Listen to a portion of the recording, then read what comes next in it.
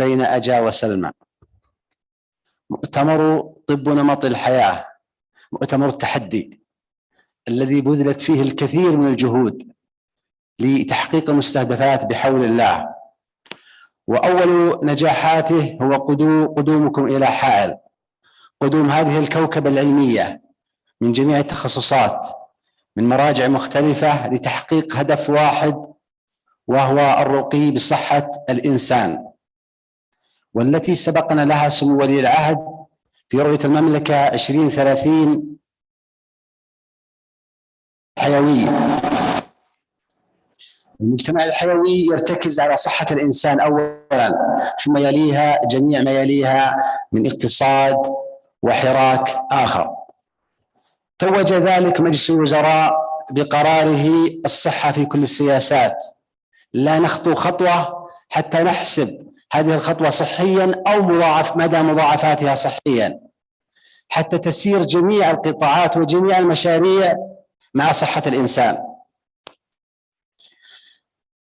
ومواكبة للتحول الصحي في المنظومة الصحية في المملكة العربية السعودية، وانطلاق برامج ترتكز على الوقاية، ترتكز على تعزيز الصحة، ترتكز على التثقيف. بحثت في كل التعاريف لنمط الحياة فوجدته كالمحيطات، ووجدت اختصارا واحدا لهذا الطب أو لهذا الاختصاص، وهو التغيير الإيجابي، إن كان سلوكيا أو إن كان غذائيا أو إن كان حركيا أو إن كان ثقافيا أو أيا كان. فالسؤال: هل نحن قابلون للتغيير أم لا كمجتمع؟ في الأمس ولله الحمد أعلنت حكومة خادم الحرمين الشريفين رفع الإجراءات الاحترازية بعد مرور عامين مليئين بالتحديات وبالأحزان وبالظروف القاسية وبالحرمان من الكثير من الأنشطة. لكن هذه الجائحة التي مرت خلفت كثير من الدروس التي يجب أن ننظر لها ونستفيد منها. لذلك لو نظرنا إلى الجزء الثقافي أو الاجتماعي لرأينا على سبيل المثال في مناسبات الزواجات كان قبل سنتين اللي يدعون لهذه المناسبة 2000 و3000 وما يزيد وما ينقص، وأثناء هذه الجائحة وأثناء إحساس الإنسان بالخطر على نفسه وعلى والديه وعلى أطفاله تحولت هذه المناسبات إلى مناسبات ب10 أشخاص وب15 شخصا في الأسرة. فهناك تغيير جذري في الثقافة، تغيير كبير. إذن نحن قابلون للتغيير، لكننا نبحث عن أدوات التغيير ونبحث عن قرع جرس الإنذار فيما يخص الأمراض المزمنة وما يتواكب من مضاعفات للنعم الكبيرة التي نحمد الله عليها. مؤتمر حائل لطب نمط الحياة انطلق من الجبال ومن الوديان ومن النفوذ قبل أن ينطلق من قاعات الدروس، فانطلق من مبادراته الحركية والرياضية والغذائية قبل أن ينطلق من منصات التعليم الإلكترونية. مؤتمر حائل لطب نمط الحياة يتميز عن غيره لعدة أسباب. واحد: وجودكم أنتم كقامات علمية، فهذا أول ما يميز مؤتمرنا. ثانياً: امتداد خير هذا المؤتمر إلى محافظات المنطقة، فعادة المؤتمرات تكون متركزة في مكان محدد أو لفئة مستهدفة. مؤتمر حائل لطب نمط الحياة فتح ذراعيه للجميع، للمختصين وللمجتمع، مواطنين ومقيمين، لكبار السن ونساء وأطفال. فسوف تكون هناك 8 محاضرات لطب نمط الحياة في 8 محافظات. تكرم وتفضل علينا ضيوفنا الكرام لأخذ عناء السفر للانطلاق إلى محافظة الحائط وإلى بقعة وإلى الشملي وإلى سليل، كل المحافظات، بعضها ما يتجاوز ساعتين بالسيارة، للقاء أهلنا وأحبتنا المجتمع، وهم المستهدف الحقيقي في نمط الحياة. يضاف إلى ذلك البرنامج المسائي النسائي الخاص الذي يهتم بصحة المرأة. مرحلة المرأة الآن في مرحلة كبيرة جدا من التمكين والعمل في عدة جهات، وأيضا مواكبة كل ما يخص رؤية المملكة العربية السعودية. فمواكبة لهذا التمكين يجب أن نواكب صحة المرأة. فبفضل من الله سوف يعقد برنامج خاص لسيدات حائل، فجميع السيدات مدعوات للحضور والاستفادة والجلوس وجها لوجه مع هامات العلم الموجودة معنا في المؤتمر. في الختام أحب أن أشكر معالي وزير الصحة الأستاذ فهد الجلاجل على دعمه لهذا المؤتمر ودعمه لأي حراك علمي صراحة فيما يخص كل التحولات الصحية التي تحدث الآن والتسارع الكبير والتحول الرقمي.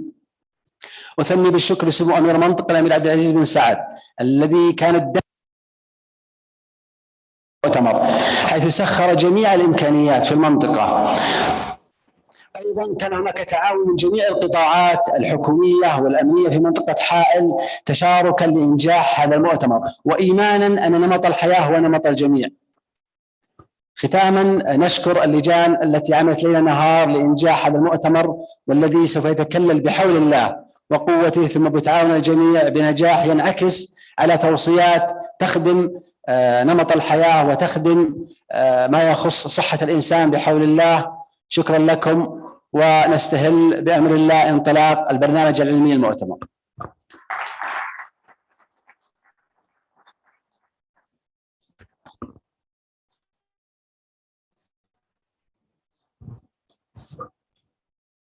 بسم الله الرحمن الرحيم.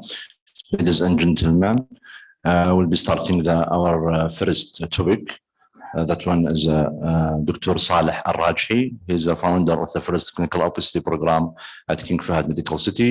Dr. Al-Rajhi is working as a consultant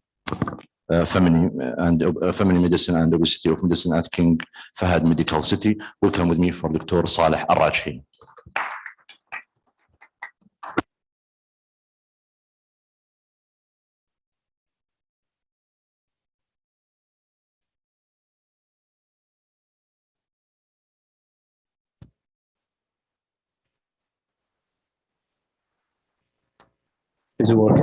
بسم الله والصلاة والسلام على رسول الله. السلام عليكم جميعا وصباحكم بالخير. Thank you everybody for being here and good morning. My talk I will not take too long, probably 20-25 minutes. An introduction to lifestyle medicine foundation and history. I will be touching the surface on a lot of topics in lifestyle medicine.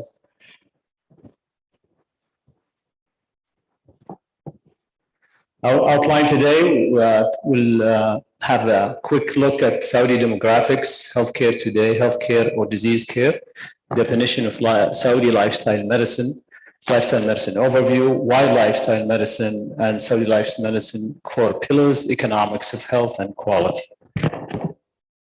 Now, if you look at the demographics specifically on your right-hand side, if you look at that's the Saudi population in 2050.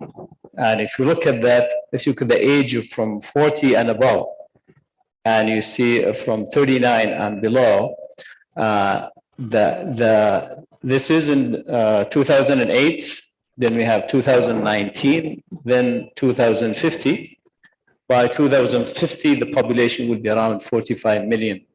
And because of that change, we have to be ahead of the game in taking care of people's life and prevention, preemptive care, preventive care, and proactive care.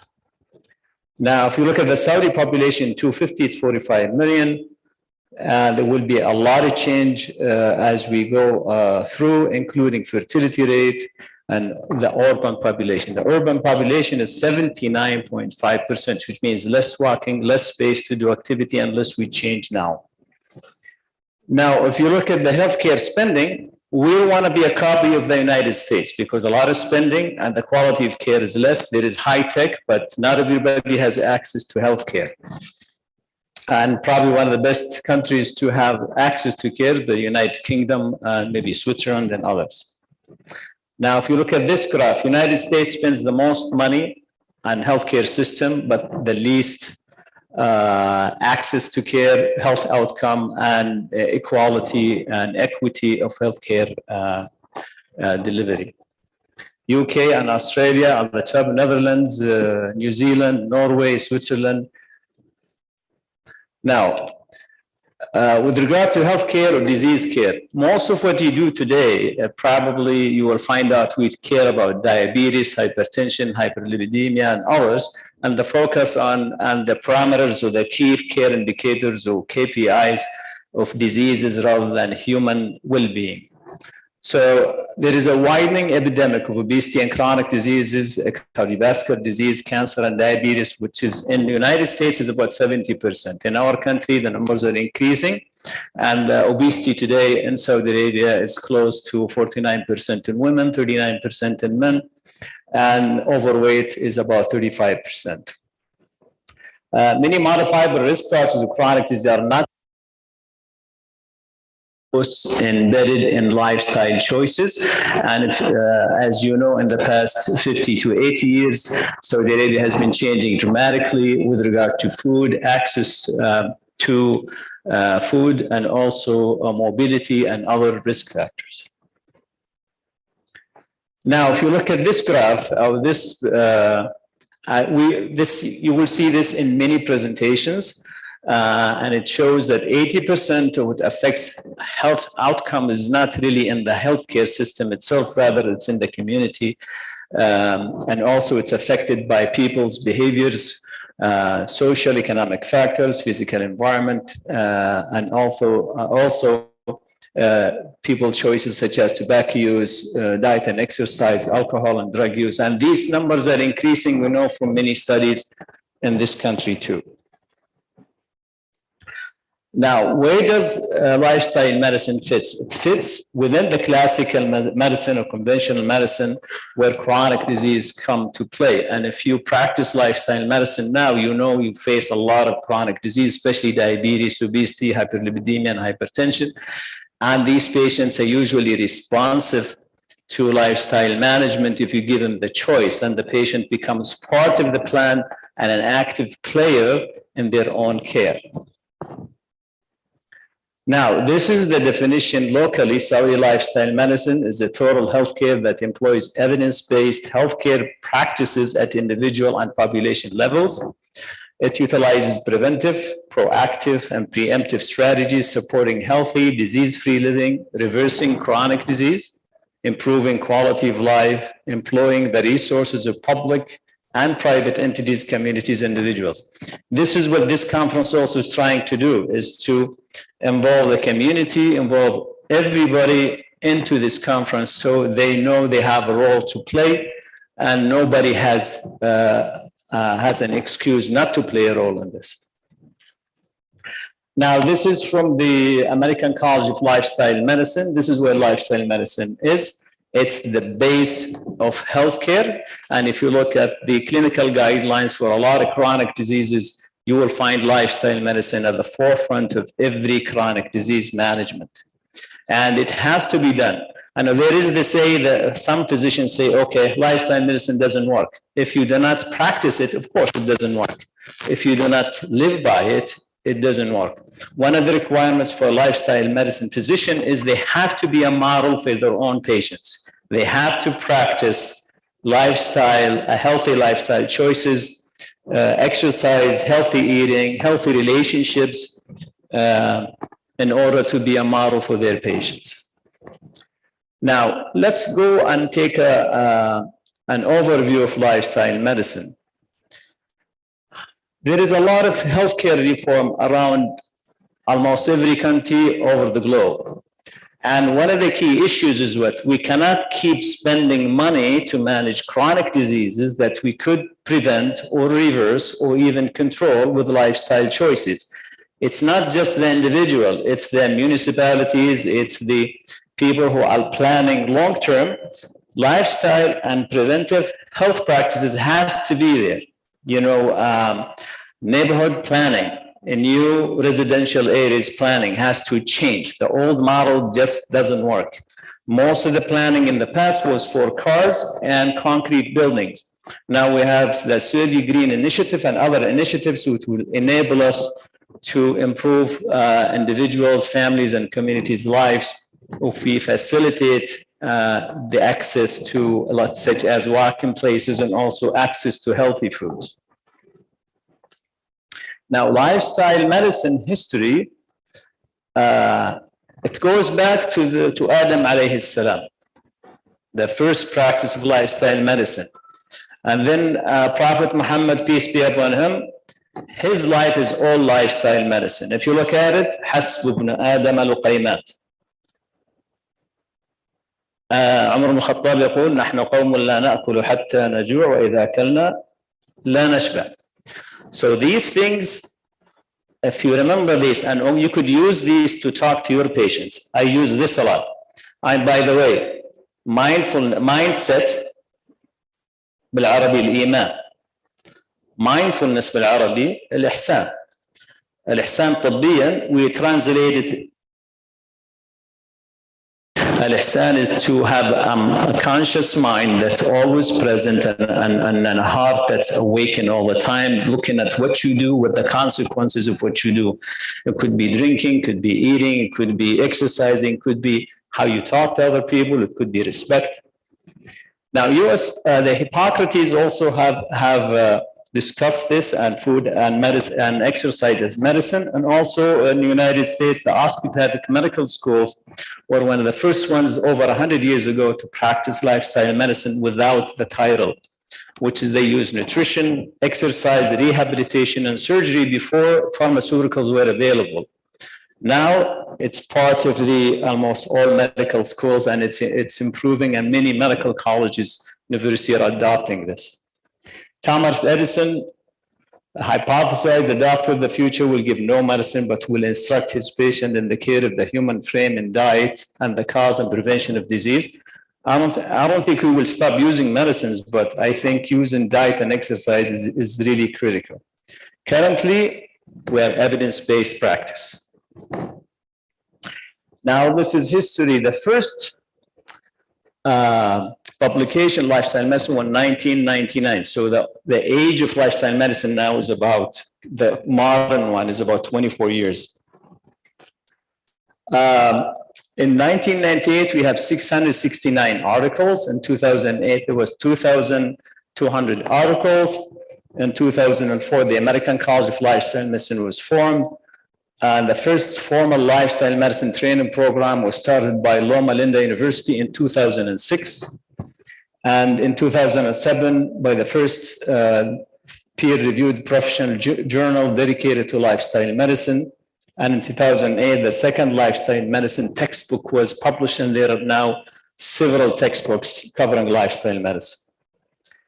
In 2009, consensus conference on lifestyle medicine by many societies and institutions, organizations, creating the competencies of physicians who are practicing lifestyle medicine.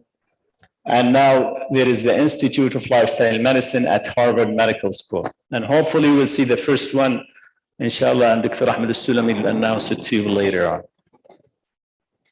Now, this is our history in Saudi Arabia.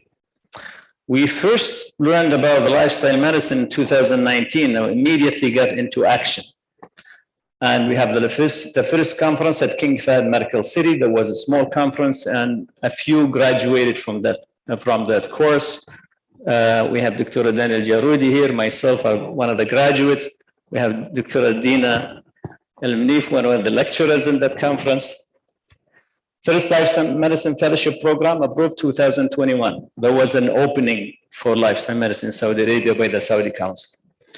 And then the Scientific Society, hopefully they're meeting this week. We'll get good news this week of their approval by the Saudi Council and healthcare specialists on the Scientific Society of Lifestyle Medicine. June 2019, first IBLM exam in Riyadh, and first Lifestyle Medicine Conference by the Saudi Society of Family Medicine was last year. And Dr. Nisreen Al-Hamidi, one of the key leaders in that. And now, today, inshallah, we'll see more. This line will increase over time. Now, this is how many publications we have.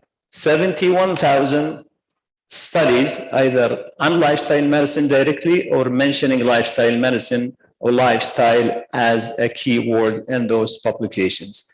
In Saudi Arabia, we have only 410 studies so far. Now, this is around the world. There is so many. countries adopting this and working on it at different levels. Now, this is just to compare classical medicine and lifestyle medicine on your right-hand side. Lifestyle medicine treats lifestyle causes plus traditional medicine approach. Patient is an active partner in care instead of just a passive recipient. Instead of saying the patient, take this pill, we'll just do surgery, the patient has to be an active member of the caring team for their own illness. And now what we do, we give the patient a choice. You just want to take pills or you want to work on reversing and controlling your problem using lifestyle medicine pillars. This is long-term. Responsibility is also on the patient. Medication may be needed, but the emphasis is on lifestyle changes. Just to give you an example, usually we lower the number of medications. And this is one of the key care indicators. We will be introducing this concept in this conference, inshallah ta'ala, that part of quality of care for patients and in healthcare is the burden of pharmaceutical burden, disease burden, economic burden, and the patients, and key care indicators that show that patients are improving and we're reducing the burden even on the healthcare system itself, and also we're decreasing the burden on the budgetary system of the healthcare system. The goal of lifestyle medicine is primary, secondary, and tertiary. More consideration on environment, side effects that affect lifestyle require greater attention. Everybody's involved. Nurses, nutritionists, social workers, administrators. Even if you go outside of the hospital, other organizations, other ministries have a role to improve people's health. It's not just the Ministry of Health or the healthcare providers. Now, these are questions. Current healthcare system, is it a disease care system or is it really healthcare system? Lifestyle medicine, is it real healthcare or it's just your lifestyle and that's it? Can we reverse chronic disease? I ask residents, can we reverse type 2 diabetes? Usually they give me a stare look. The answer, yes, we can. And we have a lot of examples that it's totally reversed. We reversed a lot of pre-diabetics and actually embark on this year on multiple studies to see how much we can reverse chronic disease and pre-chronic disease. Evidence-based lifestyle therapy, there is a lot of studies, mostly in the United States, and we're starting our own here. These are intensive lifestyle therapy interventions. And the biggest obstacle we have is financial support to conduct these studies. Research is very important. Rethinking healthcare delivery, teams versus individuals, who pays and is there any value? Now, these are the core pillars of Saudi lifestyle medicine. Nutrition is medicine, physical activity. Dr. Salih Al-Ansari is one of the leaders in this area. Night sleep, believe it or not, if you stay up all night, it's not good for your health. It increases the number of fat cells and increases the size of the fat cells if you stay up all night. And we have a problem in our country. People do not sleep at night, mostly women. And we see in most of the obesity problem is in women, and there is some men also. Life and stress management, substance abuse and prevention management, morality and spirituality. And we added motor vehicle accidents because we are at the top in the world with deaths from motor vehicle accidents and also disability. And this has to be discussed in every visit. Every patient comes to the doctor and everybody has to be talking about it. Now, nutrition is medicine. I'm not going to go in details, just this is for you to think. Overfed, undernourished. We're in the top part of the world. We have a lot of food, but quality is very low. Mostly refined and ultra-refined foods, which are the ultimate source for a lot of chronic diseases. Fats and oils, salt and sugars, processed versus whole food, taste over benefit, social pressure and social norms, fruits and vegetables perception, and changing culture. We intend to start changing culture as we go. This is the beginning. And I think Hail is the key. If we open Hail and change Hail's culture with regard to food perception and consumption, I think we could change the rest of Saudi Arabia. Young money and advertisement. I'll leave it for you to think. Now, physical activity, urban planning is a big issue. Environment, opportunities, perceptions, quality of places to exercise and be active. Can homework and house chores be activity? Yes, they can. What are the limitations? Do we have access for everybody? I don't think so. Mostly young, healthy who go to sports clubs to exercise. Cultural barriers, they are breaking down, but we still have them. This year, with the physical activity initiatives, with Hail conference, I think we are breaking some of these barriers as we go. Policy making. Things in Saudi Arabia is driven by big policy. So we do need big policy to change a lot of things, including funding. Nothing goes without funding. If you want to put a tree in the ground, you have to have resources. You have to have water. You have to have fertilizers. You have somebody to take care of it. And you have to pay them. No payment, nothing gets done. Smart technology, we have to use it. And we intend to use that very soon, inshallah. Now, sleep, I just gave you a quick glimpse on sleep. Sleep is extremely important. Dr. Walha with us, and she will talk more about this. Just sleeping at night reduces type 2 diabetes by 40%. Imagine if we close all shops at night by 9 p.m. so people just could go to sleep. CVD, cardiovascular disease, reduced by 35%, false depression and dementia 30%, joint and back pain 25%, and cancer, colon and breast by 20%. Just sleep at night. You reduce your risk. So we have to have a policy about this. It's not simple. Government will pay billions to cover this, so it's commercialism versus healthyism.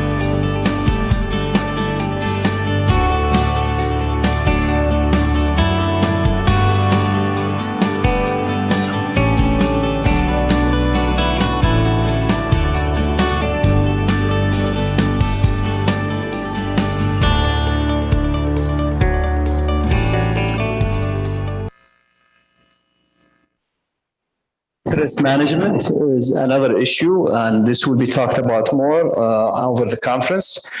And we'll focus on mindset, mindfulness, and also social connectedness. And we need to capitalize on these, and these are very strong in our community.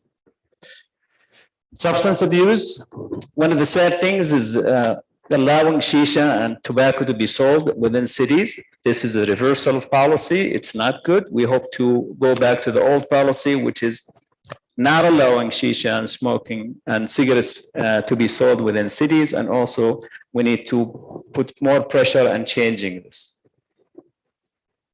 Morality and spirituality, very strong tool to use locally to get people to be better. I use it in the clinic. People respond very well to this, and we need to capitalize on this. And for lifestyle medicine gives us an access to talk or openings to talk to people about it.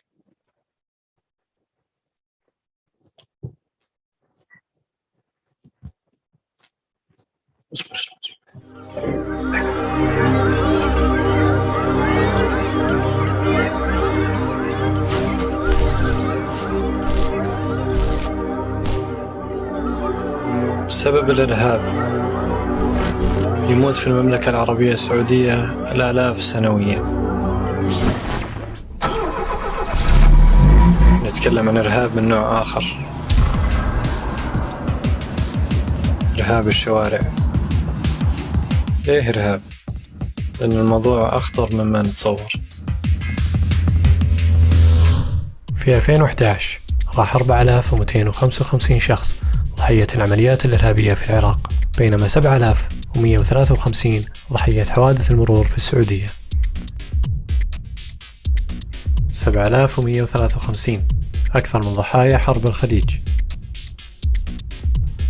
في سنة واحدة.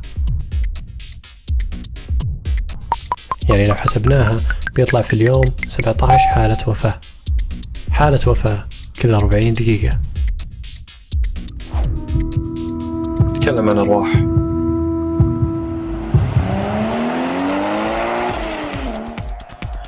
في 2001 كان عدد ضحايا حوادث المرور 4100 شخص.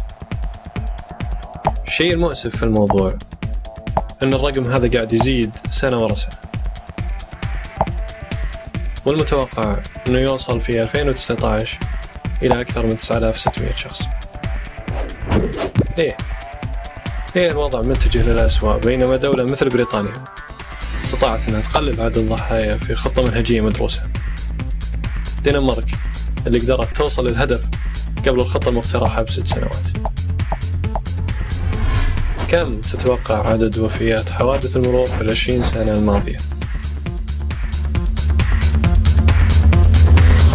تخيل معي: حرب الأرجنتين، حرب الصحراء الغربية، حرب الهند باكستان، حرب الخليج، حرب النيبال الأهلية، حرب استقلال كرواتيا. المجموع 82,000، أقل من 86,000 اللي هو ضحايا حوادث المرور في السعودية. الإصابات 611,000 في أكثر من 4 ملايين حادث. نتكلم عن حرب.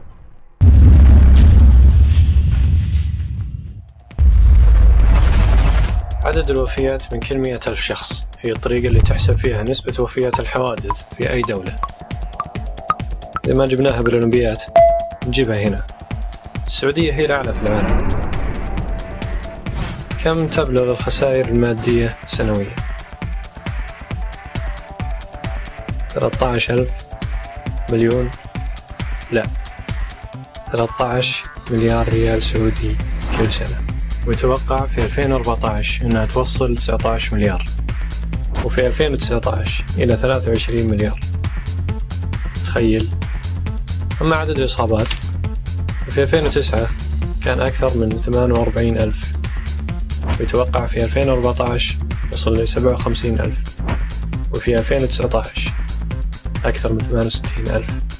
جزء كبير من هالخسائر رايح في الجهود الصحية، وهو سبب من أسباب أزمة الأسرة في المستشفيات، لأنه من كل 100 سرير 30 مخصص لإصابات حوادث المرور. هذا شيء مو مستغرب، لأنه تصير حالة إصابة أو إعاقة مرورية كل 15 دقيقة، وحادث مرور كل دقيقتين.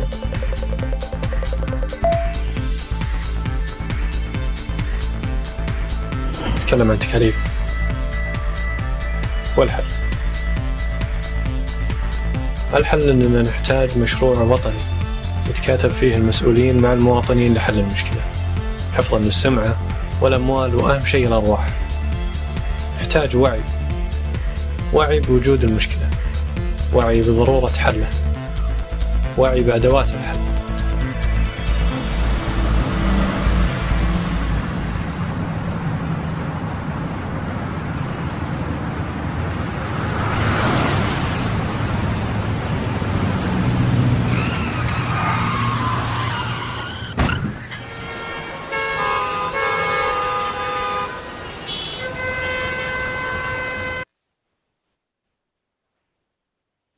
This is why motor vehicle accidents and driving is part of lifestyle medicine. It takes 1/3 of the budget.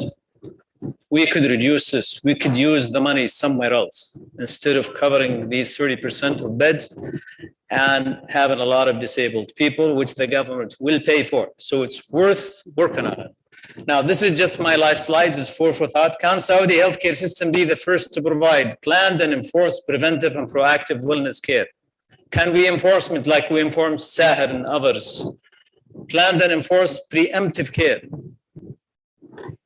Can healthy lifestyle be a system rewarded? Can we reward citizens for taking care of themselves, having ideal weight, controlling their sugar, reversing diabetes? Can the vaccination model be replicated in wellness care? Because it was enforced, it has a lot of great results. We could do this again. Thank you.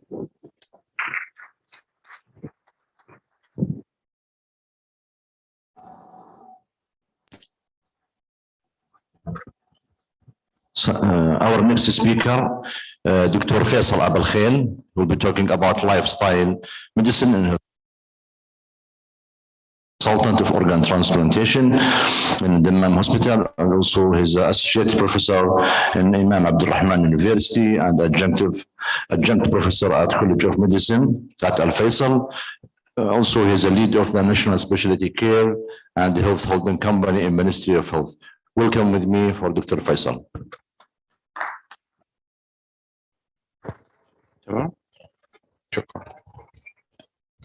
Thank you very much.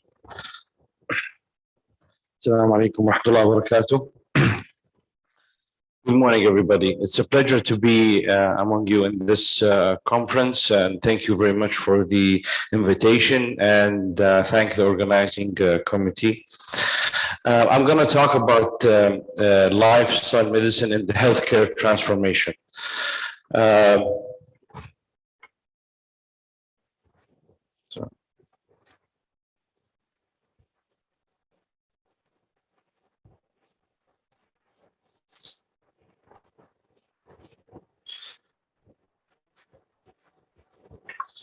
Can we look at the slides, please?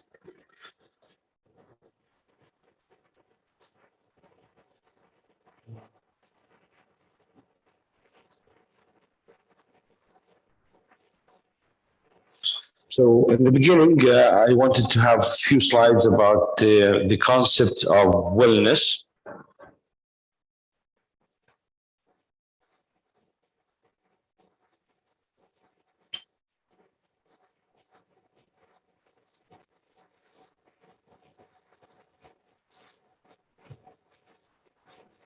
You cannot control the slide. So what is the WHO definition of well-being? It's a state of complete physical and mental and social well-being, and not merely the absence of disease and infirmity.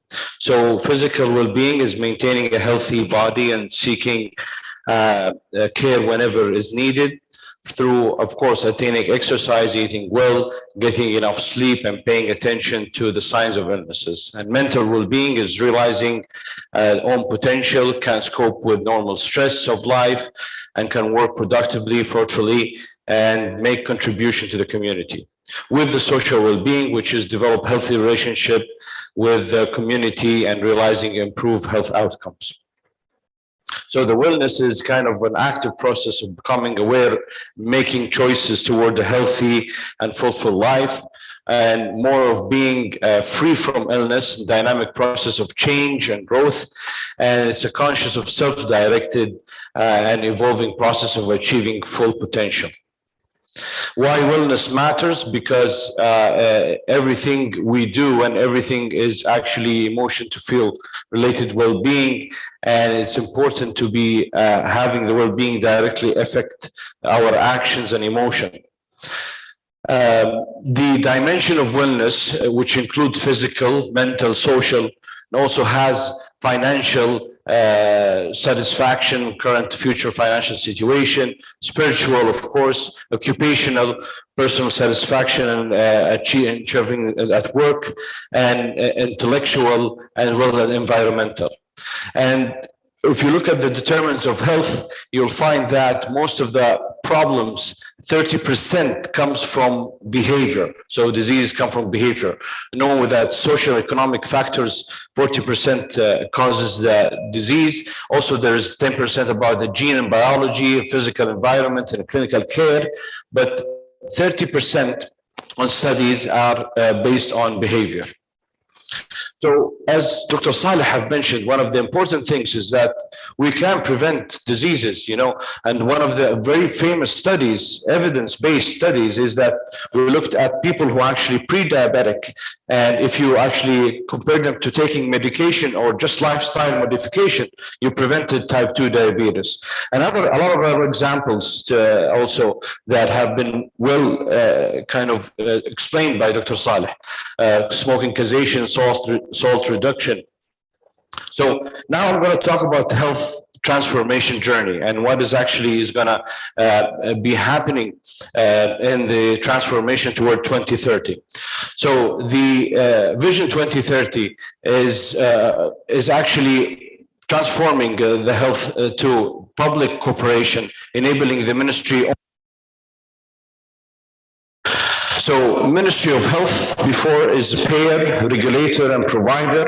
And what we're looking at Ministry of Health too is actually regulates. And the payer will be actually the Majlis Zawan al-Sahi, which is the FAB. And then by establishing the clusters, these clusters will be actually the provider, and they will be accountable corporate organization. The model of care. So when you looked at burning platform in the health in Saudi Arabia, and what is the current assessment of the situation, you find that we have unhealthy lifestyle, 70% no regular checkup, 60% overweight and obese patient, increasing cost, average increase in government health is about plus 7% since 2010. And there's increased chronic condition, about 5 million plus chronic conditions, 8 to 10 million of chronic condition projected up to 2030. And then you have high percentage of premature death in Saudi Arabia. It's accountable to non-communicable diseases, as Dr. Saleh have showed even in road traffic accident.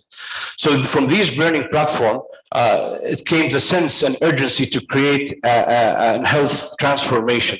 And the goal was to enhance the standard and quality of healthcare services, and the public is to focus on planning, regulation, and supervision.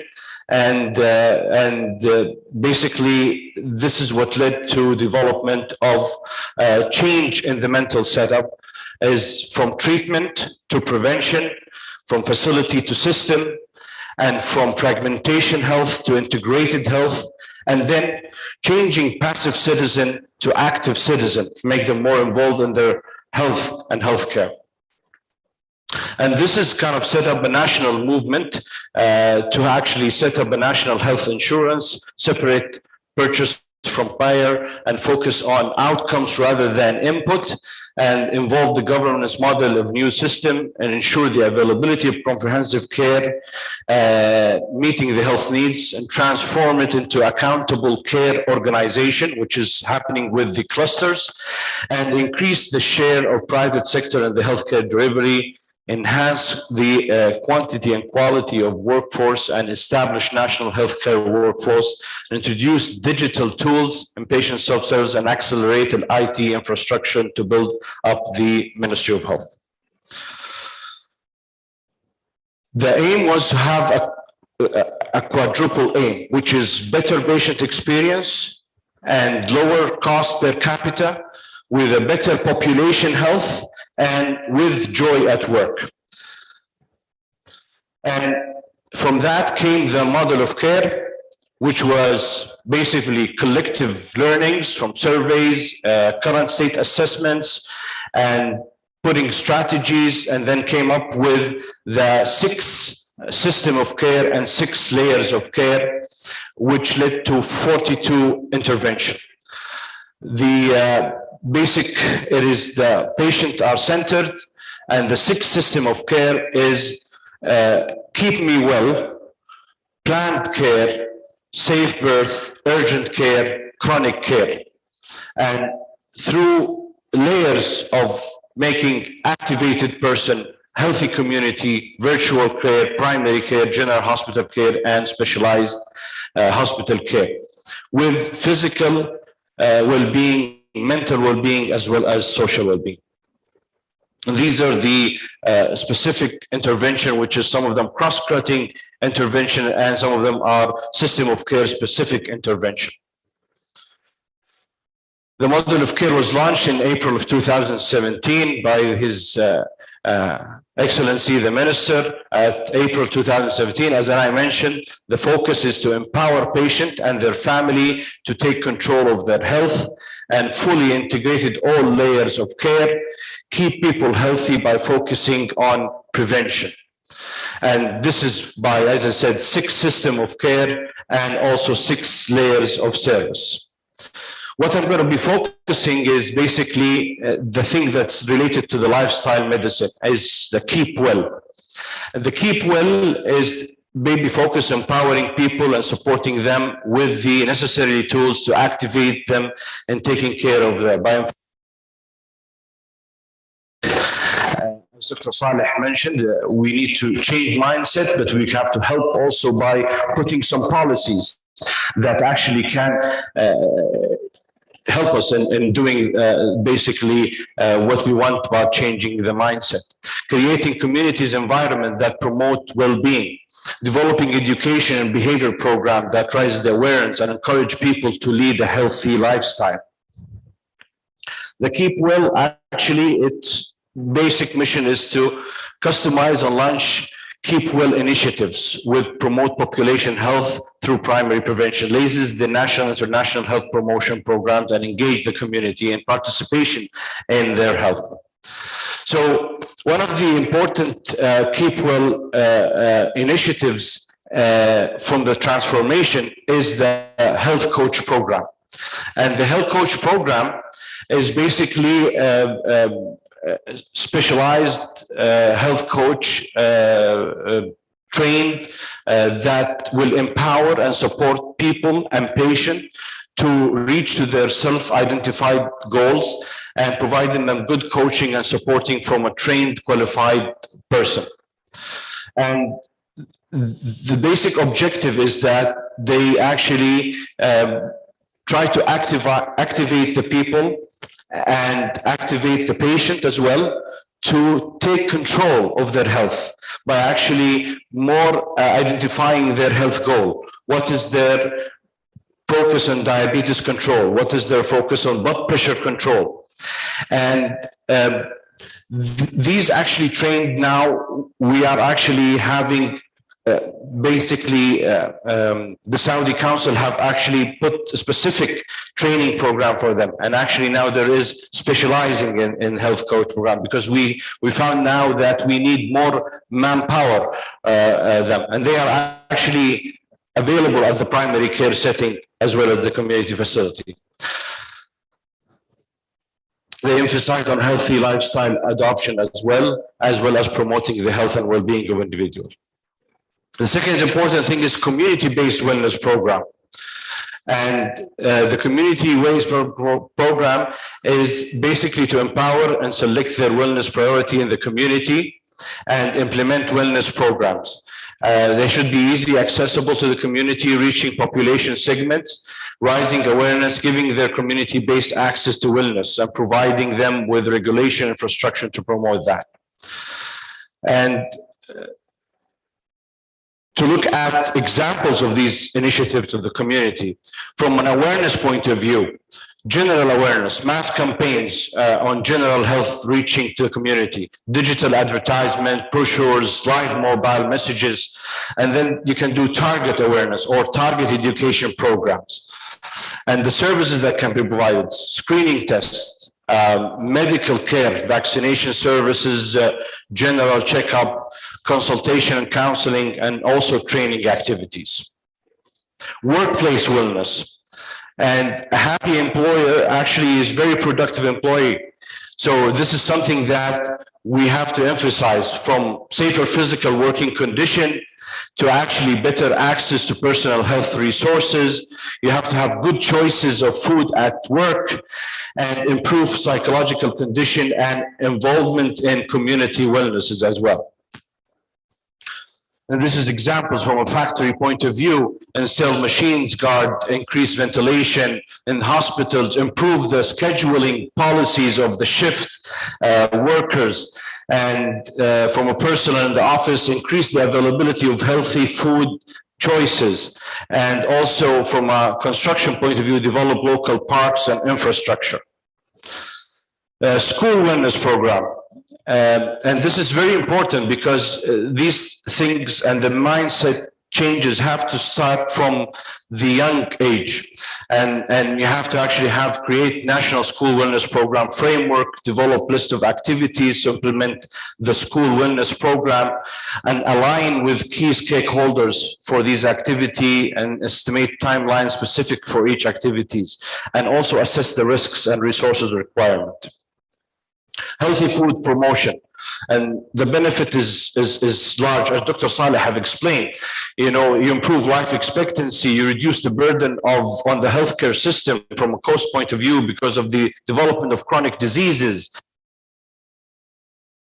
increased prevalence of developing chronic illnesses, and it improves psychological status, improve productivity and memory cognitive function. And the awareness of healthy food have to arise by raising the awareness of healthy food choices among the population in order to make more informed decision.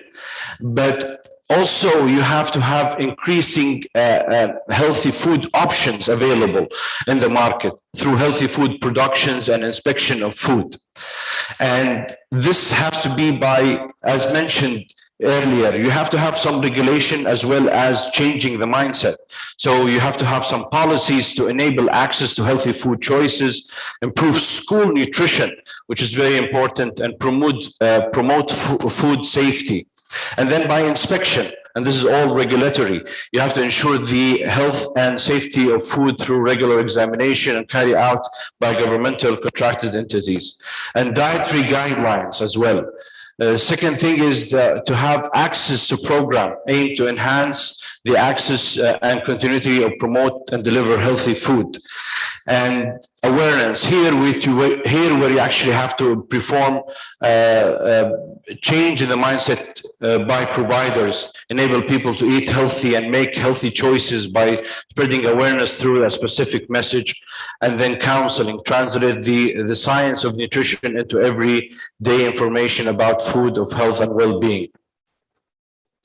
The other important initiatives in the Keep Well is the health edutainment programs. So health edutainment programs is health educative and entertainment programs which will develop to reach different age groups, promoting healthy lifestyle and well-being. And this is modernized the concept of health education and increase its outreach. And that can be done by fun ways like game and quiz application or website, television shows, messages, national sport challenges, as well as competition. And that can be in various formats, soft skill, interactive activities, supporting groups, technology, multimedia channel, and then it actually, and that will lead to emotional intelligence, control emotion, respect, positivity, and be happy. So providers, المؤسسات التعليمية, التجمعات الصحية, المؤسسات الربحية والغير, and the beneficiary will be everything that through the cluster, digital platform, society, the health practitioner, patient, and the inpatient. And the last thing is that in the transformation initiative is the CDC. And Saudi CDC basically aims to have health protection, health improvement, and health service by enforcing law and regulation and protect the environment and diagnose and investigate health problem. And this is also by health services, by assuring a competent health service workforce and evaluate the health services, link the people to the need health service, and develop policies and plan. And health improvement through inform, educate, empower, and monitor the health status of the population, mobilize community action. So basically, the CDC aims on population health management as well as the public health under a big platform of population health, which is basically all carry complementary together. And basically, the CDC is a public health science protecting and improving people's health by preventing disease and promoting healthy lifestyle through organized community effort. And these are the entities that are involved, from regulation to payer to provider, as well as research and quantity. So I would like to end here, and thank you very much.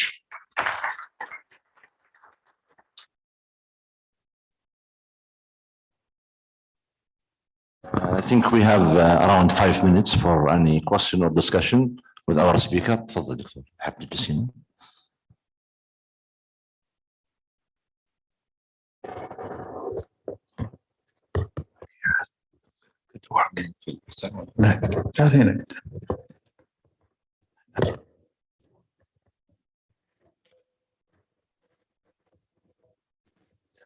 The floor is yours if you have any questions.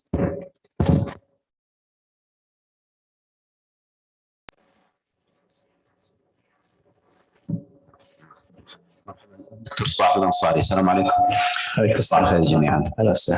سؤالي سريع كذا، أين يقع الصوم المتقطع أو الصيام عموما جوة اللايف ستايل ميديسن؟ شكرا.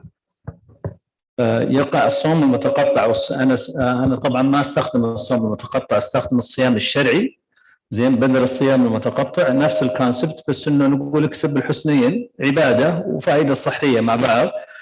ويقع في النيوتريشنال بارت النيوتريشن، ايضا يقع في الجزء اللي هو لايف مانجمنت itself and how to manage your life.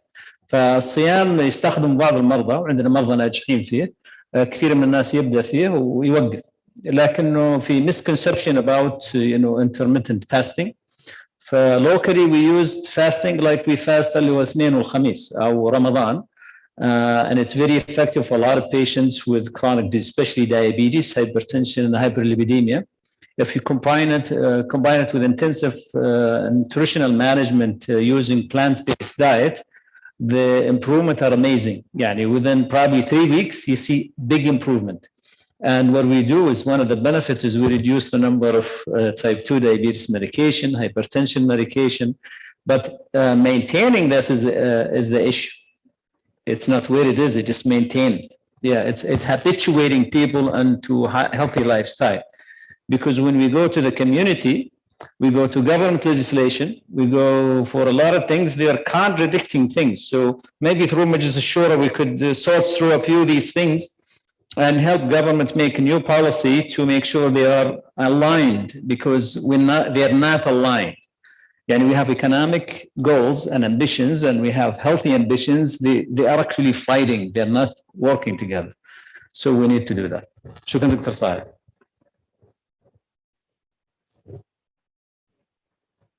Thank you so much. My question for Dr. Faisal. What about what we are facing regarding the food industry?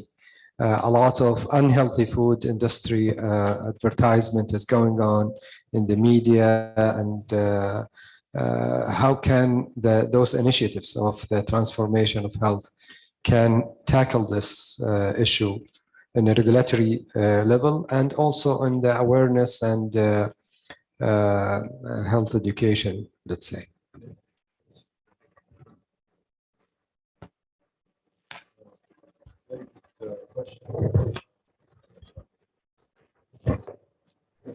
Yes, okay, thank you.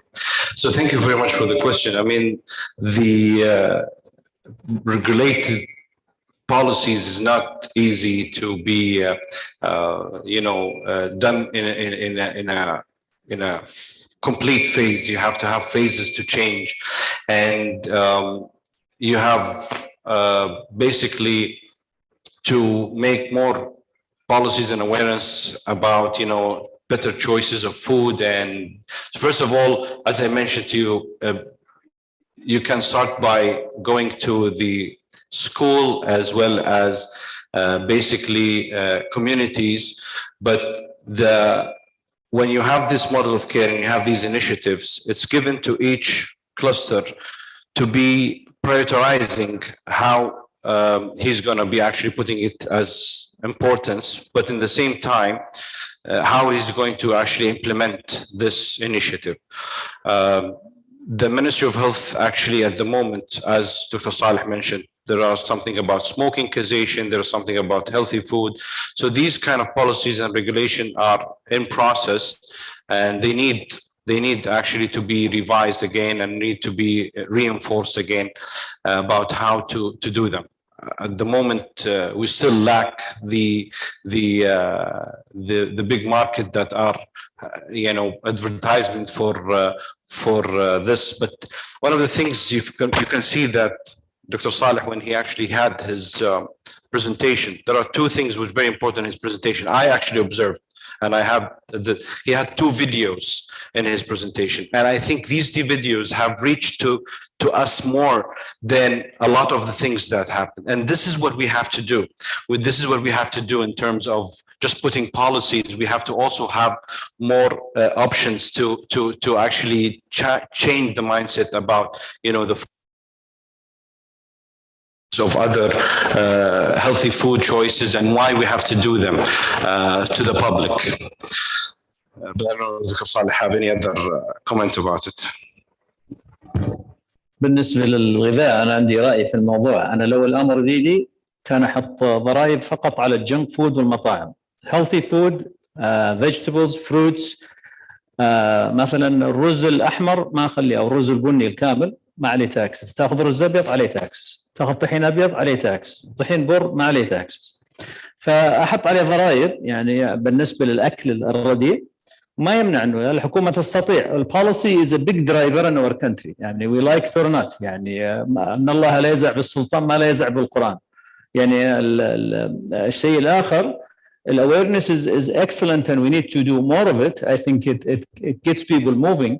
But مثل ما تشوفون البوليسيز تغيرنا في 5 سنين ما تغيرنا في 40 سنه. فاذا اجتهدت الحكومه تغيرنا يعني على بلاطه يعني. فلا بد منها هذه. الشيء الثاني اللي هو بالنسبة للجامعات والكليات وحنا حتى مع الصحة القابضة. Lifestyle medicine has to be a priority if we want to really achieve the goals of the healthcare transformation, and they have to pay for it. يعني we need to train people, and the training is the cheapest actually. It's not very expensive, and I'm hoping that الصحة القابضة تبادر بالتعاون مع الجمعية العلمية بعد ما تطلع وجامعة حائل والجامعات الأخرى انه ندرب. لانه once we train people at different levels of healthcare delivery نغير الناس شوي شوي. بالنسبه للصحه بالذات كرونيك ديزيز احنا مهلكنا لها كرونيك ديزيز. يعني تخيل خلال 10 سنين خلال 20 سنه اغلب المجتمع عنده سكر وسمنه وضغط، وهذا من بيدفع التكاليف هذه؟ يعني بتشتغل 60% of your income goes to chronic disease management، والحكومه بتدفع جزء وانت بتدفع جزء. فهذا اللي خلى التحول كله صاير اصلا يعني. The future بعدين كل cluster is accountable, so you're going to be accountable. 1/3 of the beds are for traffic accidents, chronic diseases that can be managed. You reduce the burden on the health system from a cost point of view, and also from busy emergency rooms and primary health care with the condition that a patient can or the individual can take care of himself.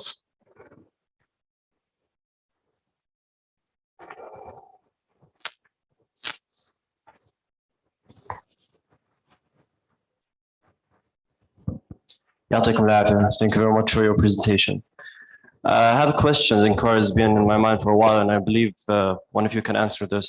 What is your input and insight in the future for publishing guidelines, specific guidelines suitable for our community, demographic, races, and diagnosis and treatment of chronic diseases, which I'm sure is going to help a lot in our lifestyle modification? The future is very bright for lifestyle modification, but what is your input regarding this, other than relying to international guidelines? Thank you very much.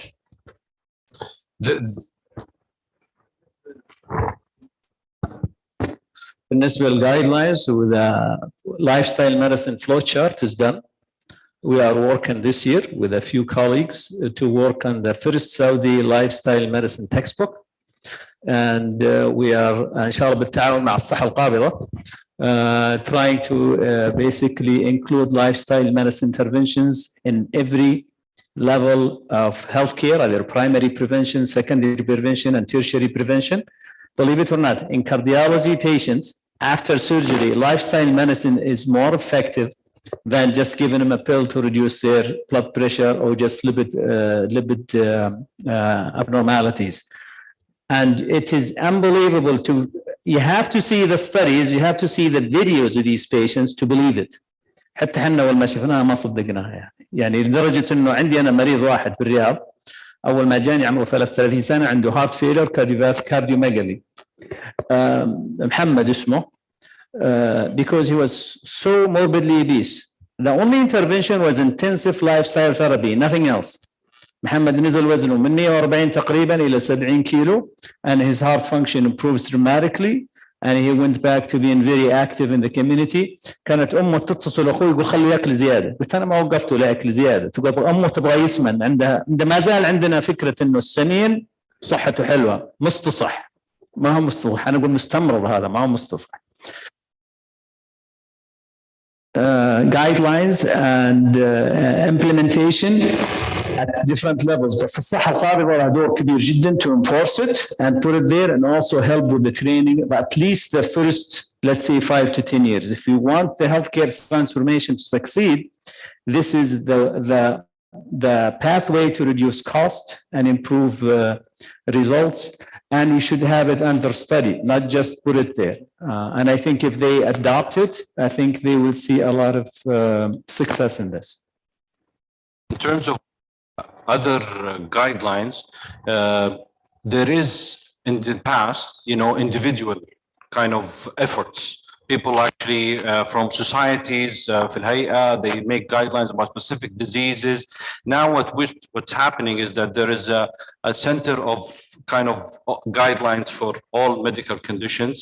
And this is part of the Ministry of Health. Actually, one of the initiatives is to have standardized guidelines in specific kind of diseases that are kind of a priority. And so look at what guidelines have been done before, and then look at local research, and not just copying international guidelines, it's kind of framing it to the need of our population. Thank you very much. Assalamu alaikum. Great presentation. We really enjoy the presentation. Dr. Faisal, my question for you, as point of view from academia section and education, how we can reform and reorganize our education system to enhance the lifestyle. I like the idea when you mention gaming and all these activity can be implemented in our education system. Thank you so much. So yeah, it is trying to have it in a fun way. Like I rephrase again to what Dr. Saleh have mentioned in the second video, where actually there was some kind of laughter about how much mortality we have. It's like a kind of cumulative wars of different countries, and this is something kind of putting it in a way. So having it a fun way, in a message way. So this is what meaning kind of very careful and very kind of smart education. If you want to do it in a fun way, gaming or something like that, some competitions that can start from school, from community-based. In television as well as advertisement, that will actually reach more, and this will actually change the mindset. You can go out and just remembering the video that actually was presented today, and this was actually will actually motivate you to do that. How we do that? We actually, as health holding company, we enable enable the cluster, we give them the ideas, and then at the end, they have to set their priorities to see, like for Hail, and if this is an idea, then it has to be taken by this as one of the things and one of the initiatives to do in the community. Is a way of change from school-based, from community-based, is to put kind of education in a fun way, and that's the way.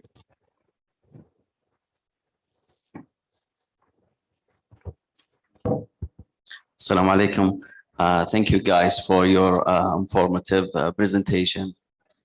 I just would like to thank you guys for such a conference, because we really have to do a lot of things to our society. Unfortunately, our society lifestyle is really very bad. So thank you very much for what you are doing, and we have a lot of things to do. I just would like to mention what Dr. Saleh mentioned in his presentation. A recent study, they serve the Gulf countries regarding the cancer, and they find out that we have a low level in cancer, although we are consuming a lot of sugar, and they found out the reason is fasting. I just mentioned fasting because we got 1 month, and it's really format, like doing a format for the body, and it's decreasing the insulin resistance. So thank you very much.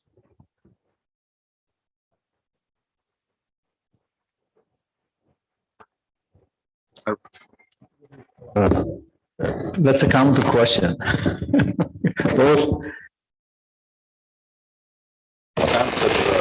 incidents and fasting and relations. We have a lot of resources in our community we could utilize. I told Dr. Sah Ansari asked about fasting, and fasting is one way to improve a lot of chronic disease. It's not only fasting, it's our cultural norms about hospitality اللي هو الكرم, food portions. يعني لما تيجي بالبيت بيحط لك مفطح لحالك. This is really improper to do, either من الناحية الدينية ومن الناحية الثقافية أو حتى من منطقيا, يعني it's not proper. The other thing is the consumption of fruits and vegetables is extremely low. And this is why I'm promoting that these should not be taxed. They should be tax-free. Actually, I would tax only the foods that are, causing people to gain more weight, especially sugar. It's cheap stuff, white flour, sugar, palm oil, and junk oils and stuff that people buy. And if you go to the market, you see a lot of one pharmacy, one sweet store, one pharmacy, one sweet store. It's a bad sign, really. So we need to tax the things that are causing problems and untax the ones that are helping a healthy lifestyle. If you exercise on a regular basis, and you could prove it with weight loss, normal blood pressure, improved diabetes, we should have an incentives for that. And I think if we have policy to incentivize people somehow and make it simple through the healthcare system, i.e. we will be working on preventive and wellness care rather than disease care. We will actually take care of people being healthy. So you go to the doctor not because you're sick, you go because you want to maintain your health. Like you maintain your car, we should maintain your health.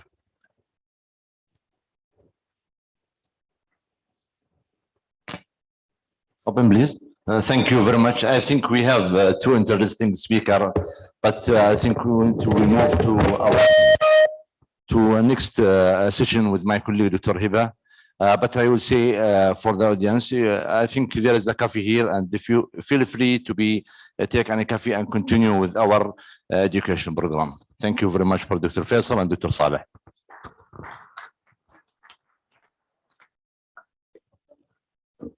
Assalamu alaikum wa rahmatullahi wa barakatuh. Thank you so very much, Dr. Saleh and Dr. Faisal, for this lovely and beautiful, informative presentation. Our next speaker is Dr. Ahmed Al-Sulami. He is here in this lovely day to discuss the medical education transformation, lifestyle medicine in universities and graduate studies. Dr. Sulami has acquired his certificate from the American Board of Internal Medicine. Currently, he's the Dean of College of Medicine at the University of Hail. Please help me welcome Dr. Ahmed Al-Sulami.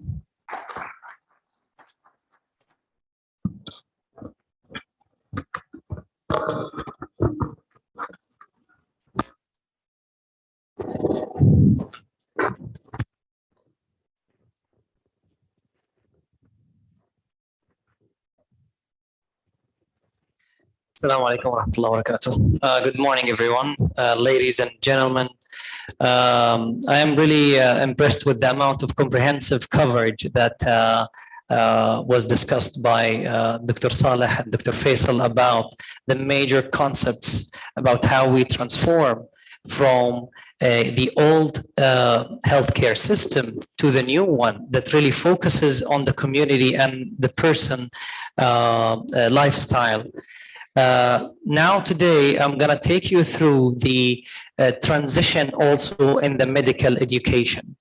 And in this regard, we're going to talk about the historic parts, the current situation, and call to action or the action plan that we hope to see unfolding in the universities in the soon future, inshallah.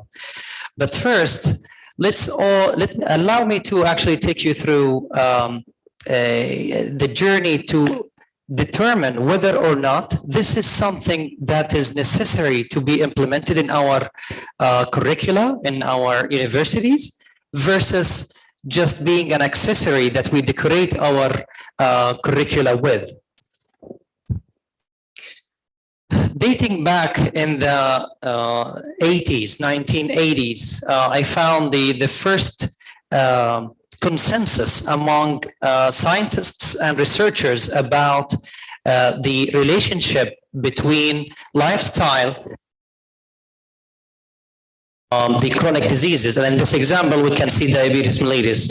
Now, if we want to discuss all the literature on all the chronic non-communicable diseases, we're not going to finish. So I just selected some papers to outline the history and how it started. Initially, even in the 60s and 70s, it was reported that some observations from some physicians have been reported regarding the relationship between healthy lifestyle and the reduction in in chronic diseases. But it wasn't until the 80s that some institutions, and in this example, the NIH, released a consensus, which is still not the strongest type of evidence when we talk about linking and correlating causation between a trigger and an outcome. But at that point, this seems to have triggered or spurred the wheel on research regarding finding an actual numerical, statistically significant link between lifestyle and outcomes. Going forward, this is one of the earliest papers that actually linked physical activity to non-dependent insulin diabetes mellitus. And in this study, there was the earliest linkage that actually showed causation and correlation between the physical activity and the outcome in managing non-insulin dependent diabetes mellitus. Going forward, scientists started actually taking a great interest in this kind of science. They not only wanted to confirm the relationship, now they want to go deeper into the details of what actually caused this relationship to give its effects. So in this example, we can see a paper from Iran where Dr. Tabari and her group of scientists actually discovered that there is a strong correlation between the duration itself and between the outcomes. And this is also something that was developing along the years. Some papers that actually, a lot of papers actually started digging into what type of activity that grant this outcome for the patients. And going forward, with the immense amount of research that has been published, especially in the late 90s and early 2000s, we have started to see the strongest type of evidence, which are meta-analyses regarding studying multiple researches and confirming that there is not only evidence in the correlation, there is also details that actually dictates how much the patient will improve based on how much activity they are doing. And not only activity I'm talking about whole lifestyle modification. And now we talked about the development or the evolution of science among scientists and publications, but what about the burden of these chronic diseases on our health system? And I thank Dr. Saleh and Dr. Faisal for deliberately mentioning that in their presentations. And this is just a simple example about what the WHO have published in 2018 regarding the burden and the percentages of the chronic diseases when it comes to the whole community health population. As we can see here, diabetes, overweight, obesity, smoking, physical inactivity, and blood pressure constitute a large percentage of what doctors are facing on a daily basis. So the question here, do we have enough manpower to face this? This is a pandemic that has started a long time ago, but it has not been detected or addressed properly until recently in the last 2 decades. But it is a pandemic that has been evolving along with the modernization in our lives, along with the advance in technology, along with the methods of communication that the human have been able now to utilize to more sedentary lifestyle. Also in the academic line and in the academic system in our country, 15 years ago, or 20 years ago, we only had about 5 to 7 medical colleges, colleges of medicine. Nowadays, we have almost 37 colleges in Saudi Arabia within 20 years. This is a huge jump. And this was actually to address the very important paper result that was published during the reign of King Abdullah, rahimahullah, that actually stated that Saudi Arabia will only have sufficient manpower when it comes to doctors in 50 years. So that was an alarming paper that actually triggered a lot of thinkers and decision makers around the country to decide on how to move next to address this very significant issue. And talking about the current situation, these are numbers that was adopted from recent publications from both the General Authority of Statistics and the Ministry of Health. So as we can see, I'm only here focusing on one side of the chronic diseases, just to illustrate the burden and the significance of the issue, to just answer our first question. Is it a necessity to transform our curricula, or it's just an accessory to cope up with the movement around the world? Here we can see that, according to the General Authority of Statistics in Saudi Arabia, that we have at least 1.5 million people, and that's only in 2018. That number must have gone much higher during the last 2 years.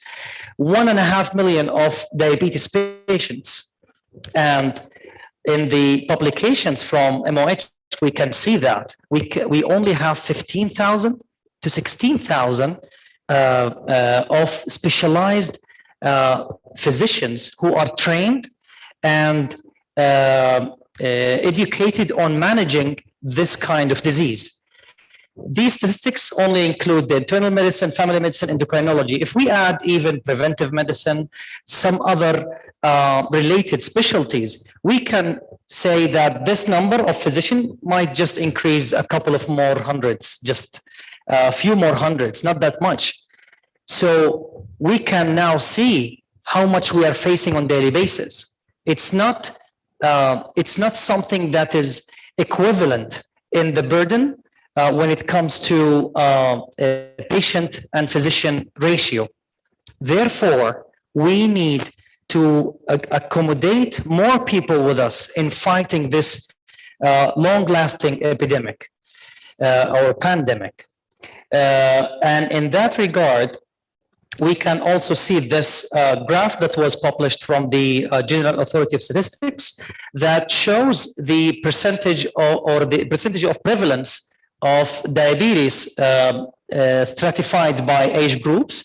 And we can see here a very alarming sign, which is the middle-aged group. The middle-aged group, which is defined recently by the WHO, being from 45 to 70 years old or 75 years old. This is considered middle age, by the way. It is the prevalence range is actually anywhere from 20 to 50%. That's really a significant issue. Now we're talking about a population where almost quarter or even half of those people are affected by chronic diseases. The same goes for hypertension, even worse numbers. All right, so now where do we go from there? Or can we actually identify the problems that we have currently in our education system? Our students, and when I'm saying students, I'm talking generally about all levels of education. They are really getting fragmented focus on the main elements of lifestyle medicine. For example, our bachelor degree in medicine or nursing or all other health-related specialties, they get some courses on the physiology, about the exercise and how it affects the hemodynamics, but no mention really to its effects on the on the outcome of the health at the end. They study nutrition as numbers, how much calorie in this, how much calorie in that, but it is not really linked to the major message here, which is just connecting all disciplines together to make students realize that this is also medicine. This is also medicine. It's not only that we treat people with medications and surgeries, we also should treat them with that. And we're going to come soon to that concept. And that led really to the dilution of the concentration on the message for lifestyle medicine. And at the same time, when our students living in that academic environment, that when they go to their practical sessions, really there is no mention of lifestyle medicine when they face the patients. All what they are concerned about is how to diagnose and how to treat. And in the treatment part, it's rarely mentioned that we should actually prescribe lifestyle modification. All of us here as doctors and medical practitioners, we know that it's important because we have heard about it a lot in the last 2 decades, but how many of us really have prescribed it on a notepad? That's the thing. That's the thing. It is something that's prescribable. So where do we go next from that?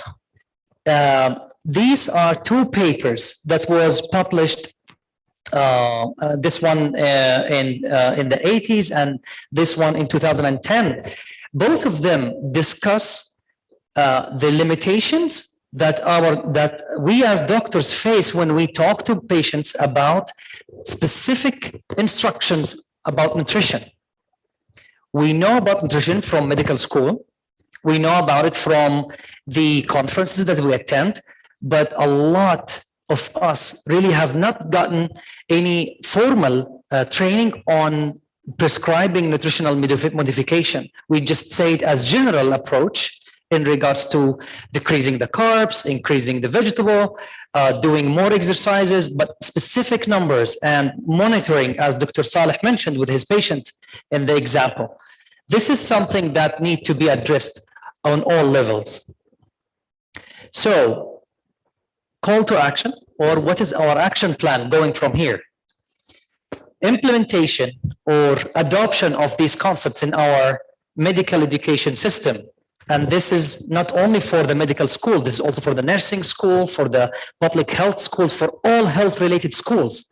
And even in one example that was pointed out to me by Dr. Saleh, that there is even one country or one university, Duane University, that took it even to the next level, which is combining lifestyle modification with even business administration degree, a master in business administration. So that's even a bigger scope. So are we talking about a specific degree, or we're talking about integration of the concepts along all the way for the curriculum or for the academic line? Well, let's first define our goal.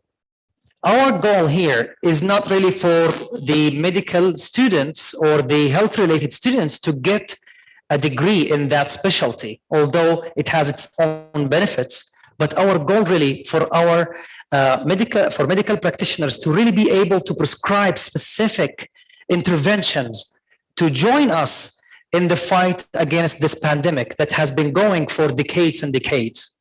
So our goal really is empowering students across all levels for adopting this concept, not only doctors, but also nursing practitioners, healthcare or health educators, clinical pharmacists, all health-related professions. And in that regard, we can actually put all the continuum in one line and see where we actually can modify. According to this line that was adopted from the American College of Lifestyle Medicine, we can integrate the concepts all the way from the bachelor, medical school, master degree, and PhD, residency, fellowship, and even into the professional life, not only limiting that to the degrees, but also beyond that into certification and maintenance of certification. I'm not sure with what's with the screen, but these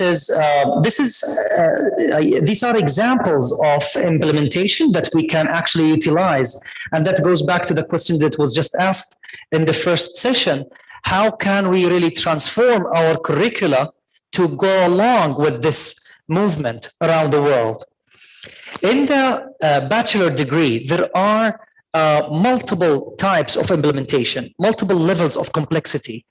But again, I would like to really point out the point that Dr. Faisal mentioned, which is not only on the curricular level, but also on the extracurricular level. We need to have some implementation on all aspects of the students' lives, when they are in the class and when they are out the class, when they are enjoying their time. And this is how we can actually embed and put the seed into their minds that this is something that we have to adopt ourselves. But talking about the academic side, we a lot of universities in the United States and around the world started actually implementing the concept across the courses in the bachelor degree, either in medicine, pharmacy, nursing, everything. They not only teach the benefit, the physiology of the exercise, but they link it to the outcome. And when students go to the other courses, such as nutrition and sleep disorders and addiction, it's all linked together with a dedicated course for lifestyle medicine, as suggested by the American College of Lifestyle Medicine. And this is, by the way, a pre-made curriculum that can be right away implemented, or we can actually wait until the society is already established, and then we consult with them regarding the elements that can be actually tailored to our medical schools so that we can inject it to our curricula. You can see also that some universities took the extra mile of doing interest groups, which are just like any other interest group in the college, where students come and they talk to each other regarding this. They suggest activities, they hold campaigns, and they educate their peers regarding that. In the medical school, the same way. In master's degree, the same way. It's all implementation within the concepts, because the thing is that if we make it as a separate degree, that's one thing. But if we implement it along the way in all professions or health-related professions, it's gonna make the biggest impact. Making it as a separate degree has been already done in the United States, in Norway, in Australia. There are some universities that established masters in lifestyle medicine, and this is usually for the certification purposes. On the residency and fellowship level, we can see that a lot of universities quickly adapted this new concept into their residencies.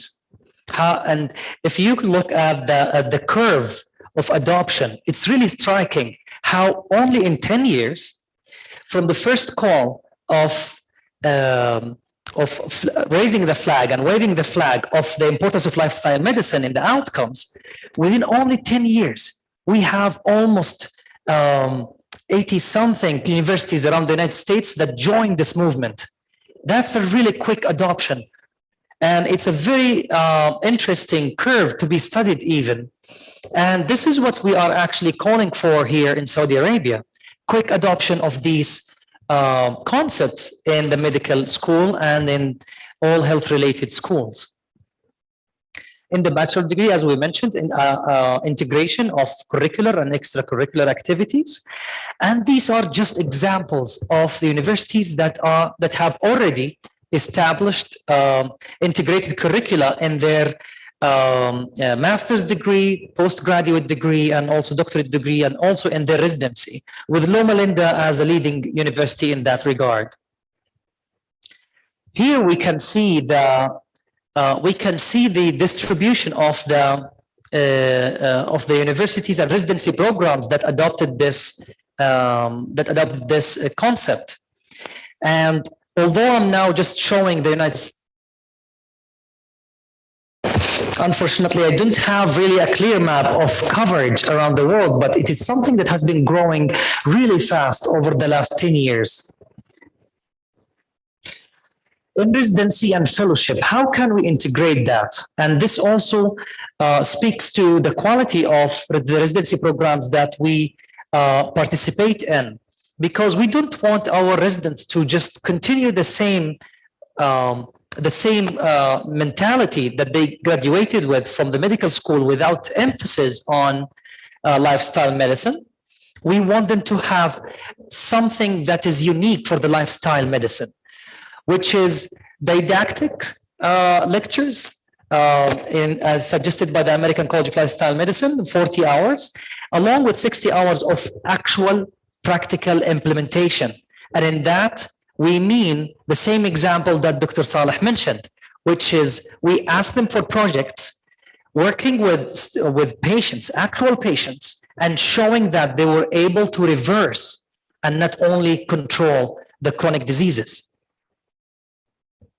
And when we talk about the implementation, we're not talking only about internal medicine or family medicine or preventive medicine. We're talking about implementation in all residencies that are related, or fellowship programs that are related to the chronic diseases.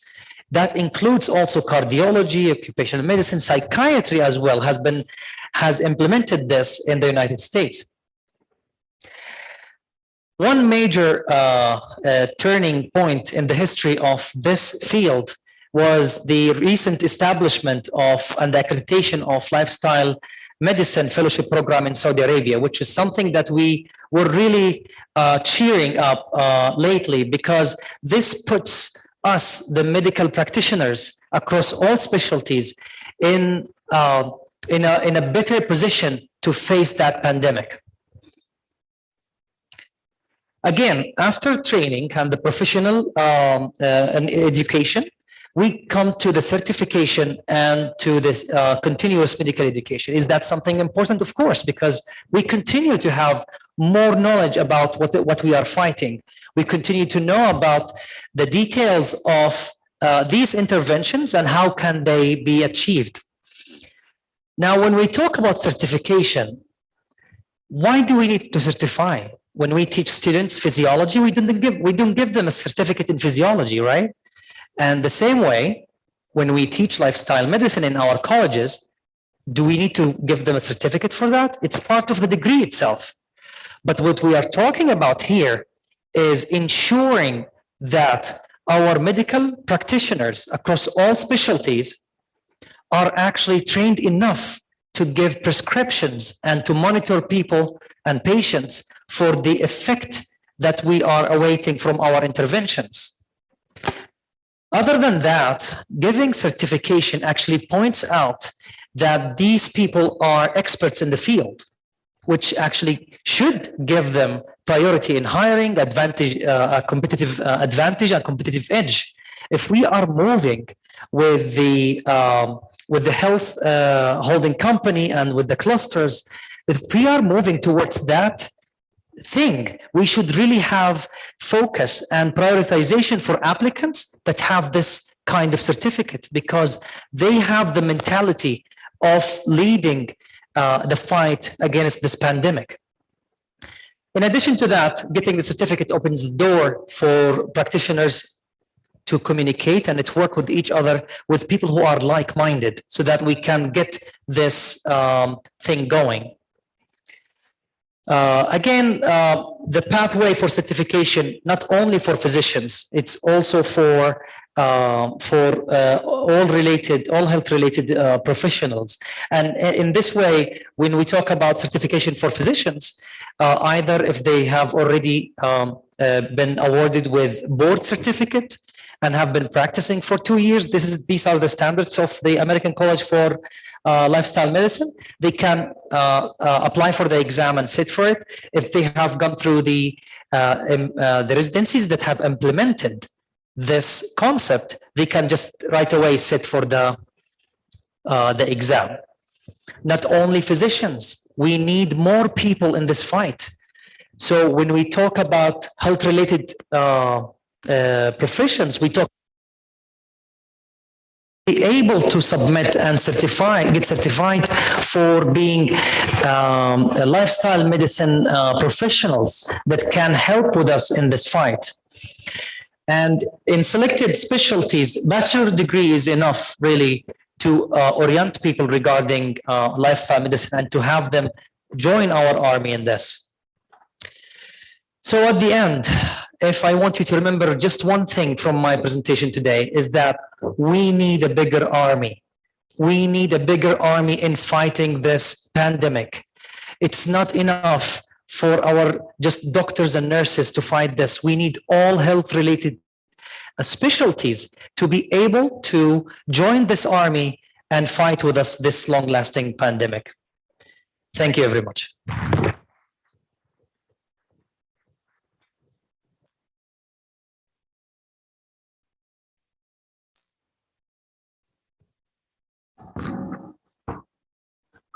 Thank you, Dr. Ahmed.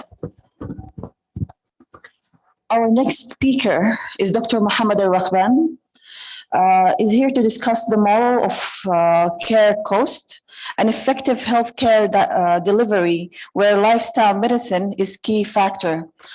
Dr. Rakhban is currently working as a scientific counsel of family medicine at the Saudi Commission of Health Specialities. He is also a professor and a consulate of family medicine at the College of Medicine in King Saud University. Please help me welcome Dr. Rakhban.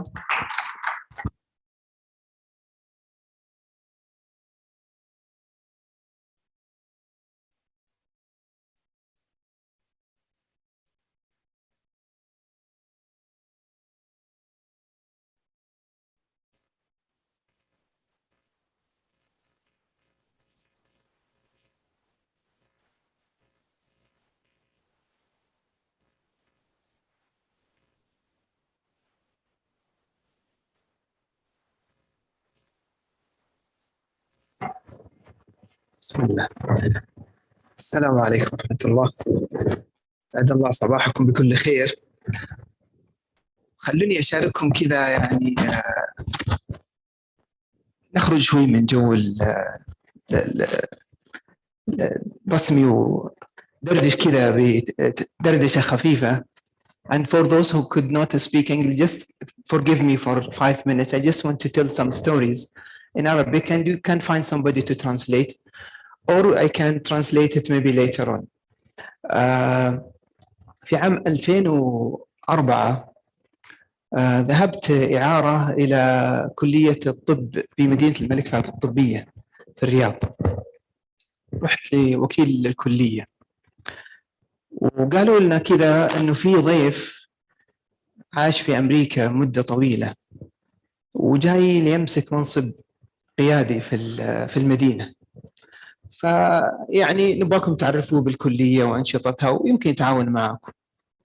جانا كذا شاب مورد ببدلة وكرافتة ويتكلم فلوينت انجلش، وصراحة يعني كذا احنا كنا على قدنا يعني في اللغة، ويتكلم عن الأوبوزيتي واللايف ستايل والتشينجز والوي نيد تو دو. قلنا له ارفق علينا يا صالح. وبدأ يتكلم معنا لغتنا العربية قصيمية الحليلة كذا، ولقينا الرجل يعني ما شاء الله يعني منا وفينا يعني. فمن 20 سنة وصالح الراجحي هو صاحب هذه المناسبة، وهو يتكلم عن لايف ستايل ميديسن وكول فور تشينج وحرب ضد الأوبيزيتي في كل الأصعدة. واليوم يعني الحمد لله نعيش واحدة من فرص نجاح هذه الحرب ضد الأمراض المزمنة وأسبابها وخطورتها. يعني بعد كم سنة في نفس الكلية، وسبحان الله يعني ربك يقدر الأقدار، انتقل لنا صالح ثاني كان في الصحة المدرسية، وجلس في الصحة المدرسية سنوات طويلة، وهو يعني يطحن مع الطلاب والأساتذة والنظام، ثم انتقل إلى كلية الطب أيضا في مدينة الملك فهد الطبية، وعاش فيها بعض الوقت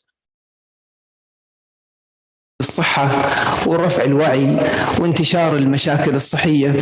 ثم يبدو ما أعجبه الكلية كلها فطلع منها وأسس مركز تعزيز الصحة، وبدأ يلبس البدلة والشورت والجزمة وينطلق يمشي ويقول للناس امشي وراي يا جماعة، امشي وراي امشي وراي. وبدأ مع ما شاء الله جروبس اوف ووركرز. صالح الأنصاري كل اليوم معانا اليوم من قيادات أيضا التغيير على مستوى المجتمعي، وأعتقد أن أبو حسان جزاه الله خير نجح في إطلاق شرارة مهمة، وهي let us make change. نغير من حياة النمط اللي إحنا جالسين نعيشه إلى نمط أكثر وعي وأكثر صحة. الحقيقة يعني البلد مليئة بالصالحين والصالحات والأصحاب الهمم، وأنا متأكد أن في هذه القاعة من نعرف ومن لا نعرف كثير من لديه نجاحات، قصص كثيرة من النجاح، وكل إنسان عنده دور يضع لبنة في سبيل التغيير. إذا صدقت النية وأخلصت بإذن الله نصل إلى الهدف. So what I will talk today in maybe 15 minutes or maybe 20 minutes maximum, because most of my slides already covered by Dr. Faisal, Allah يعطيه العافية بالخير, already talk about a lot of things related to model of care. So I will try not to repeat some of his slides and presentation. في 2017 أطلق برنامج التحول الوطني The Government Call for Change. وهذا السلايد شفتوها مع الدكتور، لكن I would like to stress on this slide. What was going on? البلد جالسة تنفق إنفاق شديد على الرعاية الصحية، وفي المقابل نسبة الأمراض المزمنة والنمط المعيشي السيء جالسة ترتفع. there is no benefit وانت تندفع تجاه العناية بالمستشفيات والخدمات الطبية وتأسيس الأسرة و accommodation of patients in hospital والمدن الطبية, and you are leaving basic things which is more cheaper زي ما قال صالح قبل شوية. People moving toward more chronic conditions, poor lifestyle, high risk factors, وفي المقابل ال cost is going up. لذلك they call for change. ودخل عندنا اللي ذكر الدكتور قبل شوية بالخير يعطيه العافية الموديل اوف كير والترانسفورميشن. وas he mentioned a transfer from treatment based health care toward preventive care. هذه الرسمة الحقيقة جميلة، واعتقد انها جميله تكون شعار لنا في اللايف ستايل context لان it represent ان الخدمات الطبيه is not only hospitals, medicine and nurses, vital sign. It's something beyond that. It is in the community. All the community responsible to build up their capacity toward a healthy lifestyle.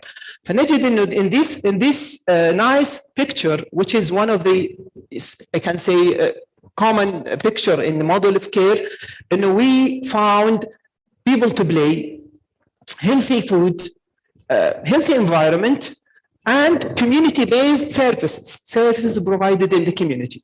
One of the most important changes in the model of care that is moving the healthcare facilities from hospital-based toward community-based. One of the key of successful of this model of care. And we are now moving from providing healthcare services in the hospital toward providing health services in the community. And that's the shape of health services will be changed. It is not no more, it is more bed in ICU and operation room. It's something in our hands, in hands of people.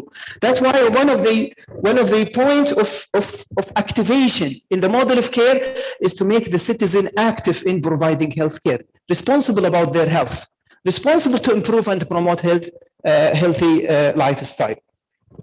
So what is going on? People now moving toward more of preventive measures. وبدأ يظهر عندنا جروب يعني الموديل اوف كير اشتغلوا عليه مجموعة كبيرة الحقيقة في 2016 و 2017 a lot of people, a lot of organizations, many meetings to come with this final conclusion. And it was benchmarked with the developed countries where the health system became better, become better.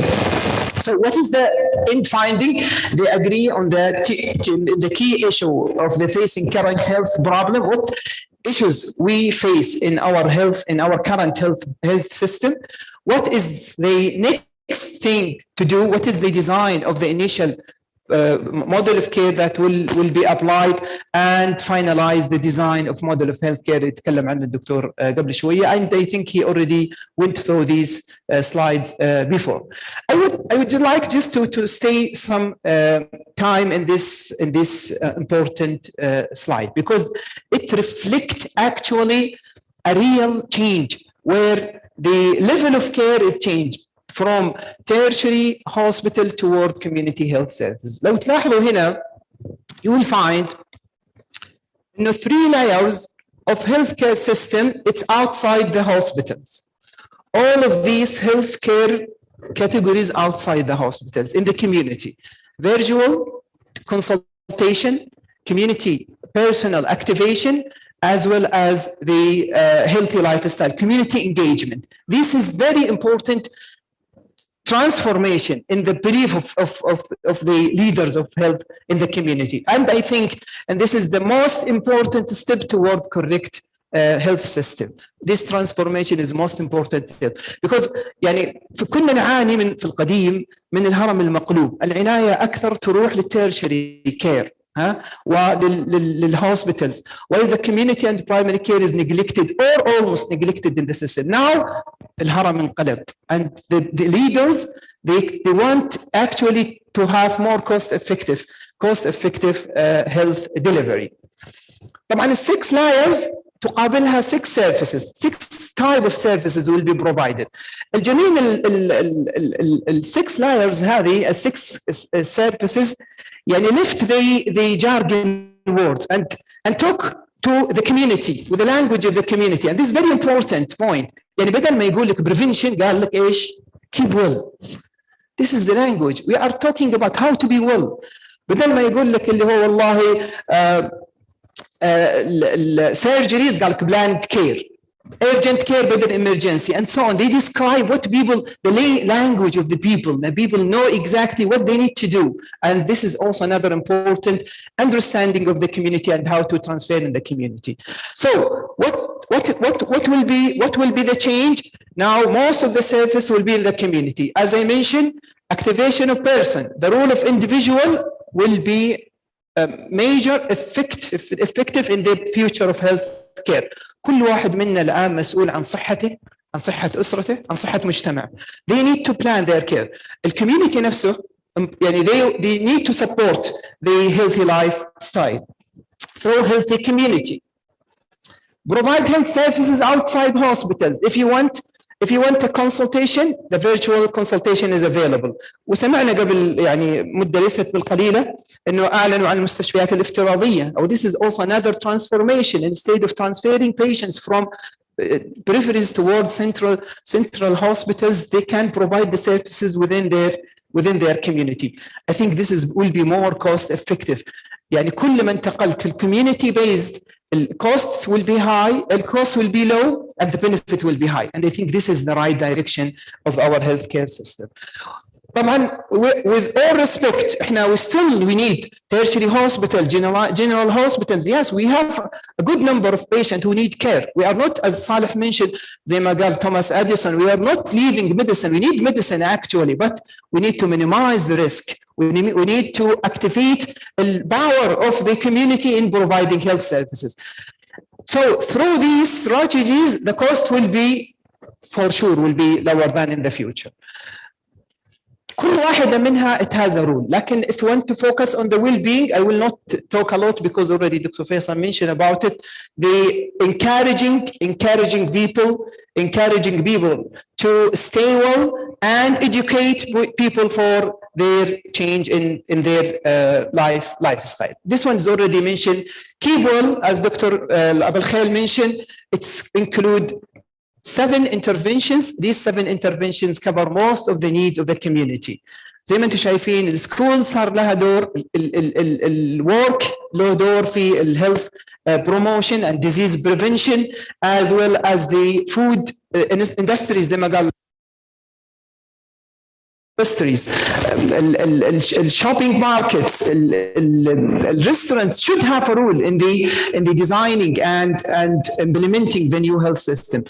هي ثورة وطنية. يعني we need to believe إنه all of us responsible about the health of community.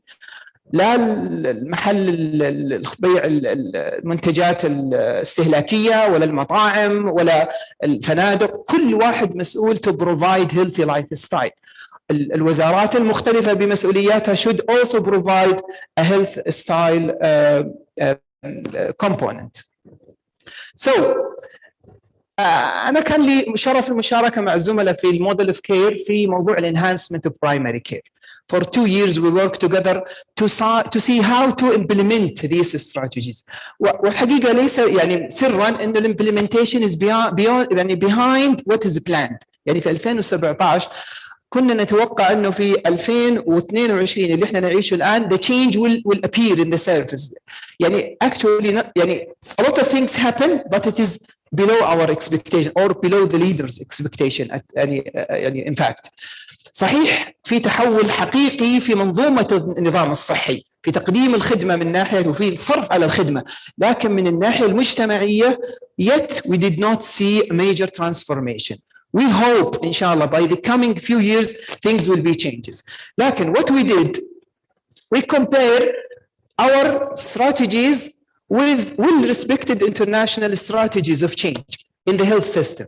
فقارنا كل السيرفيسز اللي موجودة في الموديل اوف كير، ال7 سيرفيسز اللي موجودة، عفوا ال6 سيرفيسز بالأذر كوميشن. شوف لما يكون المؤشر للأخضر معناه إنه this country use this type of strategy and it's work, it make changes, people became better. لو تلاحظوا معانا هنا the only two health interventions that work in all countries is keeping well and urgent care. It work for everybody and it have a value in changing the health of the community. All of others are important, but not as much as these 3 interventions. So if you want to invest in a community, you put your investment in lifestyle and in urgent care. And then the others will come, and the others will come. But if we talk about lifestyle, I'm here to learn. I learn a lot from the speakers in the early, and I'm also willing to benefit from my colleagues. What lifestyle mean? This is some of the strategies we put to improve and to enhance the well-being. We are planning or thinking to have some periodic health assessment, which is actually need to be implemented. Now, how to transfer this keep well into a program, application programs. One of them is the periodic health assessment. All health screenings should be applied for specific population, women's, elderly, a high-risk group, children, adolescents.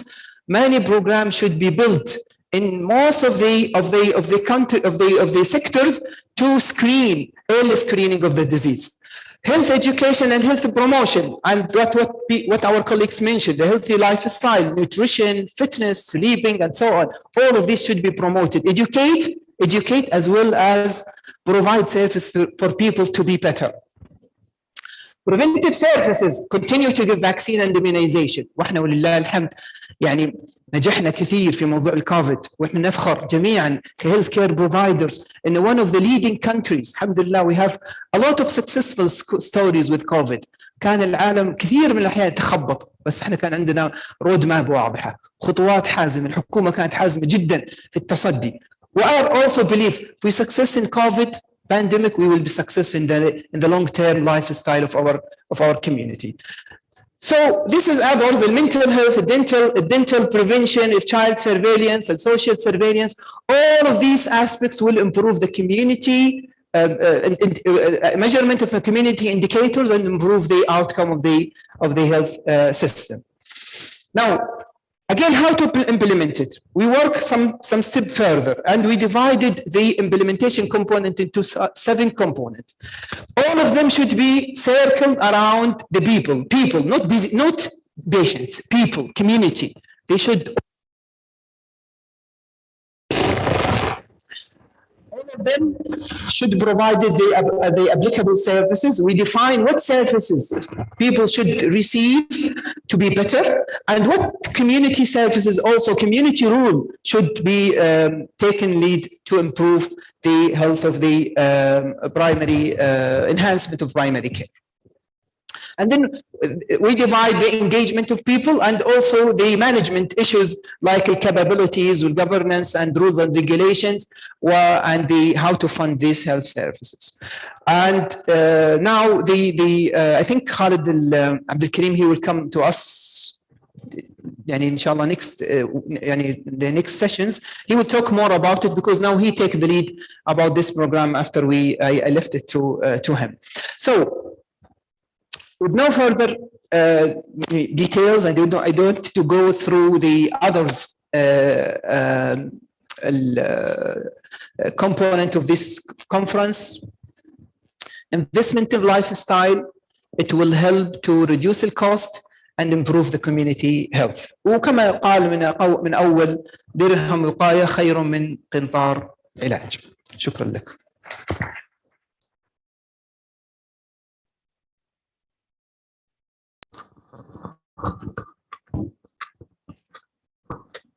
A sincere thank you for Dr. Muhammad and Dr. Ahmed for their beautiful presentations.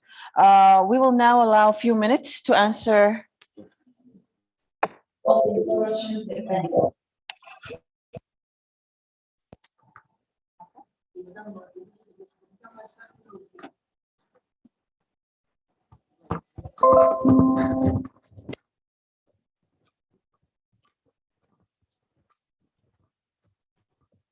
Thank you so much, Prof. Muhammad. Jazakallah khair, Dr. Ahmed.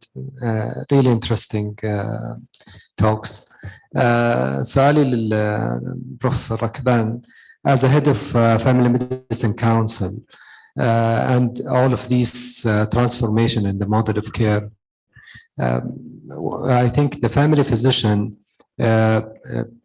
playing a major role in the health transformation. Maybe 4 out of 6 of the model of care domains, it lies in the family medicine practice or scope. So my question is, now we are going to value-based practice, and we believe in the outcome instead of the number of services. So how can we make sure that our, let's say, family medicine practitioners can utilize the lifestyle medicine interventions to reach the outcome instead of focusing on the quick wins of the pharmaceutical interventions that we are used to for years? Yeah. Thank you. Very good question. This is very good question. Yani actually, خلينا نقول it is maybe the easiest thing is to plan, to write the roadmap, and the most difficult thing to implement it, monitor it, and try to assess it and improve it. And I'd like to thank you, Dr. Mohammed, for this very good question. What we did in the Saudi Commission for Family Medicine Council, we went to the model of care. We sat together and discussed with them what you are expecting from family physician to do to implement the model of care. And after a long time of discussion and meetings, we make change in the curriculum, family medicine training program curriculum, to fulfill the requirements of this model of care completely. And even the same language is used. The competencies in the curriculum use the same language of the model of care, because family physician, they will be the key, as you mentioned, the key player in this model of care. And it is our chance as a family physician to invest in our product. And alhamdulillah, for family medicine, now we are accepting almost 750 candidates per year. And we plan to accept 1,000 per year soon, inshallah, by 2025. To 1,000, اللي هم almost 30 to 40% of all residents in the Saudi board program to be enrolled in family medicine. So we make change of the curriculum to fulfill the requirements of this model of care. And we plan how to improve it through projects, assignments, lectures, clinical duties, and so on. Now the role of the centers, training centers, to implement this plan.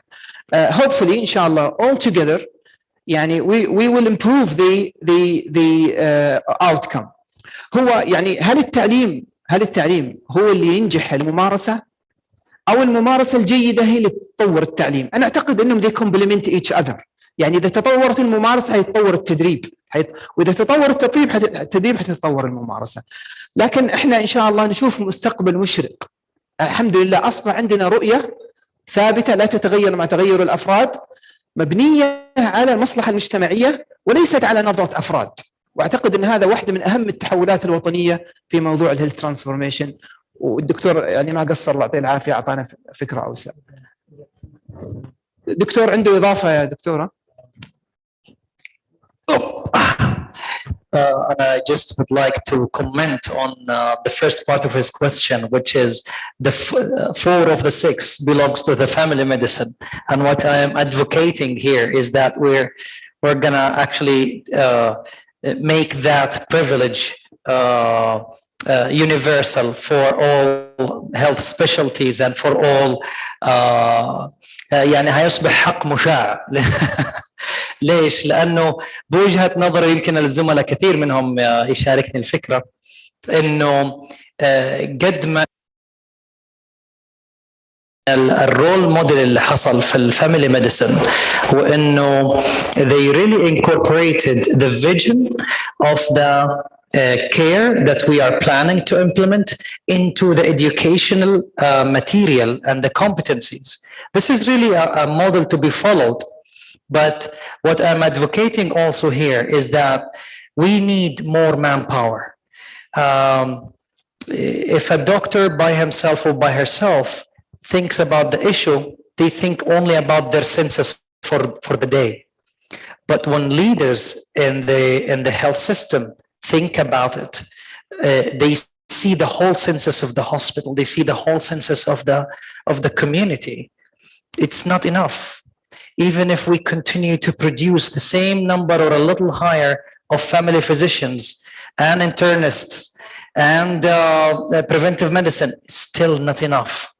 We need to have it as a movement in the country that really involves even medical students, master degree candidates, PhD candidates, to something that's more universal for the country. I think it's the role of all. It's not only a physician-driven role. We are all sharing with the implementation of our dream, how to make our health better of the community. Social workers, sociologists, the nurses, technicians, with all specialties, physicians with all specialties, we are all together responsible to make the health of the community better.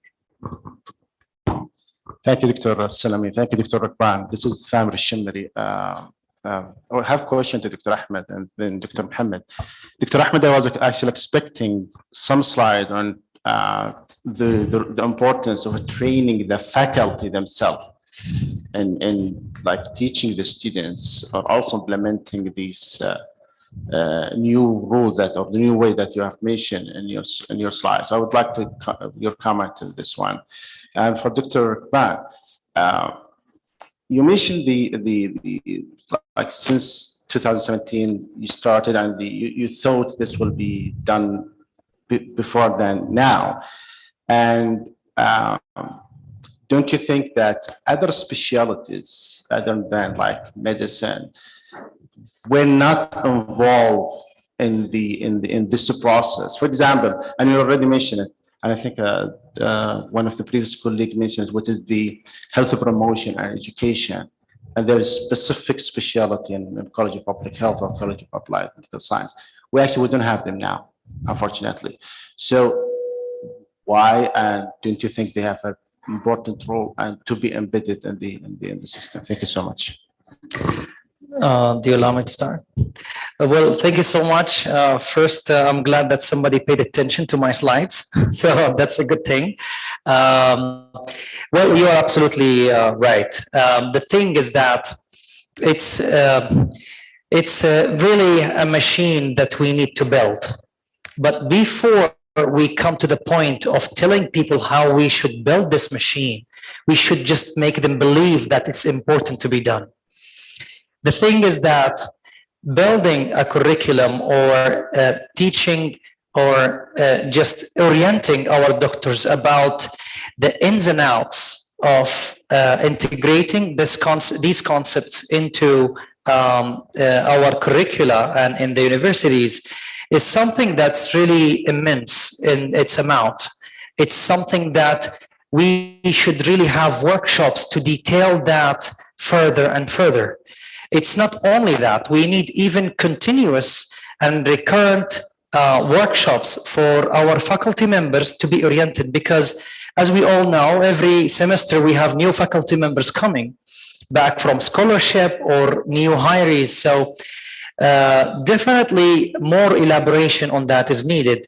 However, due to the time constraints given to me today, it was kind of difficult to go through that. But I believe your question is really critical to the future of implementation in universities.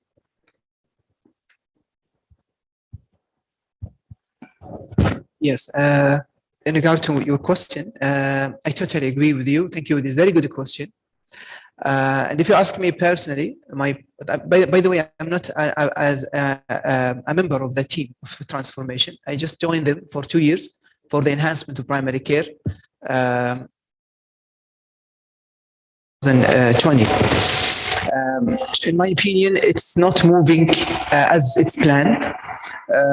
I think they make expectation more than what could be done in a few years. Yani by 2020-30, they expect everything will be implemented. I don't think that will happen. This is the nature of life. You need some time to change.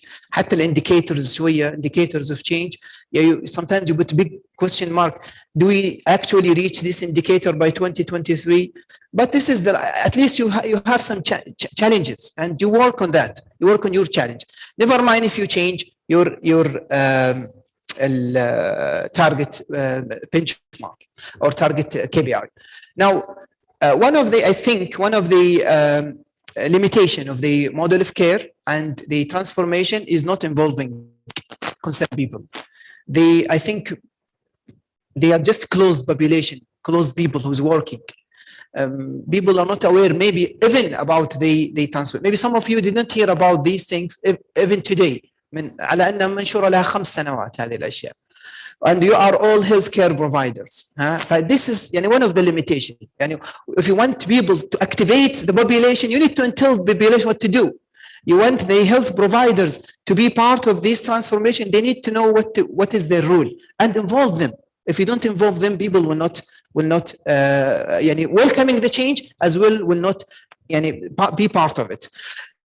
لكن أنا أعتقد أن المستقبل مشرق إن شاء الله، والنية الطيبة موجودة، والزملاء يعملون الحقيقة هاردلي، وجزء منهم حيشاركوا معاكم في الكونفرنس هذا. You can talk with them about this. Talk to them. Where is the model of care? We don't hear about it. التحولات الآن اللي حاصلة في إنشاء التجمعات الصحية في حائل وفي غيرها، والدكتور أكيد الله يعطيه العافية عارف عن الموضوع، الدكتور فرحان، هو جزء من التحول. وأنا عارف إن leaders they have maybe almost everything in their hands. لكن I think the population, the healthcare providers should be also involved in these activities. Very good point.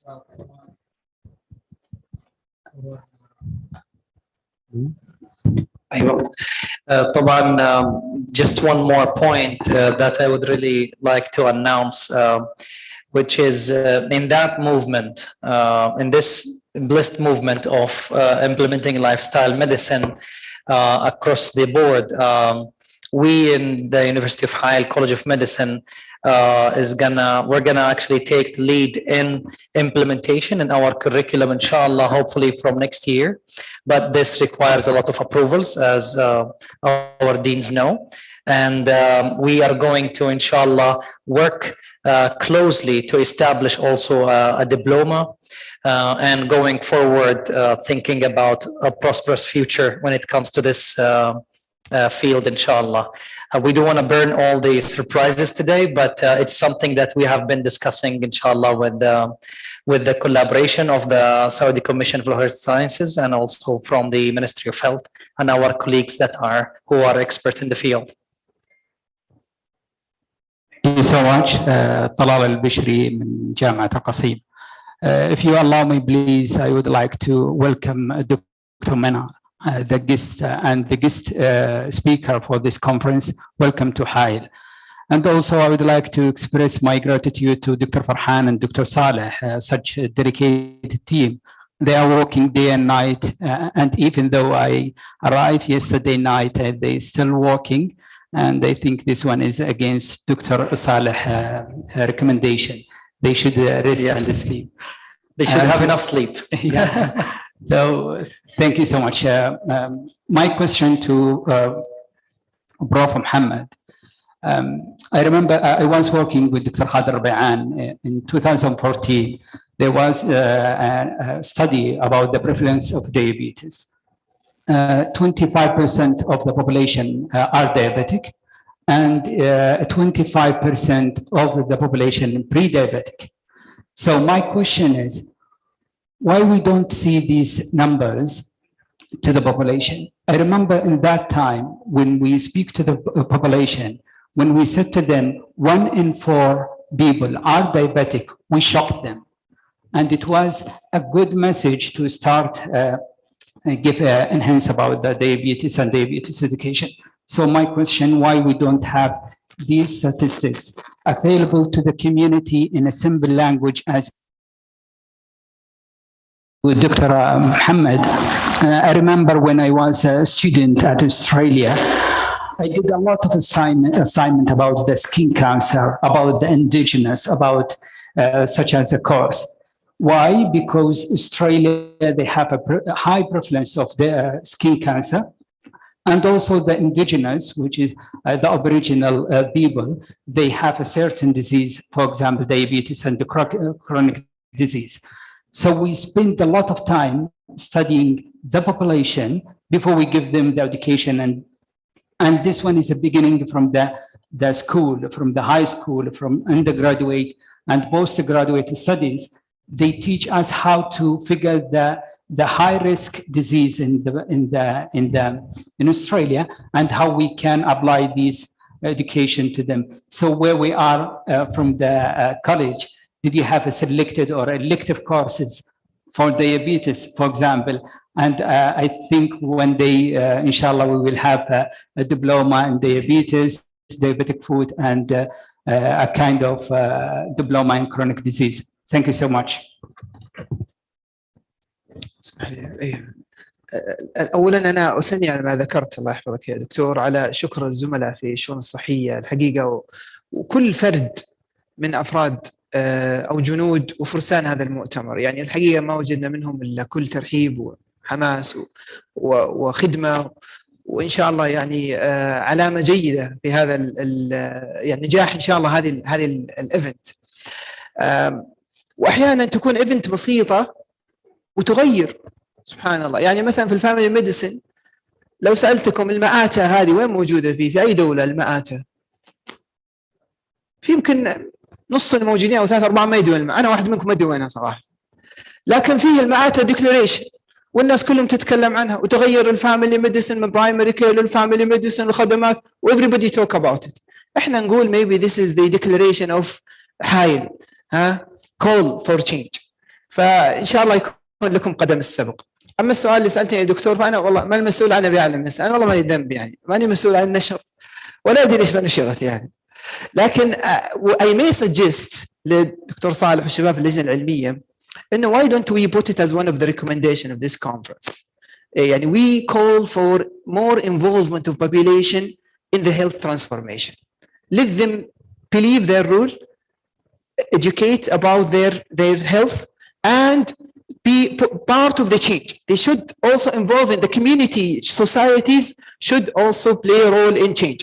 أعتقد صالح يتكلم عن موضوع عنده مؤتمر أو ندوة عن الجمعيات الخيرية ودورها في التغيير، في تغيير نمط الحياة. Everybody should have a role. والcommunity by themselves.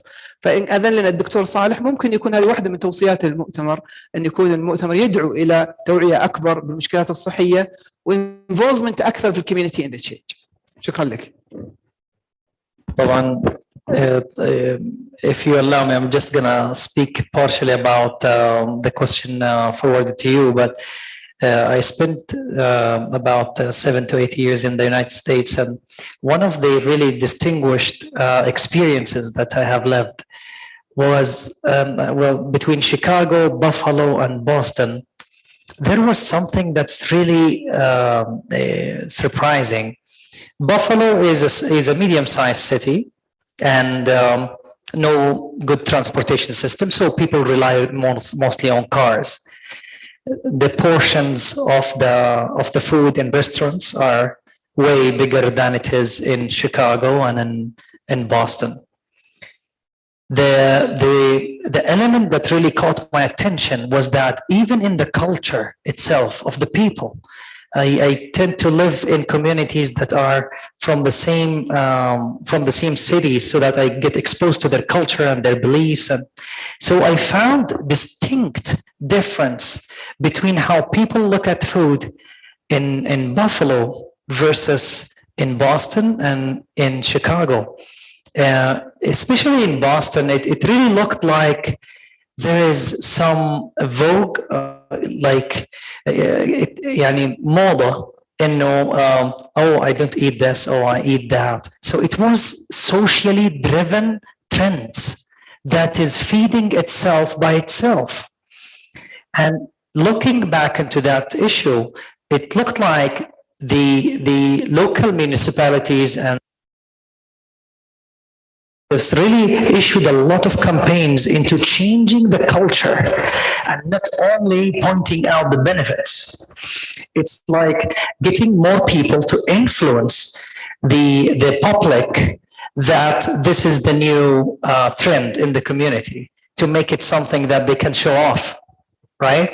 That's the thing, creating culture, making influencers really join the trend does a lot when it comes to the psychological element. And this is one of just the experiences that I loved myself. So I just wanted to point it out. Thank you so very much, Dr. Ahmed.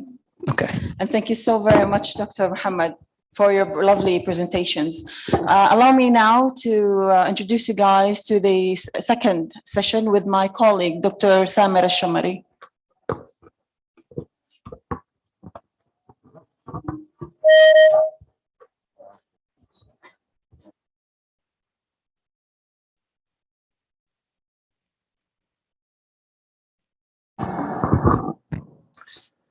السلام عليكم ورحمة الله وبركاته. صباح الخير جميعا.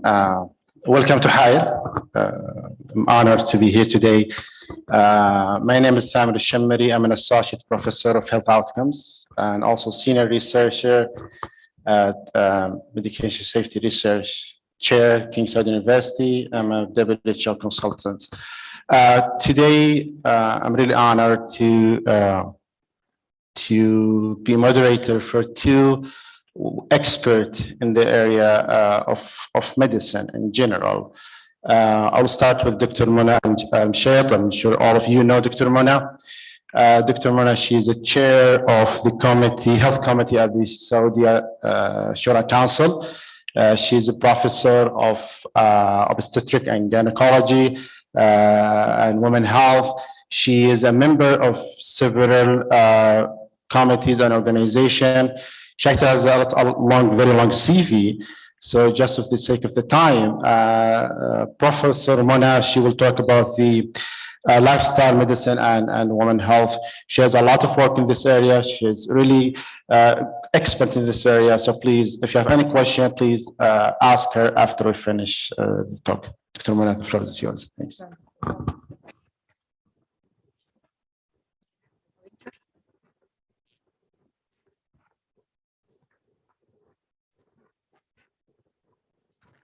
السلام عليكم ورحمة الله وبركاته.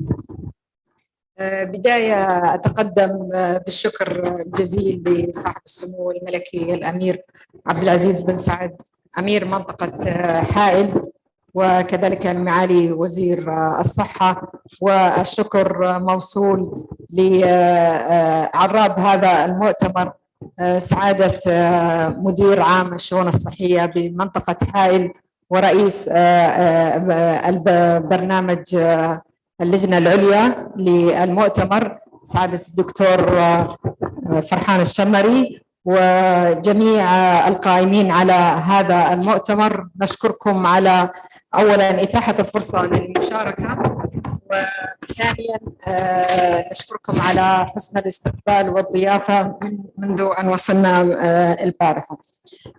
موضوعي اخترنا الموضوع عن سعادة الدكتور فرحان بما وطلب مني أن أقدم في البداية باللغة العربية، فحاولت أن أجعل السلايدز to be mixed، يعني in English and Arabic so all of the audience will get benefit. سوف أتكلم عن طب نمط الحياة وصحة المرأة. كما تعلمون صحة المرأة السعودية في عهد خادم الحرمين الشريفين وولي عهده حفظهم الله حققت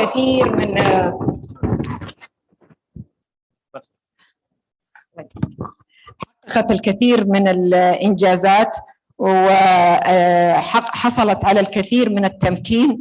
عهد التمكين، العهد الذهبي تمكين، فأصبحت حققت إنجازات في مجالات متعددة، مجالات اقتصادية وسياسية واجتماعية وصحية وأمنية، وهذا كله انعكس على تنمية المجتمع.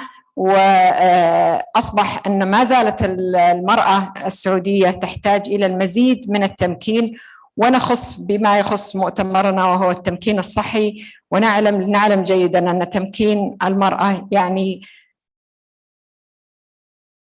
والحفاظ على صحة المرأة يعني حفاظ على صحة الطفل، الحفاظ على صحة الأسرة، ومن ثم ينتقل إلى المجتمع.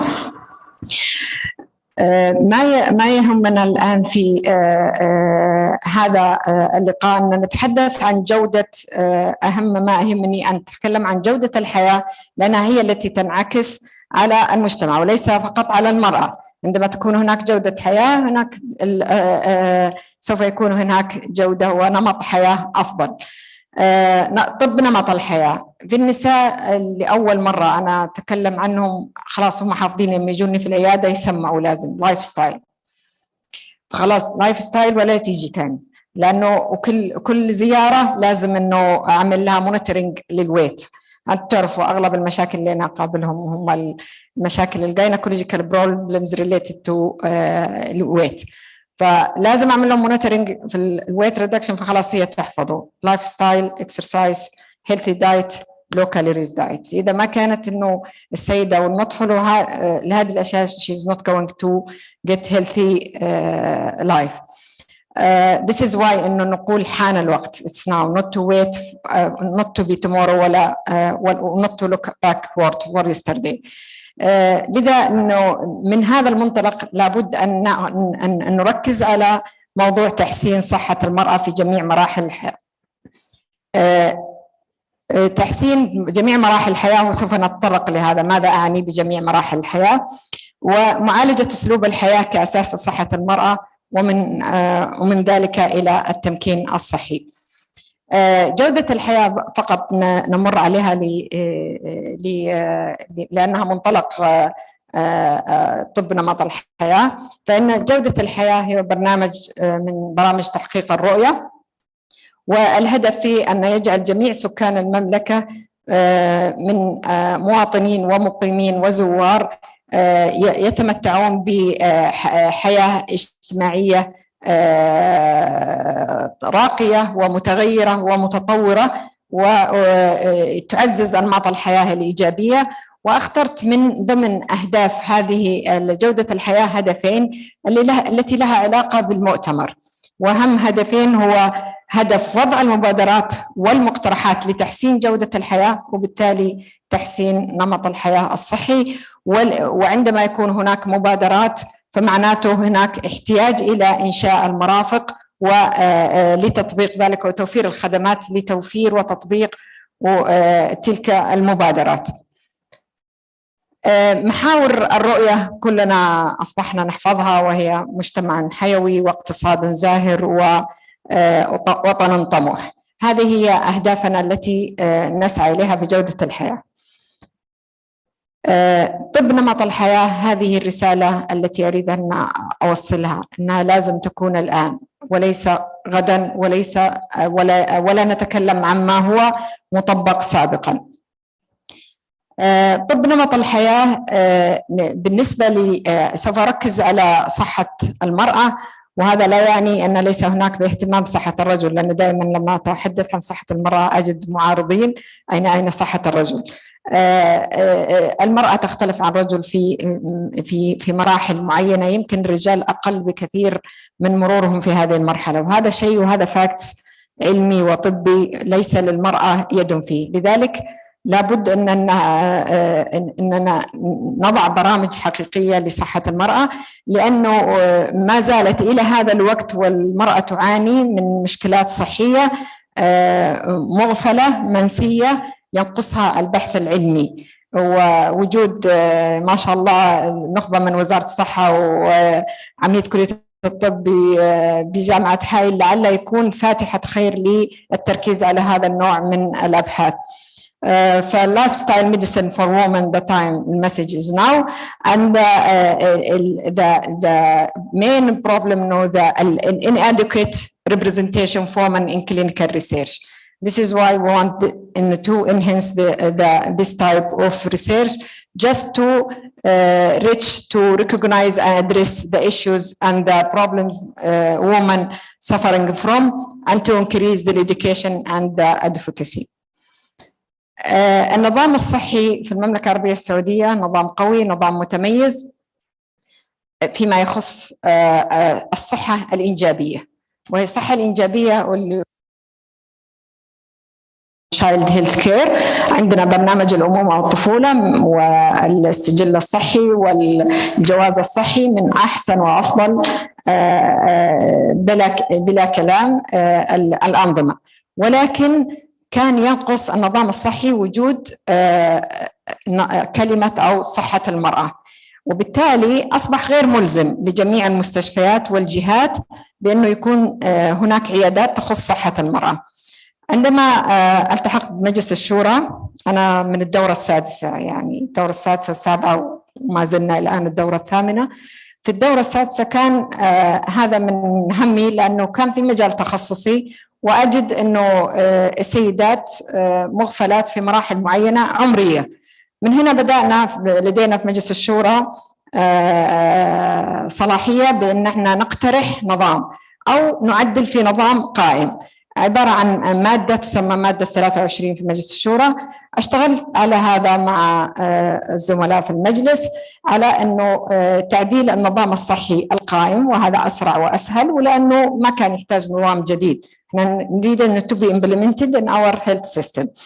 فكان انه كان اقتراح اضافه برامج صحه المراه للمادتين، تعديل المادتين اللي هي الرابعه والخامسه من النظام الصحي السعودي، واضافه برامج صحه المراه. بس بالتالي اصبح هناك الامومه والطفوله رقم 1، ورقم 2 اصبحت ايش؟ برامج صحه المراه. ووضع السياسة الوطنية لصحة المرأة والخطط اللازمة لتنفيذها وتطويرها، وذلك بالتعاون مع الجهات المختلفة المعنية. وبالتالي هذا تؤدي إلى تقديم رعاية صحية شمولية في جميع جوانب الحياة الصحية للمرأة، ولا تقتصر فقط على فترة أو على سنوات الإنجاب. ومن هنا تمت موافقة مجلس الوزراء على إضافة برامج صحة المرأة بناء على قرار مجلس الشورى، وكان هذا في 2016. ومن هنا كان تم الاتفاق مع الهيئة السعودية للتخصصات الصحية، واصبح في برنامج فلوشيب في فور وومن هيلث، وبعدين مستشفى الملك فيصل التخصصي، والآن مستشفى اليمامة، وانطلق الآن في القطاع الحكومي والخاص بشكل كبير، واصبح عندنا خريجين يحملون تخصص دقيق في برنامج صحة المرأة الحمد لله. فبالتالي كنت في الأول وقت ما طلبت إنه إضافة برامج صحة المرأة، واجهت اعتراض في المجلس الشورى ومن جهات صحية بأنه لا يوجد عندنا هذا التخصص، ولا بالتالي ما عندك المان باور، ما عندك أحد متخصصين. في نفس الوقت إنه كان لماذا صحة المرأة وما هو صحة الرجل، ولكن في الأخير فزنا بالتصويت يعني. الآن عرفوا زملائي سابقا ما هي الصحة، لكن حبيت أعرضها مرة ثانية وكمان باللغة العربية. إنها حالة من اكتمال اللياقة النفسية الاجتماعية والبدنية، وليست الخلو من العجز أو الخلو من المرض. إذن إحنا نتكلم عن صحة نفسية، صحة اجتماعية، وصحة بدنية، وليس فقط إن السيدة خالية من المرض. ومن هنا هذا ما نعنيه بصحة المرأة، أنها تكون من جميع جوانب الحياة، اقتصاديا وحياتية وبيئة وعمل ووظيفة، يعني لايف ستايل كاملة، وليس الصحة بدنية فقط. هنا نشوف الهيلث ثرو اوت الوومن لايف ستيجز. المرأة تمر بمراحل متعددة. هذه أقصر سلايد ممكن تشرح فقط أنه كيف أنه نريد أن نعتني بالمرأة من الطفولة إلى مرحلة المراهقة، مرحلة الأمومة والإنجاب، ثم مرحلة ما قبل انقطاع الطمث ما بعد انقطاع الطمث، يعني الشايلد هود والادوليسنس والريبرودكتيف ايج and pre and post menopause. هذه شوفوا كم مرحلة، وكل مرحلة لها دورها، لأن المرحلة مثلا الادوليسنس تهيئ السيدة للريبرودكتيف، والريبرودكتيف ينتهي، احنا نجد العناية فقط في المرحلة المتوسطة. لكن أين السيدة؟ البري والبوست منيبوس والميديكال كير ما في، أو سبيشال يعني سبيشالايزد كلينيك تو تيك كير. واحنا as a gynecologist احنا نقوم بالدور هذا، لكنه to be honest very limited، وأنا هشرح لكم الأسباب. معالجة نحن يمكن من غير ما يكون انه اسلوب اساسي عندنا في الاوبيجايني، فبالتالي دائما احنا as a gynecologist or obstetrician التثقيف الصحي للسيده it's a must, it's a mandatory for each one of them. يا اما انكم يكونوا اليانج او حتى to prevent complication especially during the pregnancy والdiabetes والGDM or كل المشاكل الصحيه. الأسلوب الحياة كأساس ونعني بها الهيلثي لايف فور وومن، ودائما أنا أعلق لهم وأضع لهم الصورة على المكتب في العيادة إنه لايف ستايل هو هذا مبدأ، هو اللي بيغير حياتك. كثيرين يعانون مثلا من الانفيرتيليتي وعندها كل اللايف ستايل غير جيدة، بالتالي مجرد تغيير اللايف ستايل she can get pregnant without any induction of ovulation، يعني without treatment.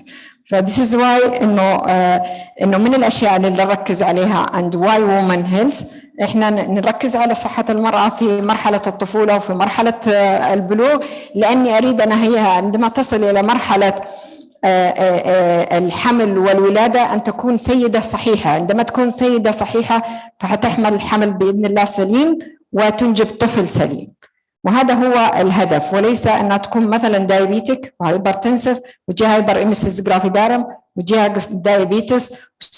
imagine how many كم الكومبليكيشن اللي بتكون for her new birth نتيجة الإهمال الصحي السابق. فلذلك إنه من المهم إنه نراعي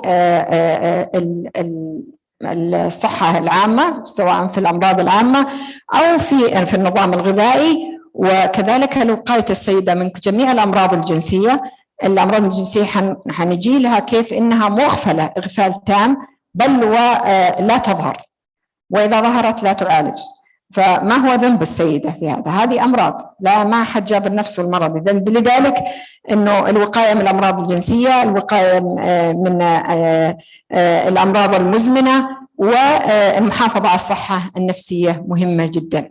تعلمون أن السيدات لهم أدوار أخرى يقومون بها، وبالتالي الصحة الحالة الصحية والنفسية جدا مهمة. هذه السلايد الثانية توضح الريسك فاكتورز والإيفالويشن والسيمبتومز اللي ريليتد للفيرتيليتي. هنا نوضح الدور الكبير اللي الحمد لله تقوم به المملكة، والدور اللي تقوم به وزارة الصحة وجميع القطاعات الصحية سواء حكومية أو عسكرية أو الجامعات من في إنقاص نسبة وفيات الأمهات، لأنه يقاس أي نظام صحي في أي دولة. أهم معيار لهم دائما من المعايير القيمة إنه يقيسوا مدى حالات الوفيات الأمهات والأطفال. فالماترنتي and neonatal mortality rates تقيلهم في عام 1990 كان 46، وصل في 2015 إلى 12، والآن قريبا إن شاء الله بيكون في إحصائية جديدة تظهر، نتأمل بإذن الله أن يكون هذا الرقم كمان نزل أكثر. فهنا بس التدرج تشوفوا كيف إنه الماترنال mortality rate it's fall down gradually من 24 deaths per 100,000 life births in 2010 to 12 per 100,000 life، وهذا في 2015. وفي واحد جديد صراحة خاص ب 2018 لكن لما تمكن من الحصول على لأنه لم ينشر بعد حتى في الموقع الرسمي. هنا نمط الحياة ودورها في جودة حياتنا. الآن أصبح كل شيء صراحة في يقولوا لايف ستايل. حتى واحد من أبنائي السنة دي هو امتياز والحمد لله يعني جاب المعدل اللي يدخله أي شيء، سجل AR. قال أنا هو إمرجنسي. قلت له ليه؟ قال لايف ستايل. وسبقته يعني حقيقي يعني، فقال لي لا أنا أبغى لايف ستايل ميديسن. فأصبحت هذا فكر موجود بين أبنائنا ويمكن نعاني فيه مع مجموعة من الخريجين لأنهم أصبحوا يختاروا شيء في لايف ستايل. ولكن في ضوء التطور الكبير طبعا اللي تعيش المملكة انعكس ذلك على اهتمامات المجتمع، على مجتمعات أبنائنا، وأصبحنا نشاهد تركيز على جودة الحياة في جميع القطاعات، وأصبحت ملزمة بوضع الاستراتيجية وكذلك مواقع التواصل الاجتماعي. فاصبح كل شيء في عندنا لايف ستايل، واحنا السيدات نحف لايف ستايل كوزماتكس ولايف ستايل فاشن، كله حلو، جميع اللايف ستايل. الآن التمكين الصحي. التمكين الصحي ماذا نعني به؟ تمكين المرأة صحيا أولا لتحقيق نعلم أهداف التنمية المستدامة من الأشياء الأساسية أنه التمكين الصحي للمرأة، دعم البحث العلمي الذي يركز على تغيير نمط الحياة والوقائي وصحة المرأة. من الصعوبات اللي نقابلها لتطبيق ذلك هو عدم وجود evidence-based medicine أو ما يدل على الأدلة أو البراهين في من الأبحاث العلمية التي تدل على أهمية أن نطالب أصحاب القرار بتحقيق ذلك.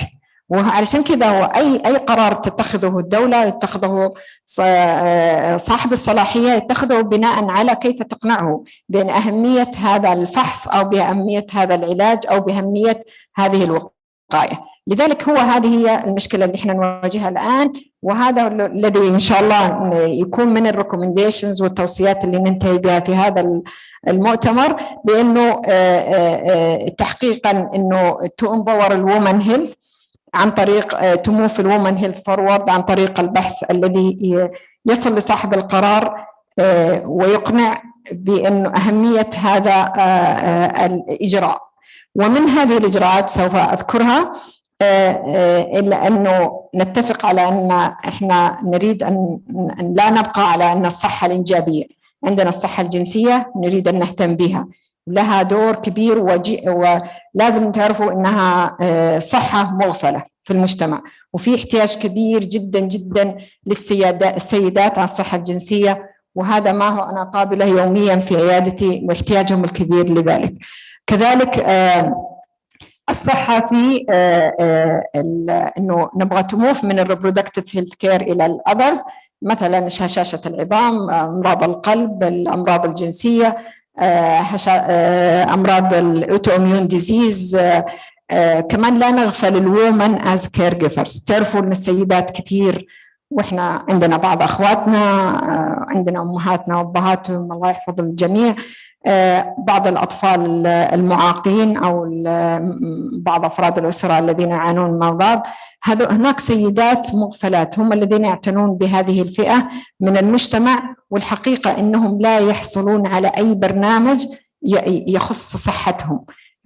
يعني أنا ما أريد أنتظر إلى أن until she gets sick and I want to take care of her، لأنها تحتاج يعني mental support، تحتاج health support، تحتاج social support.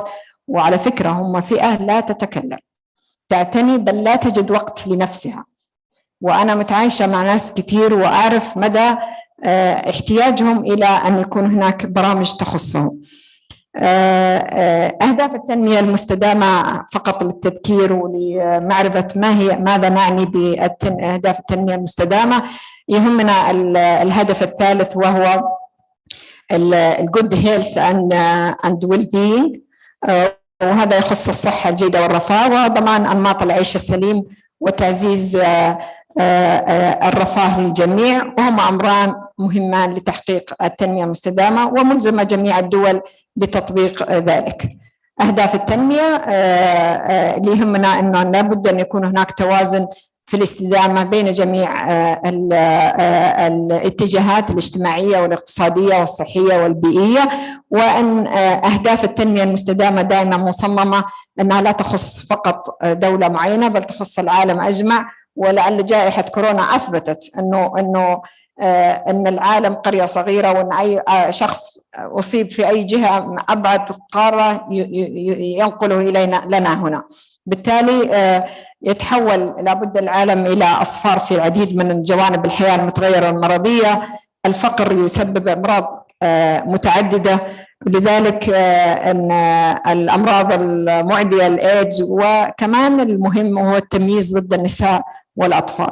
هذا نعرف معروف موضوع التمييز، والحمد لله أن المملكة خطت خطوات متقدمة جدا في لتضييق الفجوة بين الرجال والنساء في أمور كثيرة من الحياة، وأصبحنا في هذا والله الحمد بدعم من ولاة الأمر، والحمد لله بوعي المجتمع ولأهمية هذا. كمان يوجد لدينا العديد من الجمعيات الصحية التي تخص صحة المرأة. أنا في مجلس إدارة معظم هذه الجمعيات، عشان كذا اخترتهم، وأنا أعتقد أن في جمعيات أخرى كمان، ولكن هذه الجمعيات العريقة أو الجمعيات التي لها باع طويل في موضوع الاهتمام بصحة المرأة. فمثلا جمعية زهرة للعناية خاصة بسرطان الثدي، جمعية رفيدة خاصة بصحة المرأة،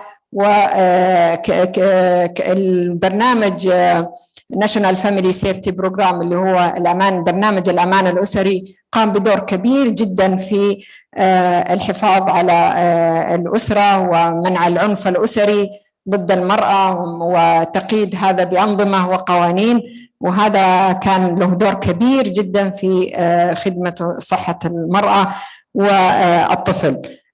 كمان هناك برامج وكراسي بحث متميزة في جامعة الملك سعود عن الوومن هيلث، وفي جامعة الأميرة نورة، وفي مستشفى الملك فيصل التخصصي ومركز الأبحاث، مراكز متميزة، ولكن ما زلنا يعني نتطلب المزيد من هذه المراكز البحثية.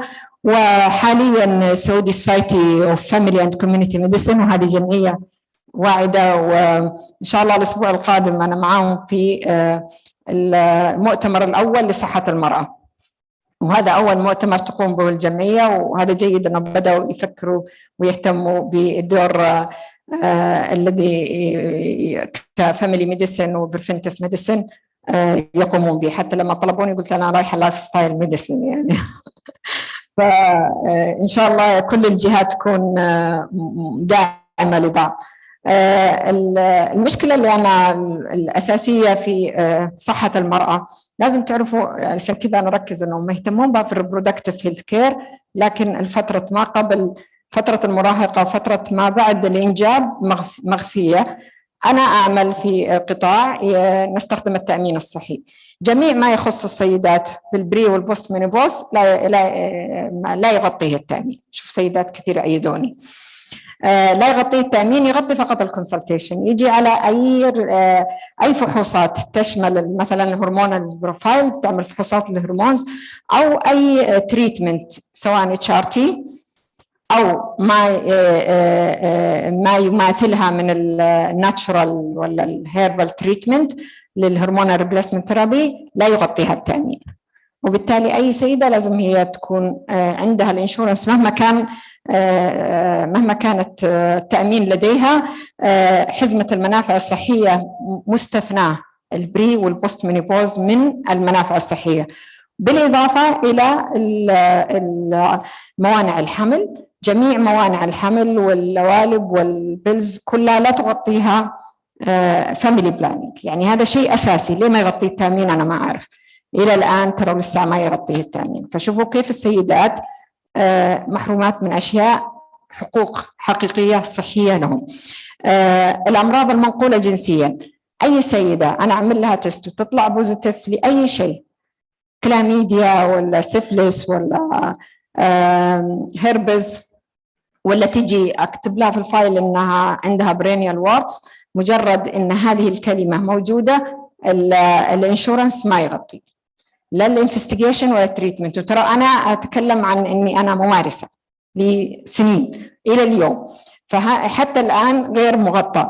نجي على الفحص الماموجرام، بعض الانشورنس يغطيه، بس لازم أكتب إن البيشنت عندها بين ولا ماس ولا سويلنج، لكن لو كانت از سكرينينج ماموجرام ما راح يغطيه الانشورنس. واذا باب سمير ما عندها سيرفايكال اروجن او مشكله صحيه او بليدنج ما راح يغطيه الانشورنس. فبالتالي يا تكتب شيء في الفايل ما هو عند البيشنت، والا البيشنت اذا كنت انت صادق خلاص البيشنت ما راح يعني شو البي فروم هير بوكيت. اللقاحات تعرفوا احنا كلنا نعمل توعيه للسيدات ونقول لهم خذوا السيرفايكال فاكسين، لكنه ما يغطي التأمين. اوكي، فهذه هي انه كثير فكل الشيء الجيد والشيء المبشر. اشتغلنا كثير جدا مع مجلس الضمان الصحي، وصراحه مجلس الضمان الصحي يقوم بدور كبير مع وزاره الصحه للضغط على شركات التامين لقبولها على الاقل نصير زي بقيه العالم، يعني مو شيء بيكون عندنا وخارجي لا. وفيه يعني خبر واعد إن شاء الله. هم الآن بالفعل محدثين قايمين بتحديث لحزمة المنافع الصحية وحدود التغطية التأمينية بحيث أنها تشمل على الأقل بعض مما ذكرنا بالتدرج، ولكن قد تكون على جولاي أو أغسطس انتهائها بإذن الله. هذا آخر ما جاء، وهذه يعني يمكن من الأشياء اللي عملنا فيها عدة recommendations في كقرارات تشريعية على مجلس الضمان الصحي وعلى وزارة الصحة، بأنه to highlight المشكلة وأهميتها وأنه لازم يغطيها التأمين.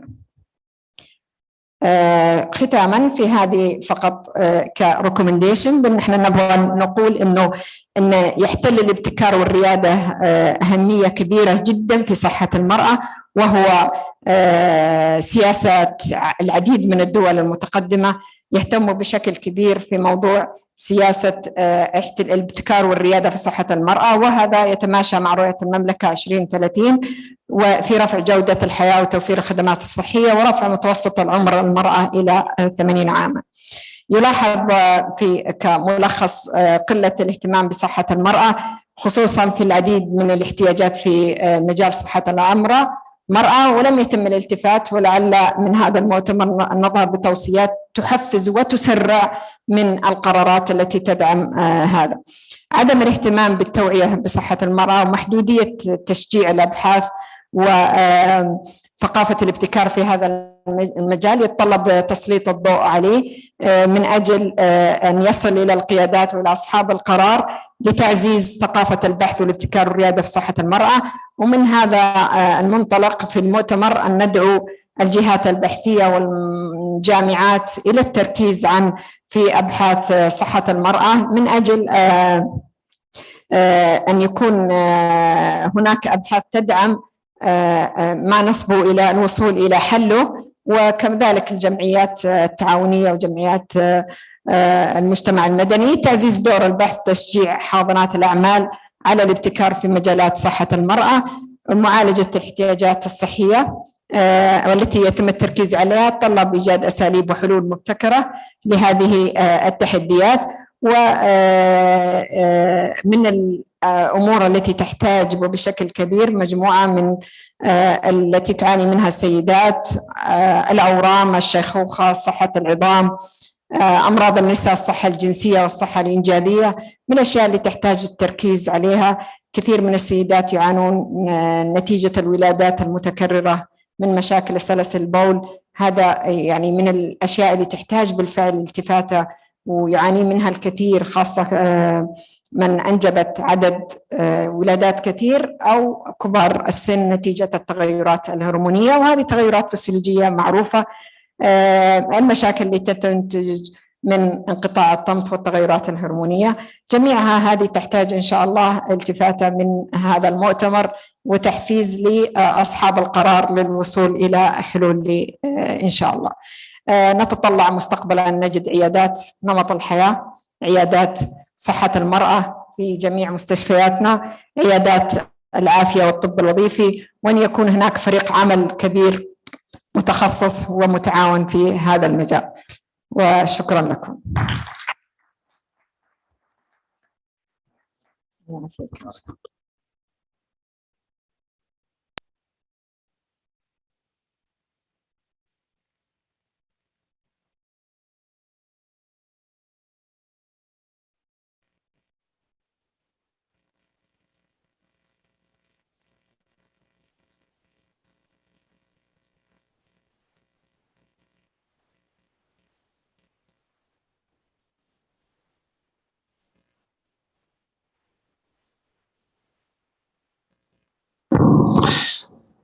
Thank you so much, Professor Mona. You touch a very, very important topic, and it really has a lot of information that we need this information.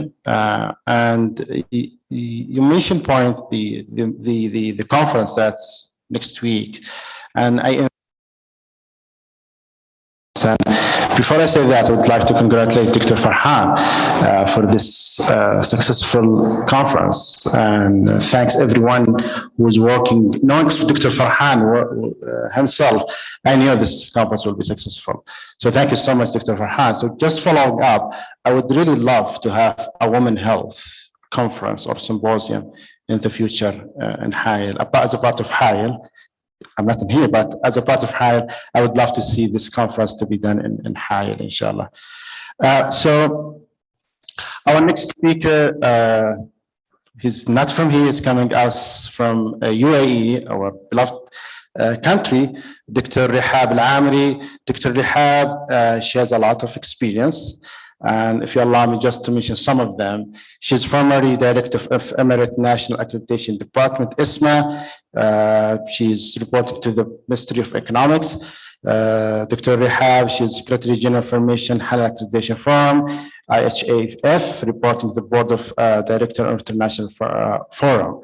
Dr. Rihab will discuss with us today the impact of product awareness on lifestyle choices. Please welcome Dr. Rihab with me.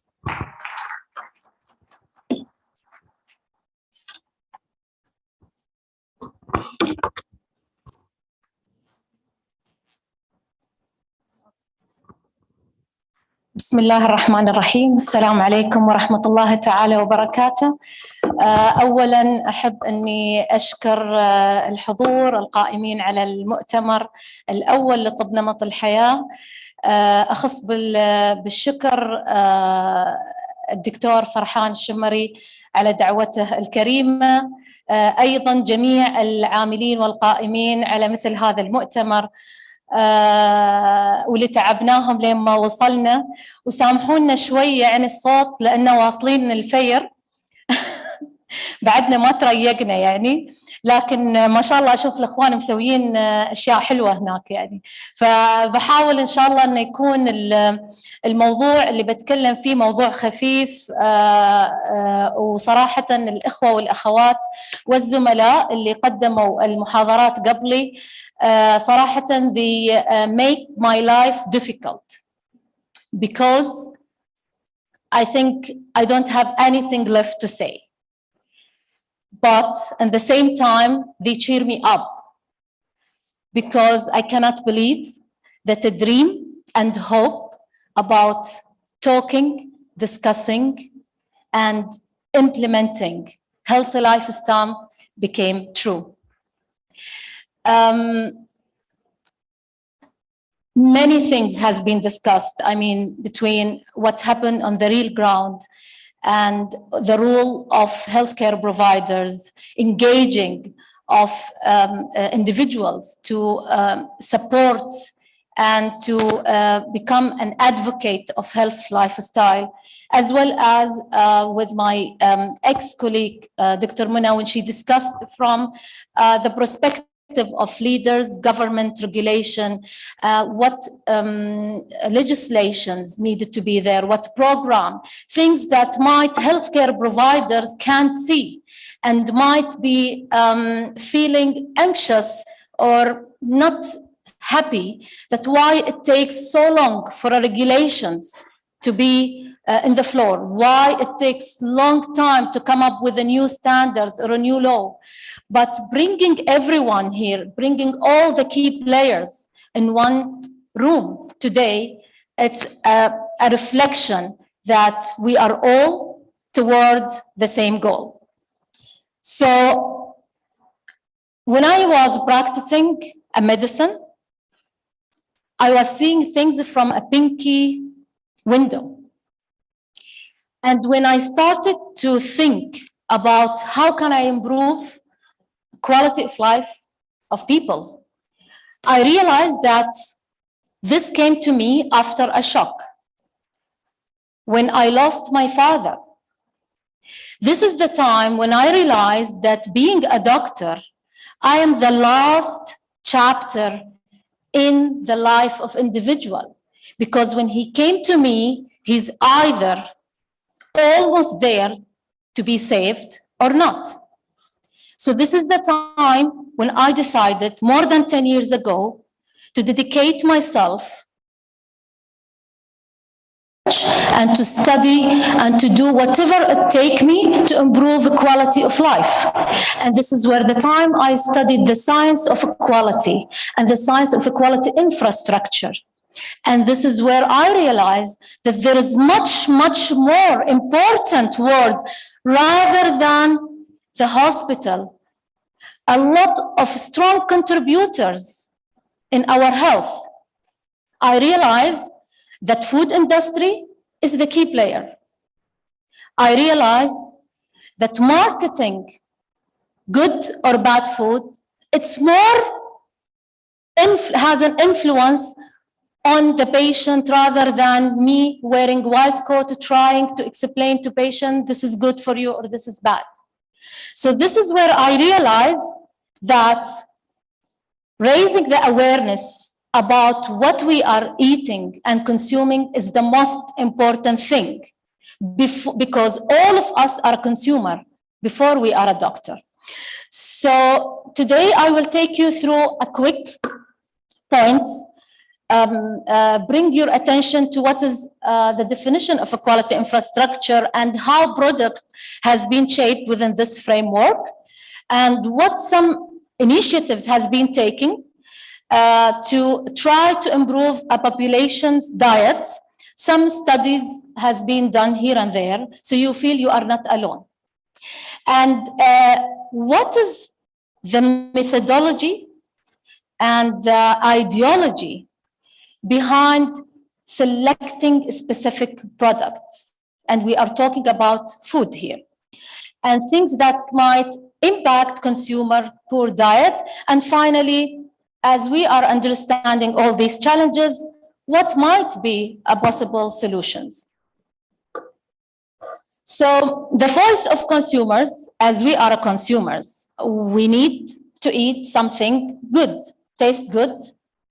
We need it to be safe. When you go and purchase any product in the supermarket, it should be safe, taste good, affordable, less cost, as well as you needed to get it right from the same time. And this is what creates your impression about this product. So when you order something from a restaurant, you like it to be good and taste good from the same time. But at the same time, the stakeholders, the key players, the regulators, all stakeholders, they wanted also, even the competitor, even those who work in a food industry, they wanted also to have a fair competitions.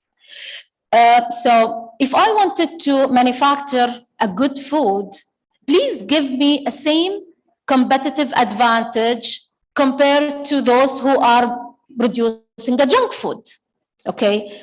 Please give me a fair competitive advantage to provide my ads in the public asset similar to those who are putting on the railway, on the buses. So give me a fair competitive advantage.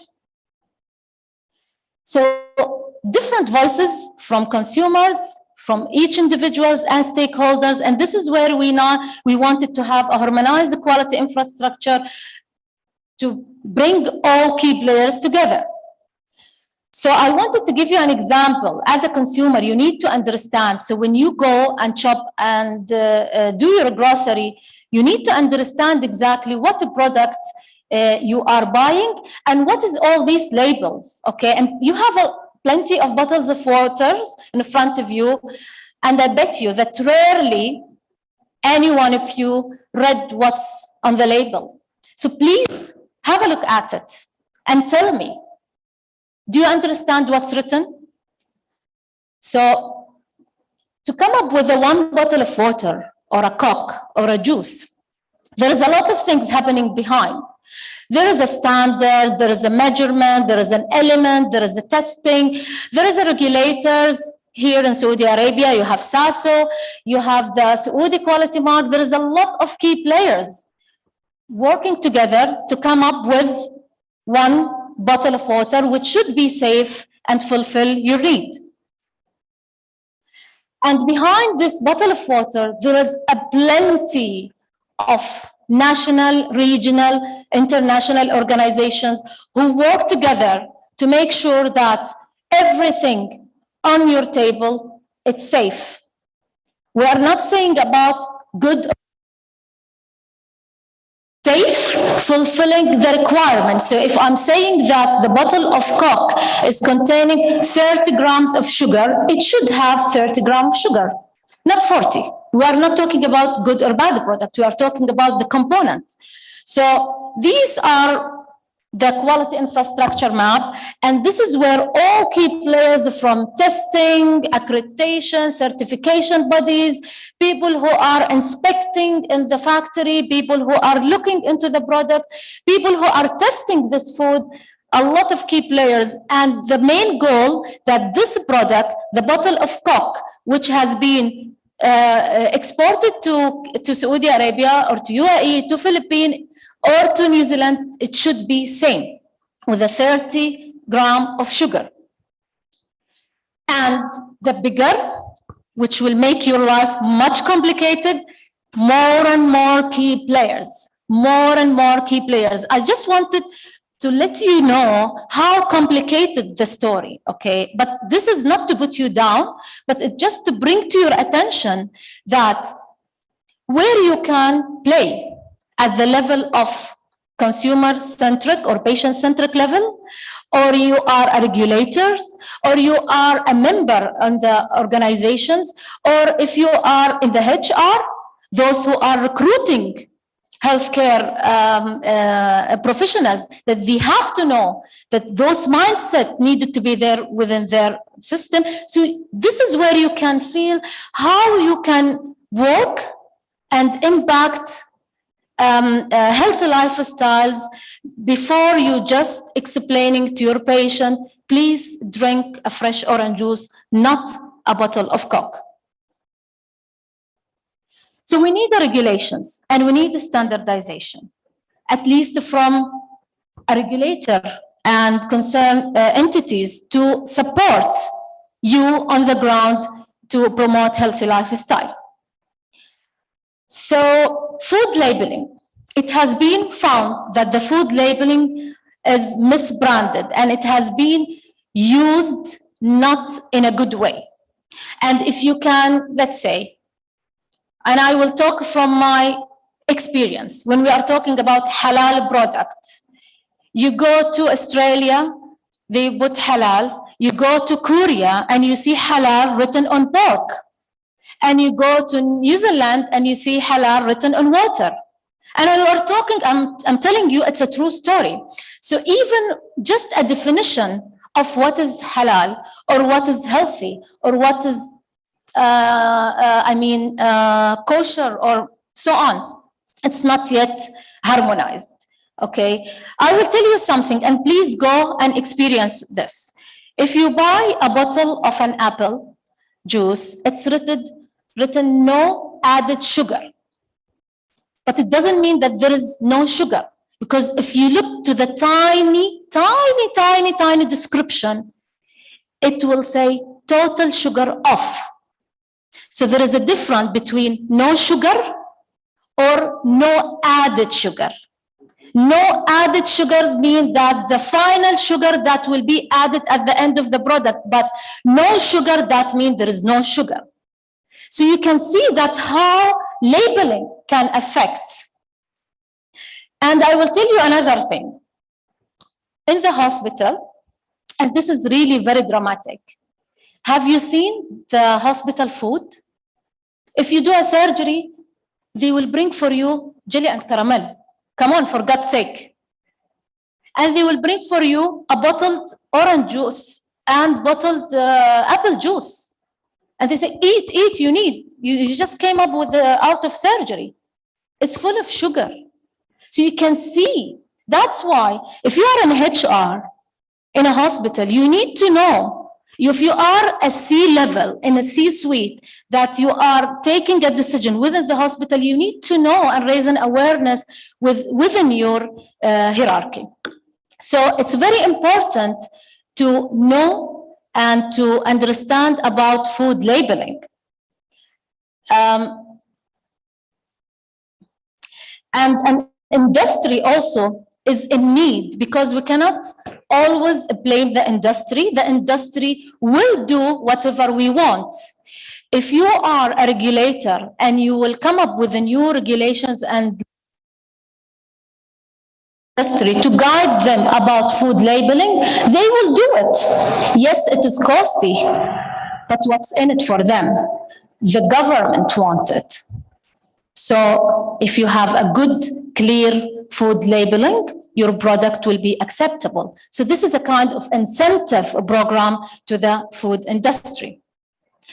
There is also a couple of activities has been done at the level of UNICEF, a project for the Latin America, and the participants were 4 Latin American countries, and they wanted to look into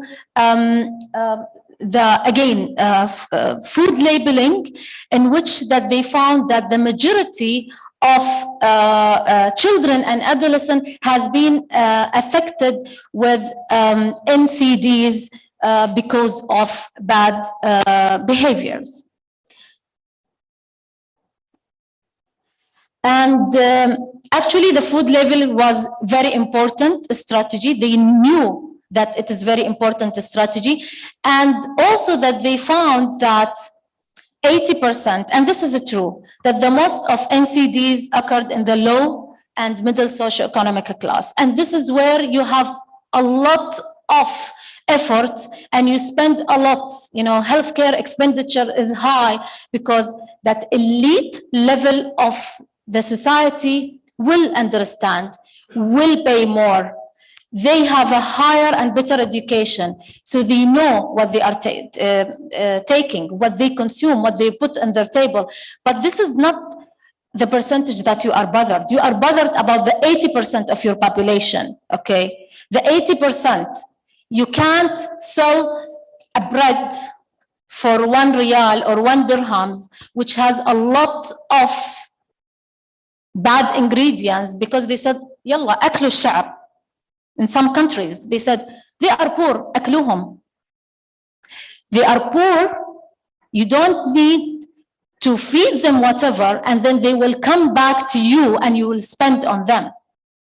So you need to really to put a lot of efforts to work on the middle and low social economic.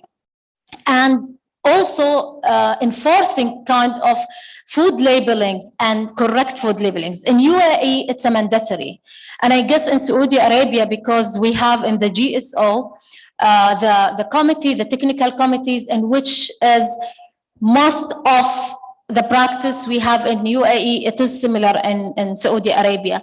I'm not quite sure about other type of food labeling, but even for organic, we have a mandatory regulation. So you cannot claim that it is organic, because again, in food industry, they can sell you that this is organic while it's full of pesticides. But this is something that needed to be enforced. And also it needed to be clearly declared what is within this product. So from this project, for 10,000 products, 600 photos of a pre-packaged, they found that the improvement of consumer choices came when it's the label, it's simple, it's easy to be read, consistent, colorful, and there is no require of mathematical skills.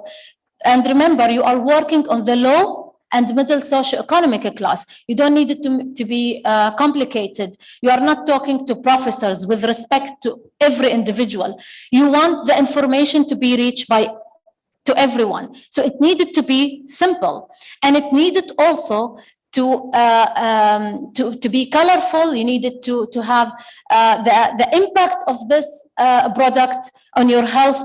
These kind of information will add a lot. And these informations will come to feed the health behaviors expectation. Why? Because when people tend to be motivated by something, they needed to be motivated by something today and now, not after 20 and 30 years. Unfortunately, as a doctors, we usually tell people, please do exercise, so when you grow up, you will not have any problem. Please do exercise because blah, blah, blah, blah. What's in it for me now? Because when you are under stress, The smoking will give you a pleasure that will give you a reward today, even if you knowing that this cigarette after 20 years will lead you to lung cancer. So you need to work on the mindset and try to add a value that will boost the behavior. What's in it for me now? If you are under stress, if you had a bad meeting, if you get a terrible email from your boss, you go back home and you order junk food. It tastes good. Believe me, I love French fries after a bad email. It's the best ever. So this is where you need to think about what makes you happy now, instead of telling your patient that later you will be good. No, please, I need to feel the savory now. So by this, you maximize the success toward the good behavior if you have an alignment between the value and what is added within your product. So health belief model, it's a combining a behavior with the value. And there is a very nice study done in 2006 asking questions about why people they are eating junk food. And you can see it's convenience. It's convenience. And I give you an example. We supposed to arrive 7:30 p.m. yesterday. Unfortunately, we arrived to Ha'il 1:30 a.m. this morning. And it took us, with my friend and colleague Rula, around 11 hours flying from Abu Dhabi to Ha'il. And across the whole trip experience, the only thing which was convenient to us to eat is junk food. Junk food. So it's convenience. This is what people like to eat. It's heavily advertised. And we'll come to this point. It's affordable and so on. So this is the impact of advertisement. I took only this element because it's really very important. And I guess my previous colleague in the first session, they talked about, and they said it in a very nice way. Okay, let's use ads. Let's utilize the fashionistas and the food bloggers in a good way. Let's bring the whole population toward us and let's use them. Let's change the mindset of people about healthcare provider. They are stiff, they are rigid, they are old, they are, they don't have sense of humor. So this is where you need to play with people's mind. And unfortunately, food marketing has a huge influence. And I said, unfortunately, because when we are talking about the junk food, but it is a very good opportunity for us to change the equation. So consumption of unhealthy food leading to many health conditions, and it became a burden, as we said. And you will see now, and you will be surprised about a lot of literatures and work done about food advertisement. Many work has been done. They looked into many research, article, publications, policies, and 36 academic studies has been looked at. And they found that, and this is really scary, that most of the ads has been distributed around the school, as well as in an area where they have low and social economic class. And you can see that Australian study across a 500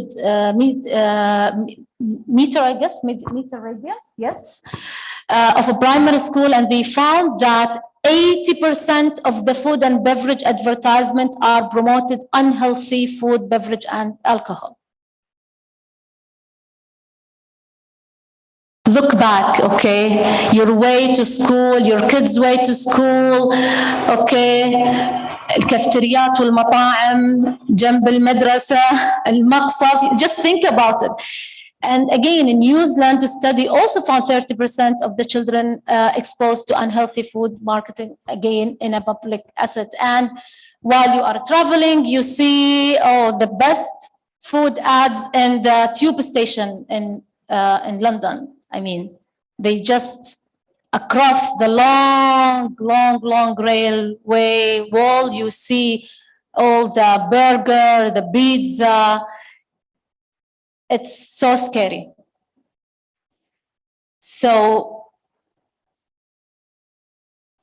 actually, definitely you will order this meal once you see such an ad.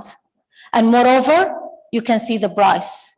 So it's not only publicly wild use advertising a junk food, but even you can see how they emphasize of the cheap price, and which also will link and bring us back to the first couple of slides when I said fair competitions and fair competitive advantage. So we need immediate solution by developing a regulation that control advertisement, and our generation kids are in need.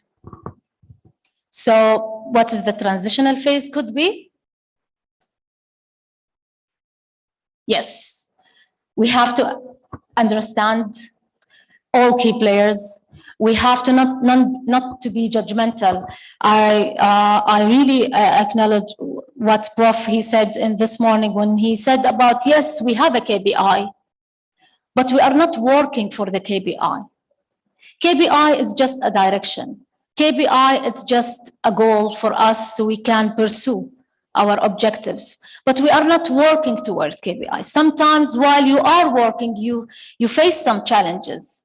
You feel like you need to do a kind of detouring. You need to stop and rectify. There is many things happen here and there. COVID, it changed our life. The challenge now is through, it's unknown. You have, your children have an access to the world through internet. Ad comes here and there.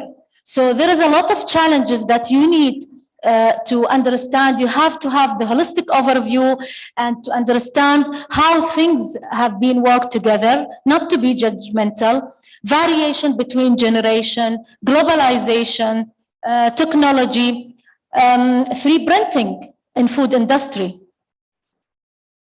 This is something that also, it will come very soon, and we need also to utilize what's going on in the world. So we have to understand, we have to develop a new business models across healthcare key players. We have to examine and then evaluate and rectify. And we have to put the screen on. What to do? This? What?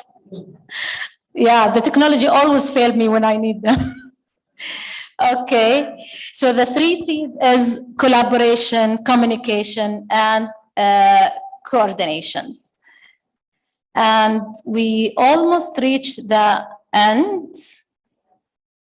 Yes, I think everyone is hungry. Even my screen, it's not working. Yes? What?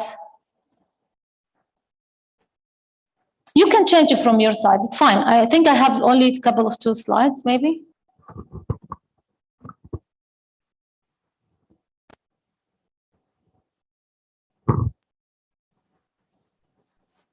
I usually memorize my slides, but you can just imagine the impact of the junk food on us 2 a.m. in the morning.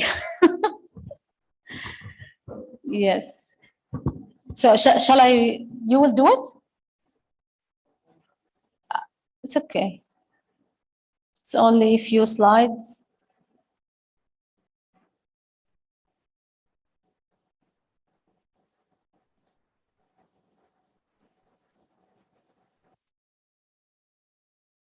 moving forward. So we have to understand how product will be attained by consumers. We are consumers. Okay, we have to work together to develop regulations, standard, and incentive programs. Because as we said, to change any behavior, we have to look into rewarding and punishment. We cannot say that if you are not providing a healthy food, you will be punished. No, okay, what's in it for me? Okay, so you have to try always to develop an incentive programs. You have to raise the awareness toward how individuals should choose food product. And as we said, this could be through labeling, utilizing an influencer in the society to market, put some taxes on unhealthy foods. I'm not quite sure in Saudi Arabia. In UAE, we have a high taxes on soda and Pepsi. I think this is a GCC regulations.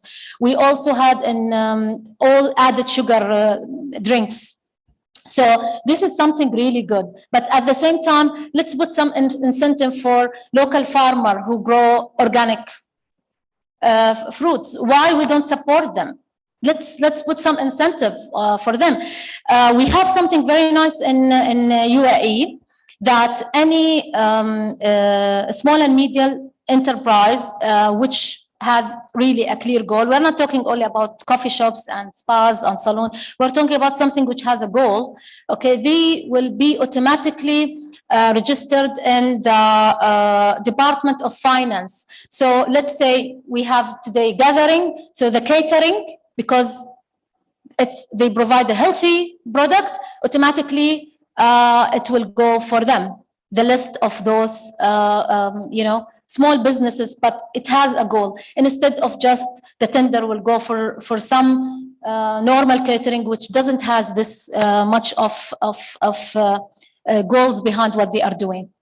Again, bringing the value of healthy food to children and adolescents. And I guess children and adolescents nowadays, they are more and much open and to the world compared to us when we were in their age. And we have to try to raise the awareness between them. And finally, I'm really thrilled and happy for being with you today. And I hope that I did not make your morning session boring after the lovely speakers who came before me. And thank you for accommodating me, and looking forward for more and more coming in the lifestyle medicine. Thank you. Thank you, Dr. I would like to invite Dr. Mona to join us in the podium. I need another microphone, please.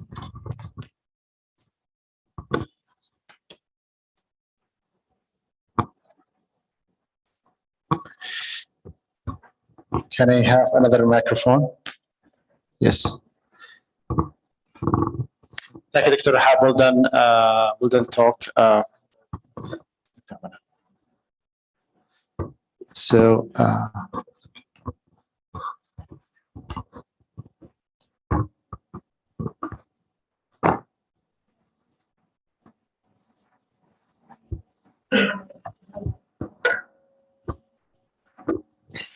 Assalamu alaikum. Thank you very much, Prof. Mona and Dr. Rihab, for these two really catchy presentations. We really enjoyed them. I even forgot that I was hungry and did not take my breakfast today. Prof. Mona, you really touched on a very important point, which is the advocacy when it comes to coverage from insurance companies. All of those who had the pleasure, really, of dealing with those companies know that most of the time they don't operate according to guidelines and according to the goodwill or good faith of the patient. And the example that you mentioned really is something that we experience every day. The same thing happened when I first advocated for a patient for medication that treats both diabetes and weight. Because with that intervention, I was aiming to hit two birds with one stone. However, the company really denied that for the patient and mentioned that it is something that is not covered. The thing is that we need more people like you advocating at the higher level and saying that this is going to prevent further loss and further economic impact when it comes to patients' health. This same patient that I advocated for at the end of 2018, beginning of 2019, ended up actually having bilateral knee surgery at the beginning of 2021 or middle of 2021, out of the obesity that was not controlled and could not be really controlled with much interventions. We all understand that lifestyle medicine has its own interventions that are natural and organic. However, at some point, for some patients, for some category, we need further interventions. So the point that you mentioned regarding advocacy for the patients at the legislative level is something that we really are looking forward to. And in that regard, do you think it is doable that we can advocate for all the screening as part of lifestyle medicine? Because some companies, when we just bill for annual checkup, they refuse. And this is really a big concern. My other question for Dr. Rehab, it's really important that the definitions of organic and not organic is not really streamlined. The other day I was watching a documentary about that, and it seemed that the line is really blurry between those two. And the idea of engaging the community in the marketing these ideas is really important. What do you think we should do on the administrative level in order to get people more engaged in the community? Thank you so much. Just for the later on, please make your comment direct and the question to the speaker. Dr. Manal. شكرا دكتور أحمد. When you work in a center where you have many patients with medical insurance covered, you will be surprised how many of them you cannot do their surgery or request any or some of the investigation, and the only reason it's not from there, it will not be covered because no reason, no medical reason to request this test or this operation. And what's the medical reason for them? You don't know what it is. You are the doctor and you want to go for surgery for one of the patients, and there will be rejection of the order and their excuse, no enough reason to do this test or to request this medication. And because there is no rule for the preventive medicine, they don't want any test as a screening.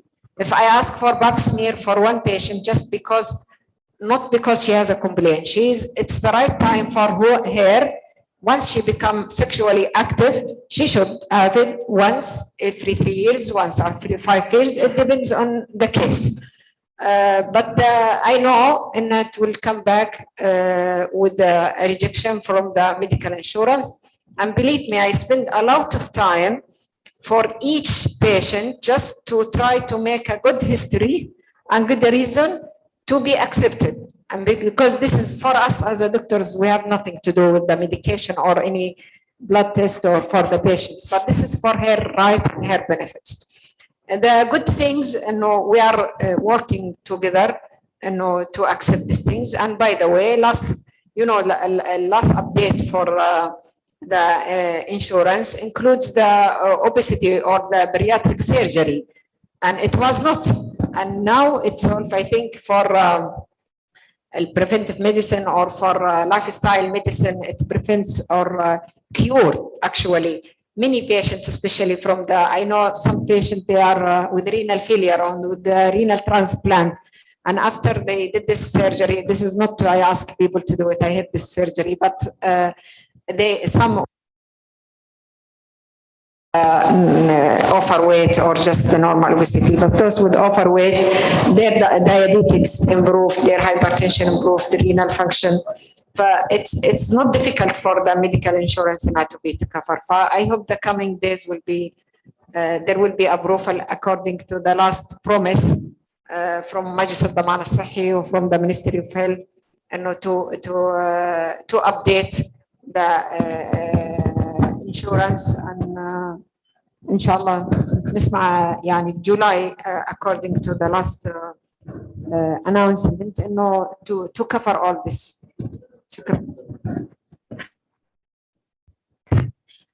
If you allow me also, Doctora, just I wanted to comment on this from our experience, but from different projects.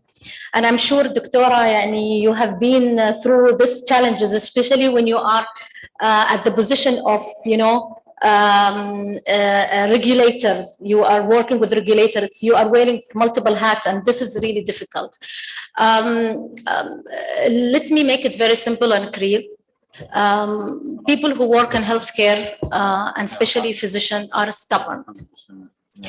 We are we have this arrogance, when we are saying something to a patient, we feel like that you have to do it because we know better, like after God, we know better. We are not a politician. We are not a businessman. We don't know how to negotiate to bring the acceptance, because we feel like we are on the top and we are feeding the information to our patients or stakeholders. We had such challenge in UAE when we set a new regulation about setting a requirement for quality, technical requirement for medical lab. I chaired this project. It took me 2 years. And the only way that I even convinced the insurance company to cover the medical lab across UAE, and they should not leave any lab not accredited. So if you are accredited, you will be covered. It took me 2 years. And with the team, I started to realize I have to forget that I am a physician. I have to wear a hat of what's in it for you in business, talking about dollars and dirhams. You are speaking, you have to change the language. We are talking about same things. So definitely, if you are a doctor and you are ordering a certain of test, or you are asking, let's say, that HPV should be available to all women, you have to bring the added value. Again, what I mentioned, what is the added value for them? As a regulators, as a healthcare insurance, as a manufacturer, pharmaceutical manufacturer, this is what we need to do. And this will ease the acceptance. For coming back to the question about organic, believe me, I'm not a person that I even go and buy organic. I'm always looking for a local farms.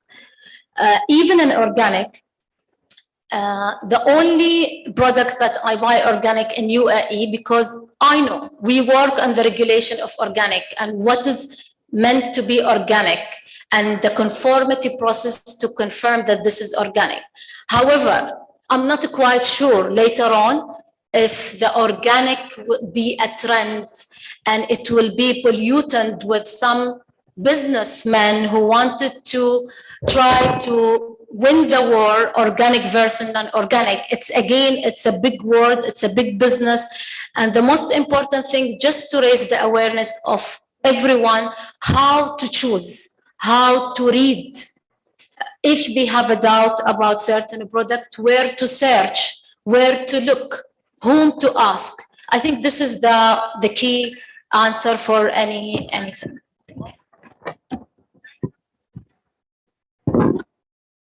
اي شكرا. انا حقيقة عندي بس تعليق وليس سؤال. دكتور صالح الانصاري، احنا الاطباء عندنا التوجه اننا نسوي كل شيء بنفسنا، واحنا اللي نسوي التوعية الصحية، احنا اللي نسوي وصفة طبعا الدواء وغيره. في تعزيز الصحة وفي موضوع شويه مختلف ويا ريت تعلقوا عليه الدكتوره منى والدكتوره اللي هو كيف تمكن المجتمع.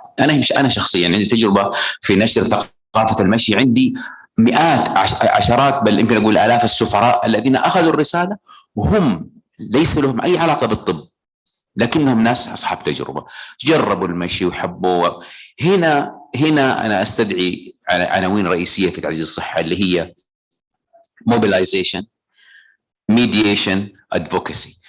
احنا كاطباء ينبغي ان نعترف بان غيرنا يستطيع ان يفعل يمكن بطريقه احسن مننا، والكلام ده ينطبق على المعلمين والمعلمات، السوشيال ميديا اكتيفيستس والناس دول.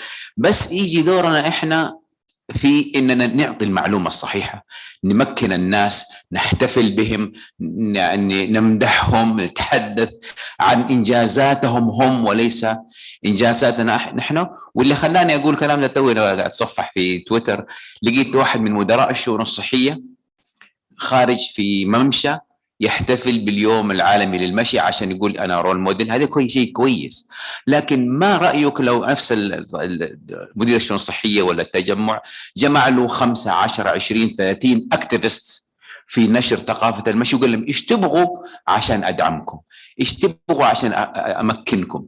كذا يضرب يعني فاكتور 30 فاكتور 40 50 اكتيفيست يشتغلوا بالنيابه عنك. ليش انت تروح تقول امشوا بالطريقه دي؟ هنا يعني حيث لازم ان تتحدث عن طريقه تفكير جديده في نشر ثقافه تغيير النمط المعيشي اللي هي تفعيل الدور الوقائي للاطباء بان يفعلوا ادوار الاخرين. وشكرا. طبعا بس اتفق مع الدكتور صالح، جود بوينت. وهي جزء التخصصات الاخرى الاخرين كلهم الدور حقهم، لانه الطبيب ما يستطيع ان يسوي كل حاجه. دكتوره منى، بروف منى. We need to end the session. شكرا دكتور صالح. هو المجتمع الحقيقه صار يتاثر بما هو اقوى مننا كاطباء ومن عن طريق وسائل التواصل الاجتماعي. انا شخصيا لدي تواصل اجتماعي خاص بالمرضى، أجد التجاوب فيه كبير جدا، وتحضر المريضة تسأل عن الدكتور فلان وفلان من هم نشطين في وسائل التواصل الاجتماعي. والأطباء ولله الحمد يعني صار مجهود والقصد توعية صحية. أجد المرضى دائما يثقون في الطبيب والمعلومة اللي تصدر من الطبيب، سواء في وسائل التواصل الاجتماعي أو يعني عندما يكونون في زياراتهم في العيادة. احنا بالنسبه لهم يمكن الرساله اللي توصل تكون قدوه، وانا لا استطيع انه الا اني اقوم بدور التوعيه، لانه في نقص في ايصال المعلومه للمريض، وبالتالي لا استطيع ان اقول ان جهات اخرى هي المسؤوله. نعم هم يقومون بدور الجهات الاخرى، ولكن في النهايه اعتقد اننا نكمل بعض. انت ممكن تقنعني وشخص ثاني ممكن اخذ منه فكره. المجتمع الآن أصبح مجتمع واعي، عدد كبير جدا خاصة نيو جينيريشن عندهم قدرة وعندهم رغبة في ممارسة أبسطها ممارسة الرياضة والمشي، وهذا ما كانت الثقافة هذه موجودة. ثقافات أخرى يمكن واحد أحيانا وده يعمل عليها نوعا ما من كنترول، ولكن زي مثلا حبة التجميل وما هو غير ذلك يعني، لكن if it's something for good why not. شكرا جزيلا.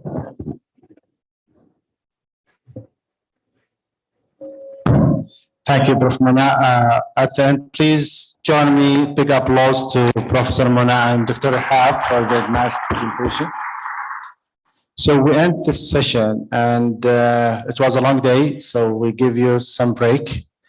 So don't eat French fries, as Dr. Hab mentioned. So that means you have bad email, but please we have break. So I'll give it to the organizer.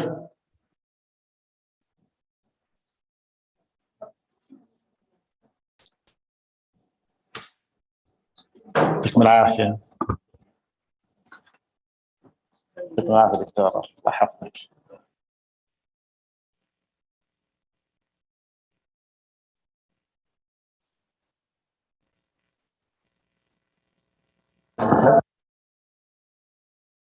1 hour for lunch and for prayer. After that, we come back at 1 o'clock, inshallah, and complete our session. Thank you very much.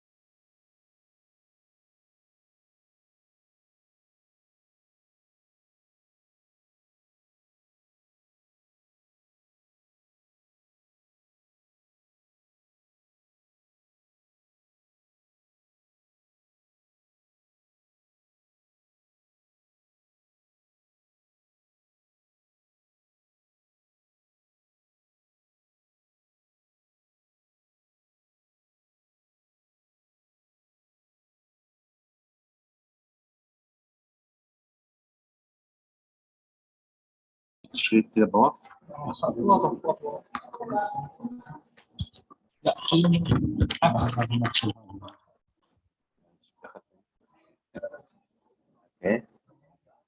يجوز التغير.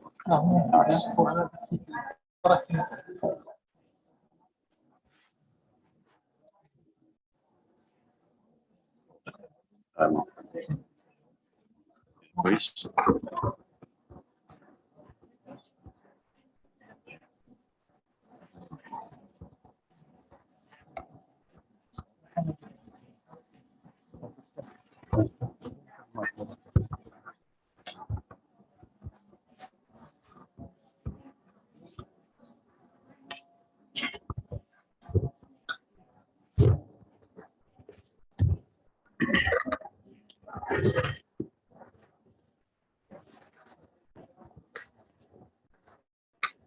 دكتور هي دكتور urban planner. Yes, urban. Very well.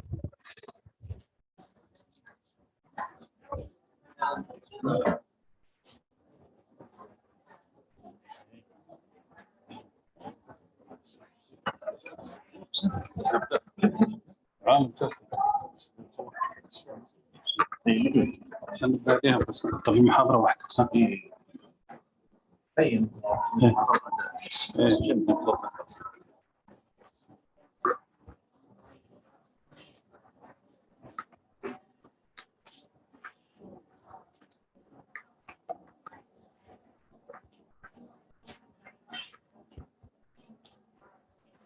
بسم الله الرحمن الرحيم. السلام عليكم. نرحب بكم من جديد ونقول مساء الخير للجميع، ونجدد حقيقة الترحيب في ضيوف حائل من حائل، جبالها وشعابها وأوديتها ونفودها الكبيرة.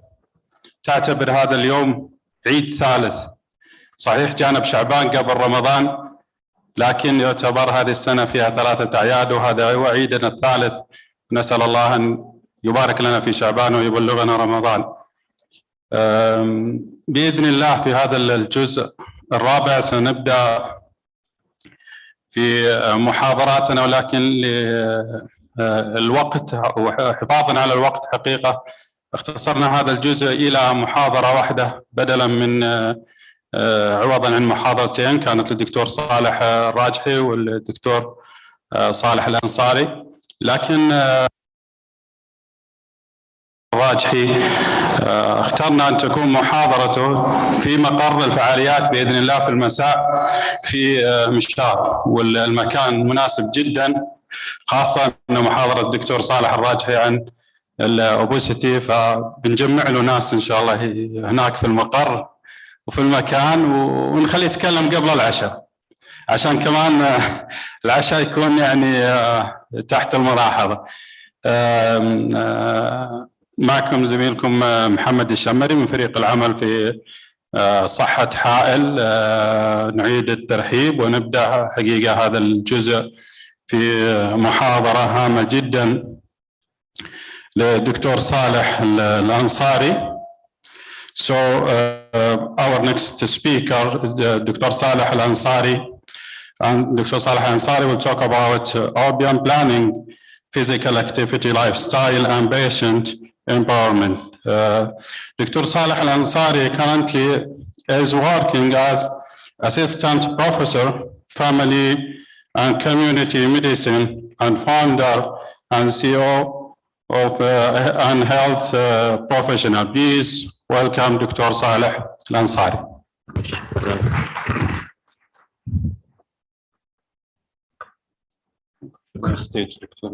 بسم الله الرحمن الرحيم.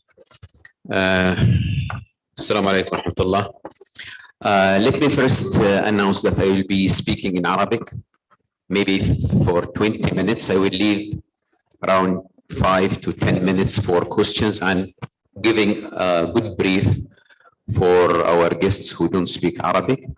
But really, I feel much comfortable to speak in my mother's tongue. And at the same time, I will give you a good brief, but the slides is self-explanatory somehow. طيب بسم الله الرحمن الرحيم. أنا شايل هم اليوم إني قاعد أتكلم في مجال مو مجالي بالدرجة الأولى. لكن يلمس قضية من قضايا التي أعيش من أجلها، اللي هي موضوع النشاط البدني والتعزيز الصحة، لكن من منظور المدن. دكتور صالح الراجحي اختار لي موضوعا أخذت شهرا أو أكثر وأنا أحضر وأستمع وأقرأ وأضيف إلى ما أعرف، لكن أشكر دكتور صالح على اختيار هذا الموضوع. موضوع مرة مهم. خلينا أقول لكم إحنا كيف نحرك الشرائح. كده ولا مو كده؟ الشرائح تتحرك ولا لا؟ اوكي.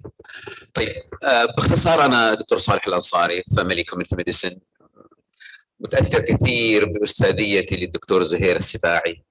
اللي يعرف دكتور زهير في تعزيز الصحه والصحه العامه يقول انا ابغى الطبيب يعطي 80% من وقته لمرضاه و20% للمجتمع. أنا قلبت الآية من كثر الحماس، وأعطي 20% للمرضى والاستشارات وعندي عيادتي، و80% للمجتمع حقيقة. واهتميت كثير بموضوع الأمراض المزمنة، بقاية منها، تعزيز الصحة، الصحة المدرسية 10 سنوات صبغتني بصبغة الناس الأصحاء كيف يبقون أصحاء من الأساس.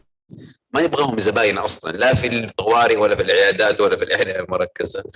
واشتغلت على موضوع تعزيز الصحه كثيرا، ومن حوالي 11-12 سنه وجدت نفسي في وسائل التواصل الاجتماعي، ساعدتني كثيرا على ايصال رسالتي. كنت انتظر المقال مع المحرر، يتصل بالسكرتير يقول لي ابشر وافقوا على نشر مقالك عن تعزيز الصحه. طلب ما نشر قال لسه بس موافقه، انتظر شويه عشان نجدول ومش عارف ايه.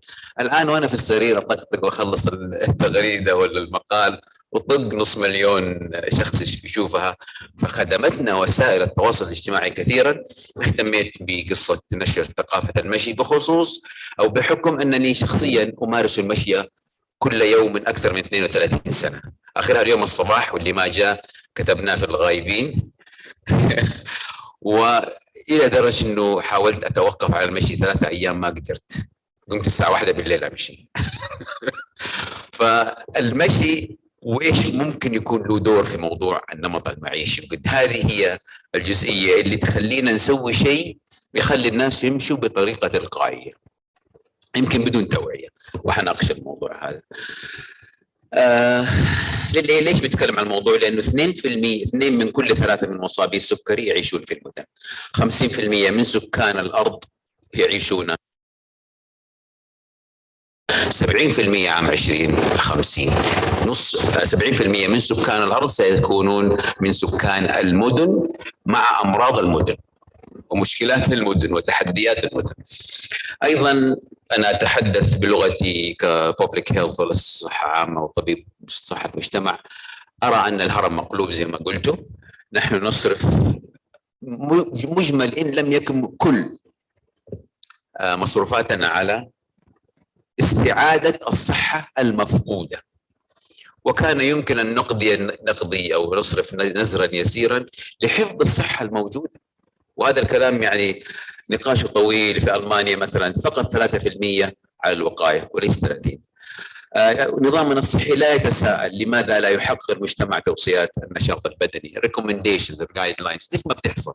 كلهم ما يسمعوا الكلام ولا في نقاش؟ نظامنا يعالج 65% من الموارد بتروح على NCDs non communicable disease، وهذا كلام في الاتحاد الأوروبي. نظامنا الصحي لا يتعامل مع تصميم المدن كما يتعامل مع المرض، لا ينظر للتصميم كفرصة للعب والحركة ويشتكي من سمنة الأطفال. نظامنا الصحي لا ينظر إلى التصميم كفرصة للتواصل الاجتماعي ويشتكي من المنتل هيلث بروبلمز ليش بتزيد. نظامنا الصحي لا ينظر إلى التصميم كفرصة لتعزيز النشاط ويقول إحنا عندنا مستويات متدنية، كأنه غير معني بالتصاميم والمدن والمدنية اللي نعيش فيها بنسب كبيرة. هو لا ينظر إلى التصميم كفرصة لتعزيز الصحة الغذائية أو التغذية الصحية. وهذا هناك كلام كثير جدا وأتحدث معكم شوية. مرة كنا في اجتماعات الرؤية والتحول الصحي وقابلت ميور جراي. هذا الرجل عنده كتاب عن المشي ومهتم بالمشي، وهو مستشار في الصحة العامة في بريطانيا. يقول أنا أريد أن أعيد تسمية السكري إلى متلازمة نقص المشي. متلازمة نقص المشي. وحقيقة يعني هذا المنظر اللي هنا، مين يقدر يمشي؟ وروني في حد يقدر يتحداني ويمشي ولا يقطع واحد من هالشوارع. سرعة التنقل، تغير المرأة. أبغى أقول إنه التصميم ده يرجعنا للأساسات، قصة محددات الصحة health determinants. شايفين الرقم وكلكم اليوم من الزملاء عرضوا شرائح جميلة بنتكلم عن إنه الهيلث والانفايرمنت جزء كبير جدا من مهددات الصحة. يأتي 10% للهيلث كير مرة متأخر وكوستلي وبروبابلي يوزلس. التنقل هو الذي حفظ صحة البشر على آلاف السنين. التنقل كيف؟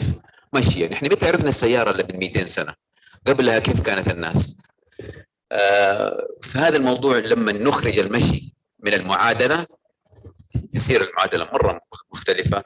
وهنا في نقاش طويل على موضوع الاربنايزيشن. هذا ريتشارد جاكسون مرة كان رايح محاضرة أو رايح الجامعة وشاف سيدة بتمشي في الهاي واي في الجو الحار والسيارات من جنبها، وراح المكتب قاعد يقول هذه المرأة لو أنها أصيبت في حادث سيارات سبب أو لآخر أو أصيبت بضربة شمس ستكون واحدة من الكيسز، يا رود ترافيك اكسيدنت يا هيت اكسبوجر، وتدخل المستشفى على انها كلينيكال بروبلم، صح؟ بينما هو ينظر على انها مشكله ديزاين، مشكله تصميم. ليش السيده تضطر تمشي بجوار الهاي واي في الجو الحار ده؟ ليش ما في شيد؟ ليش ما في اضلال؟ ليش ما في مسار ينقلها 2-3 كيلو من مكان لمكان؟ هنا ابى اغير النظره حقت انه دول يجونا مرضى، هم مو مرضى، هم ضحايا تصاميم. ريتشارد جاكسون يقول ظلت الصحة العامة وعلوم التصميم في أمريكا في زواج موفق حتى مطلع القرن العشرين، ثم بدأ بينهم طلاق صعب، وهناك أمل في أن نعيد العلاقة بين الصحة والتصاميم المدنية. وأنا لما أرجع بالكلام ده للذاكرة أتذكر أني كنت أروح المدرسة مشيا قبل كم سنة، لا تسألوني، بس كنت أروح المدرسة مشيا، وأتذكر كنت أقدر أحاول 4 كيلو 5 كيلو فني ومع الأولاد نروح ونيجي مش مشكلة. الآن نحن صممنا النشاط البدني خارج حياتنا، عملنا تصميم للنشاط البدني بس خارج حياتنا. فين؟ في النادي، في الممشى. أما الشوارع فهي شوارع للسيارات. وركز معايا كيف تقدر الآن إنك وإنت كشخص بيقطع الشارع، إيش وضعك في الشارع؟ غريب، خائف، متوتر. يعني القصه دي يبغى لها نقاش لما نيجي نتكلم عن شيء اسمه ووكابيليتي. جعل مدننا صديقه للمشاة او قابله للمشي. انا سميتها قابليه المشي، وهي مدى ملائمه البيئه الحضريه لان تكون امنه ومريحه وجذابه لمن يعيشون او يتسوقون او يستمتعون بقضاء الوقت سيرا على الاقدام. هذه هي التعريف. مين معني بها؟ متخصص الصحة العامة، تعزيز الصحة، الناس اللي شغالين في الهندسة والنقل، أخصائيي البيئات السكنية، المصممون الحضريين يسموهم urban designers، أخصائيي البيئة، تخطيط المدن، الاقتصاديين، يتكلموا عن القصص دي كلها. وهنا أبغى أستدعي الأطباء كمان يكونوا جزء من هالتفكير وهالطريقة الجديدة في النظر إلى المشاكل الصحية وعلى رأسها الأمراض المزمنة. هذه دراسة بس عشان تربط، أو بعض الدراسات اللي درست قابلية المشي بالصحة. في تورونتو دراسة استمرت حوالي 10 سنوات، قلت نسبة السمنة في بيئة معينة، غيروا فيها تدخلات تجعل المشي سهلا، تغيرت النسبة بنسبة السمنة بنسبة 13%. المدن ذات معدل قابلية المشي يسموها ووكابيليتي سكور، كل ما كان الوكابيليتي سكور كانت أقل سمنة وأقل في حالات السكري.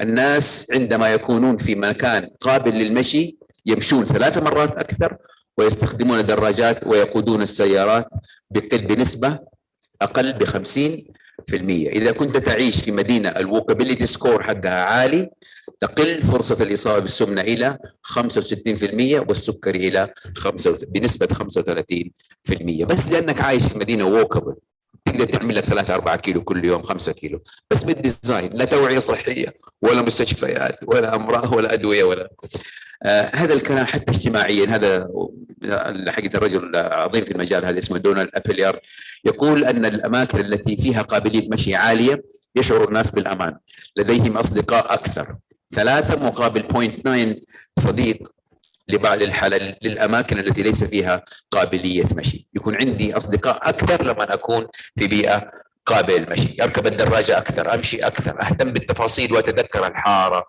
والمدخل والبيت وسيارة جارنا ومين بنشر ومين القصص دي في تفاصيل الحياة الممتعة اللي أشوفها وأنا أمشي، لكن بالسيارة ما يمكن تشوفوا أي من هذه التفاصيل، بل أنهم يشعرون بملكية الشارع. الحته اللي قدام البيت دي تبعي، انظفها، اهتم بها لاني امشي فيها ولا الحي يمشي فيها. فهذه كلها اشياء اجتماعيه. وباختصار يعني امراض المزمنه ليست مسؤوليه شخصيه للاشخاص، ليست مسؤوليه خاصه بالانسان، انما هي يعني مسؤوليه المجتمع والدوله والحكومه والافراد والمؤسسات. والا نتساءل كيف اختفى التيفويد؟ هل اختفى التيفويد بالتوعيه الصحيه؟ ولا باجراءات نظافه المياه والسيستم حق الري والتفاصيل اللي تعرفوها على موضوع الهايجين؟ كانت بقرارات وانظمه وبنيه تحتيه غيرت تاريخ العالم. دراسه ممتعه جميله عن ناس فازوا باليانصيب، جتهم ثروه عاليه وفجاه تابعوهم بعد 5 سنوات لقيهم زادوا 12.5 كيلو جرام في المعدل. ليش؟ اشترى سياره. طبعا انا بتكلم الموضوع ده واظن حان وقته بشكل مره جدي لما نتكلم عن الرؤيه. ما يمكن تخلي الرؤيه كلها على الطب والصحه والاطباء يتحركوا، لا، المجتمع كله لازم يساعدنا في موضوع المدن الصحيه. والمدن الصحيه اللي نسمع بها انا ابغى اطمئن انه سكانها فعلا اصحاء. فقط تسميتها مدينه صحيه اظن ما يخدمني كثير. قولوا لي نزل السكر فيها، نزلت نسبة السمنة فيها، نزلت نسبة الحوادث، أما تقول والله إحنا سوينا كذا مدينة صحية. المدينة الصحية أهلها أصحاء، المدينة اللي غير صحية أتوقع إنه أهلها حيكونوا غير أصحاء. وهنا نبغى نتناقش شوية تفاصيل، ما نبغى نجامل بعض. بيئيا الاحتباس الحراري، مشاوير النقل معظمها أو نسبة كبيرة منها 25% من مشاوير التنقل مسافتها ما بين 1.5 ميل إلى من ميل ونصف اقل. 25%. واحنا عارفين اللي بيروح الصلاه يشغل السياره عشان يروح المسجد، عشان يروح، جزء منها تصميم وجزء منها كسل، نتكلم بعدين. التشجير يحسن التهويه، الخضار، الحراره، السطوع، الشمس، مش عارف ايه. بيئيا الاسفلت قديش هو مفيد، قصدي مريح للمشي، ولا تكون تربه ولا عشب ولا احجار ولا اسماك.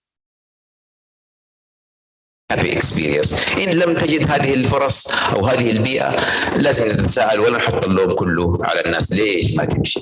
اقتصاديا الدخل اللي بيروح على الصرف على المواصلات، العقارات بتتحسن، موظفين يروحوا للعمل مشيا قدر الإمكان. الدول التي تصرف بنية تحتية على السيارات لا تحل مشكلة الزحام بل تجلب سيارات أكثر وأكثر. المتسوقون المشاة يصرفون أموالا أكثر على اقتصادات أصغر وتحتاج الدعم. يشتري من الكشك ويشتري من المحل الصغير والبياع اللي ماشي على السيارة، بيجلس على رجل يحط رجل على رجل، يشتري من ماكدونالدز، يشتري من محلات عندهم درايف ثرو، بينما المشاة يشتري من البقال والبياع والكشك والمش عارف ايه. في نقاش طويل على موضوع الاقتصاد، وانا ماني حيث انا جيت مره ثانيه اشكر المنظمين على دعوني لهذا الموضوع، لكن حقيقه يحتاج الى، انا اليوم بس اوقف مع وقفه سريعه جدا ويمكن نتواصل، يمكن نسوي شيء، يمكن نرجع نتواصل حول حائل ايش نقدر نسوي مع بعض. في نقاش مره طويل يخلي حل الامراض المزمن لايك ذس.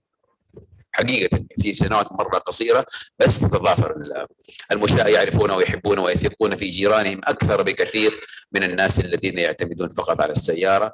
ما أبغى أطول كثير لكن أبغى أستعرض بس بعض الكلمات. هذا دان بيردن، حقيقة أسطورة من أساطير التخصص، يقول إذا قورنت قابلية المشي بتأثير الجينات كمحدد من محددات الصحة فإن قابلية المشي والمجاورة النيبرهود المعزز للصحة أقوى وأسرع تأثيرا. لا تلوموا الجينات كثير، له اشياء اخرى. يقول اقفلنا المدن وعشان خوفا من وفيات كورونا، لكن عادت الامور زي ما كانت ولم تنخفض الامراض المزمنه. خلينا نفكر بطريقه زي ما كنا جادين مع كورونا نكون جادين مع تصميم المدن ومع المشاة والمشي وتغيير البيئات. ايضا يعني في كلام كثير، ويقول احنا لازم نراجع قابليه مدننا للمشي. ايش افضل الطرق؟ كيف نفهم المحددات؟ من الذي يصاب بالامراض المزمنه؟ عنده سياره ما عنده سياره؟ تصرف السائقين، لماذا يسوقون بهذه الطريقه؟ وجود المشاة هل يحسن او يقلل؟ كيف يتصرف المشاة؟ كيف يقطعون الشارع؟ في تفاصيل. وهنا سيمشي الناس بتلقائيه عاليه جدا اذا كان المشي مفيدا، امنا، مريحا، ممتعا. مفيد، امن، مريح، ممتع. ديك الساعه لا امشي. اما تقول والله الانصاري قاعد يغرد في تويتر اسمعوا كلام، اخاف على روحي لما اقطع الشارع والامور هذه معايير ما ابغى ادخل فيها، المهندسين يهتموا فيها. ترافيك كالمينج يسموها، ولا تخفيض السرعه، الفضاءات، الطرق الامنه، 3 ديز، density diversity design. ما ابغى ادخل في التفاصيل، لكن في نقاش لما نجلس على طاوله واحده مع urban designers نقول كلام مره مختلف عن السعرات الحراريه. هنتكلم كلام مره مختلف تماما. وهنا المقاييس عالميه، الوكابيلتي تحسب السلامه والامكانيه والامان والمسارات، الكثافه، التنوع، المتعه. ديك الساعه يطلع لك شيء اسمه وكابيلتي سكور لكل مدينه. وعلى فكره في موقع اللي مهتم به يدخل على دول العالم او مدن العالم الكبيره ويقول قديش هي ووكابل. للاسف الرياض عاصمتنا واحده من اللي بتحصل سكور مره متدني جدا جدا في معايير الوكابيلتي. هذه الصور قبل وبعد. مع احيانا لو تواصلنا مع الديزاينرز نقدر نسوي اشياء مره بسيطه مره بسيطه. اللي كانت مواقف تصبح ملاعب، اللي كانت ساحات لمواقف السيارات تصبح الالعاب واطفال ومش عارف ايه. وهذه الصور قبل وبعد لاماكن. شوفوا الحيويه اللي تغيرت من فوق لتحت، اشاره ومش عارف قفلوا الشارع وخلوا السياره تتصرف بطريقه او باخرى، والناس كلها تستفيد من المساحات والمشي والكلام ده في يعني اماكن كثيره جدا. هذه المنظمات عالميه مهتمه بالموضوع. Walk 21, Skinny Streets, Vision Zero Now, Complete Streets, Cities Changing Diabetes. مبادره عالميه مره قويه من خلال تصميم المدن يحاربون السكري. Everybody Walks حضرت معاه مؤتمر في سبتمبر الماضي. Blue Zones for Built Environment. وهذه المقاييس ما ابغى اطول فيها، لكن دول العلماء نسمع منهم كلام رائع جدا جدا. مارك فينتون، جيف سبيك، روبرت سالس، جيم ووكر. هذول يعني هذا الرجل على اليسار جيف سبيك هو الرجل يعني عايش عشان يخلوا الامريكان يمشوا زي الاوروبيين، والفرق حيكون من خلال تصاميم المدن.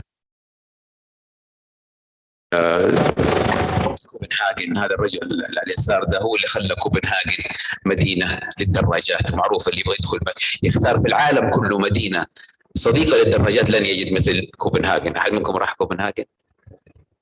ركبت دراجه؟ طبعا السؤال الاخير او قبيل الاخير، هل التوعيه لوحدها تكفي؟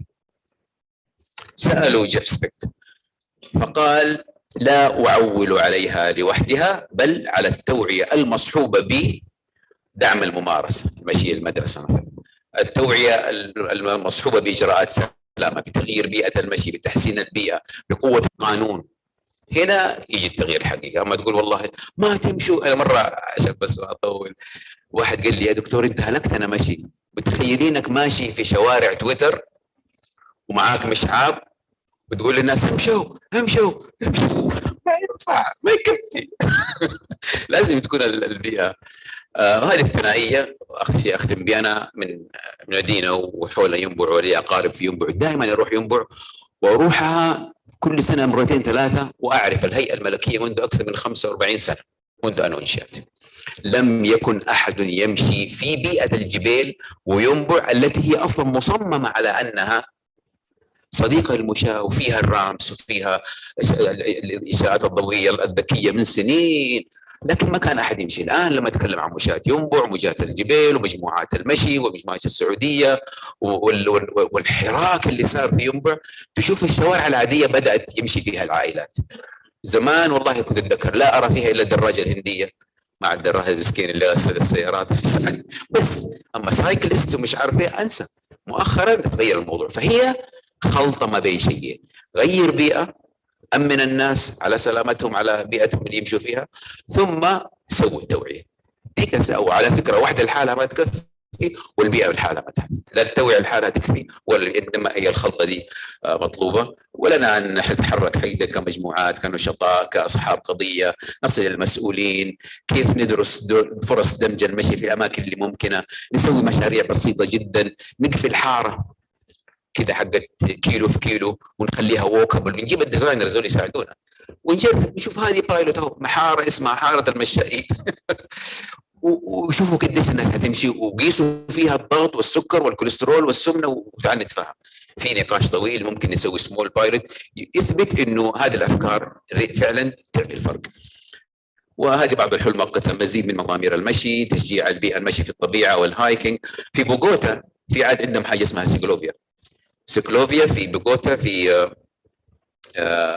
بيقفلوا من 70 الى 100 كيلو متر طوليه في شوارعهم في 6 الى 4 الى 6 ساعات من نهايه كل اسبوع، من الساعه 6 فجرا الى الساعه 10 مثلا، ويخلوا الشوارع كلها زي كذا. شوف الطفل هذا بيمشي على اللين حق السيارات اللي كان في يوم من الايام فر مسرع فيه، هذه اسمها سيكلوفا. في ذاك الوقت الهاي واي يصبح مكان للسايكلينج وللدراجات والترايسيكل والاطفال والسكيتنج والمش عارف ايه. يوم تخيل 4 ساعات في كل اسبوع. في نقاش طويل على، بس ابغى اقول اخيرا انه لا يوجد هناك حلا سحريا، انما كل مجتمع وكل ثقافه نتكلم بطريقه لا مركزيه قدر الامكان عشان يشوف ينبع ايش نسوي فيها، الجبال ايش نسوي فيها، الكلتشر حقت حائل مختلفه، وهكذا. في نقاش طويل على كيف. I have to go back and talk for قديش باقي لي وقت يا دكتور؟ 5 دقائق ممتاز. I want just to talk about myself. I was family and community medicine. I'm very much interested in health promotion, combating NCDs through walking. I used to be to walk myself maybe for more than 30 years by now. And I'm talking about walkability and how can walkability make our cities walking friendly, cyclist friendly, and this is probably much more stronger than only doing health education for people or trying to only deal with NCDs by curative sort of and we look at walkability and making our cities walkable. It's very good health determinant compared to what we are doing in providing healthcare. And I brought some stories and ideas from our culture just to say that we can do combine education with city design, things improve to very great extent. And they showed some initiatives that's done over the globe. And I'm trying to copy and paste for our culture something that can make our cities much more walkable and looking for a good future in this regard. شكرا جزيلا. Thank you very much.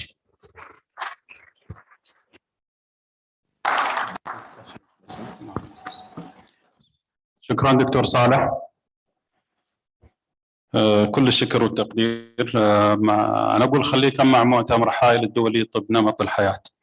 اليوم احنا ما خلصنا إلا جزء بسيط من هذا المؤتمر وتغيرت عندنا بعض المفاهيم. خلونا أعطيكم بريف لها. اليوم احنا عرفنا إنه لايف ستايل is a medicine، واحنا كنا نقول أول لايف ستايل is support for the medication. اليوم احنا عرفنا إنه كنا نحتاج نغير مصطلح الأمراض المزمنة إلى curable disease ممكن نكون. اليوم الدكتور صالح الأنصاري قال لنا أنه ما عندنا مرض سكري لكن عندنا متلازمة نقص مشي. فكل هذه صحة المرأة تعني صحة المجتمع. الرعاية الصحية كنا نعتقد أن المستشفيات، اليوم عرفنا أن آخر نقطة في الرعاية الصحية هي المستشفيات، وأن الرعاية الصحية خارج المستشفيات وتكمن في الوقاية. كل الشكر للمحاضرين اليوم. باقي عندنا تقريبا تكملة هذا البرنامج، باقي عندنا 4 أيام أيضا حافلة بمثل هذه المفاهيم وهذه المعلومات. الآن فقط 5 دقائق مع الدكتور صالح الأنصاري إذا كان في أسئلة أو ديسكشن، لأن الوقت صراحة احنا محكومين بوقت، ف5 دقائق.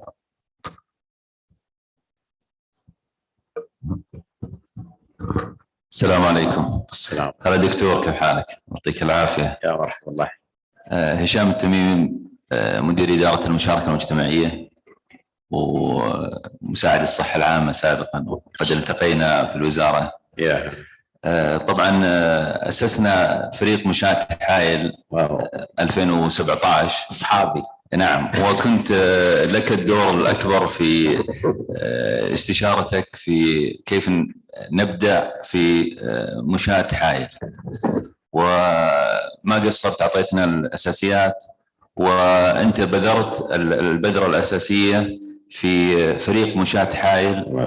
والآن أبشرك ليس فريق واحد بل عدة فرق، وانطلقت ثقافة المشي، يعني فضل الله ثم فضلك، ولك الشكر الجزيل، وهذه فرصة سعيدة شفناك بألف صحة وعافية. شكرا شكرا.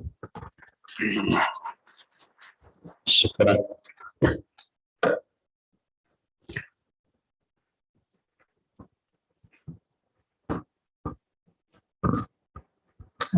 بسم الله الرحمن الرحيم. أول شيء أحييك يا دكتور، تكلمت بلغة الضاد ولمست مشاعر الجميع. اليوم أشوف جميع الحاضرين اللي يمسك جواله وياخذ مقطع أو جزء بسيط من كلام سعادتكم، لامستم المشاعر وبنفس الوقت أعطيتم نبذة. بالذات التوعية وتعزيز الصحة والنمط يبغى لها لغة عربية صح. بالضبط، وهذا اللي كان هي ما هي فصل توعية، هي نقاش وكلام وكوميونيكيشن. لكن يا دكتور احنا نتكلم اليوم عن الكوميونتي، عن اللايف ستايل وكيف احنا نغير. اتذكر لما كنا مثل في استراليا كانوا يمنعون في الكليه ان نطلع وناخذ الاسانسير بينما نطلع الدرج 5 ادوار، فكانوا يقولون الاسانسير هو او الفيتر هو خاص فقط الناس معينين. الثقافه هذه الان اللي موجوده عندنا ثقافه الستبس يا دكتور، اللي هي الخطوات اليوميه. في ناس كثير تجاهل ان هذه الخطوات ربما انها تساعد في انقاص الوزن، هم عندهم بس مجرد اني انا احتاج امشي 30-40 دقيقه، لكن يتجاهلون ان الخطوات هذه ممكن برضو تساعد على نزول الوزن او المحافظه على وزن مثالي. الجزء الثاني من السؤال اللي هو sitting disease. sitting disease يا دكتور، في الان كثير trending topic الحين على مستوى العالم اللي هو الامراض المرتبطه بالجلوس. اي نعم، ابغى تعليقك وتوجيهاتك يا دكتور. شكرا لك. جزاك الله خير. هو يعني هي على بعضها اثنين. انا دائما اقول للناس، انا كتبت كتاب بعنوان صحه،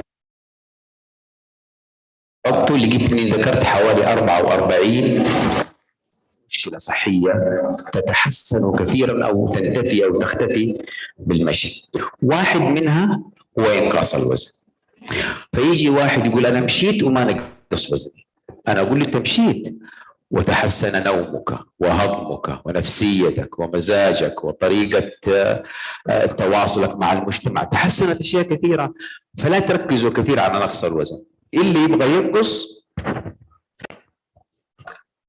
كمل. 80% من الوقت من نقص الوزن، 80% من نقص الوزن الطبيعي السليم العلمي يسببه ضبط التغذية وليس الرياضة. 80% من لو جبنا واحد ونقص 10 كيلو بطريقة مرة علمية وتحت إشراف، سنسأل العلماء يقول هو فقد 2 من 10 عن طريق الحرق والسعرات، و8 من 10 فقدها بسبب انه قلل السعرات. هذه واحده. السيتنج ديزيز هو ايش بقول، وانت مره مشكور انك يعني ذكرتني بالقصه هذه. علينا ان نعيد تسميه الامراض المزمنه باسماء جديده. ما نسميها الامراض المزمنه المستعصيه المش عارف، لا، سموها امراض النمط المعيشي، سموها امراض الخمول، سموها امراض الرفاهيه، سموها امراض الجلوس، سموها متلازمه نقص المشي، نتفاهم. اما تقول لي جيناتك واحنا السعوديين وعندنا استعداد وراثي، أنا أستدعي نقاش لأحد العلماء يقول إذا كانت الوراثة هي التي تحشو البندقية فإن النمط المعيشي هو الذي يحرك الزناد. أنا واحد منهم، بندقيتي محشوة، الوالدين الله يرحمهم، اخواني اخواتي سكري في كل مكان. الحمد لله اسمي نفسي الناجي الوحيد لاني لم اسمح للنمط المعيشي بان يحرك الزناد، خلي البندقيه محشوه. فهنا نتكلم عن موضوع انه النمط المعيشي مره مهم، وشكرا دكتور على اليوم الجميل اللي احنا فيه هذا.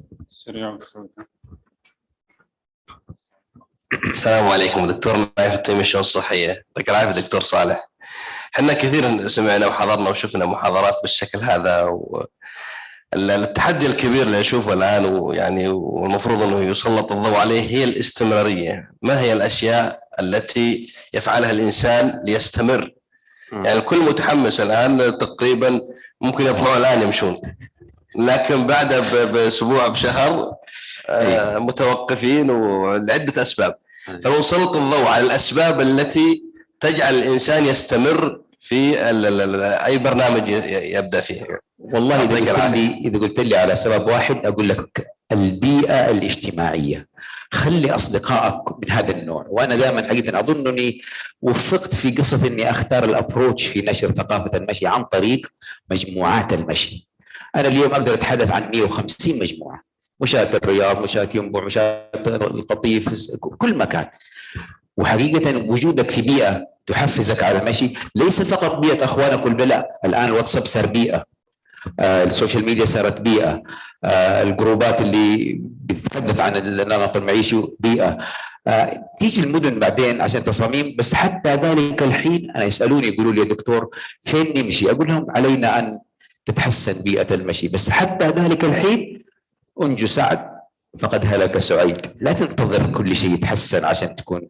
فهنا ابغى اقول انه احاطه نفسك بمجموعه من النشطاء محبي المشي اللي عندهم.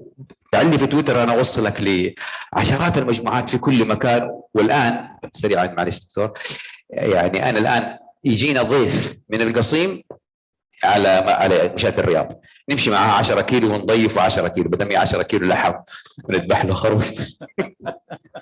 ففي كوميونتي، ادخل في الكوميونتي دي تجد نفسك يعني بتعرف ايش بيصير خلاص.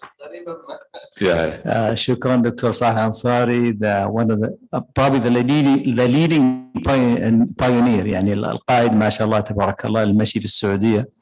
انا بس اعلق على سؤالك دكتور. التغيير، الناس يقول بالانجليزي يقول what's in it for me، انا ماذا وش احصل انا؟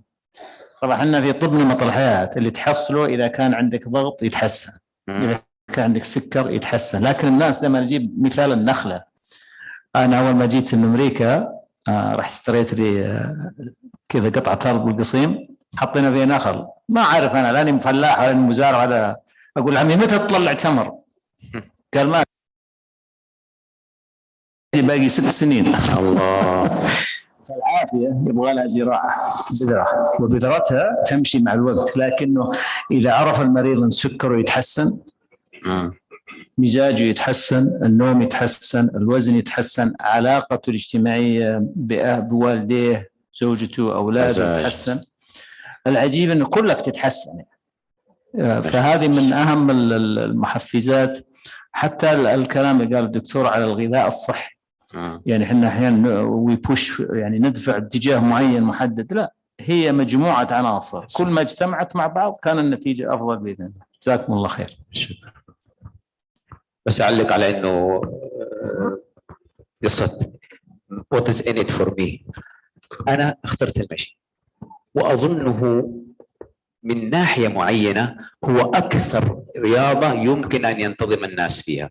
ليش؟ لانه زي ما قال الدكتور، بكره بعد 4 أيام ستتحسن كواليتي اوف سليب. فالريورد سيستم في الموضوع ده مره ملموس. الهضم يتحسن في 3-4 أيام، اسبوع بالكثير. طريقه التفكير، الكرياتيفيتي. فيجي للشخص بعد فتره يلاقي نفسه اوه انا اصبحت شخصا اخر. ليش؟ عشان المشي. ما حوقف مشي، ويدخل في مساله الادمان الحميد هذا، ويصبح مدمن مشي زي حكايتي. يجي يوم من الايام الساعه 1 بالليل يمشي عشان ناقص الجرعه حقه. شكرا دكتور صالح. على لساني وعلى لسان الدكتور صالح الأنصاري توصية مؤتمر حائل الدولي طب بنمط الحياة سموها بأسمائها كما قال الدكتور ناصر صالح الأنصاري. فعلا نحتاج نسمي بأسمائها حتى ما تستعصي علينا ونصل الهدف المنشود من مثل هذه المؤتمرات. كل الشكر والتقدير لكم، ونستمر مع الزملاء في البرنامج العلمي.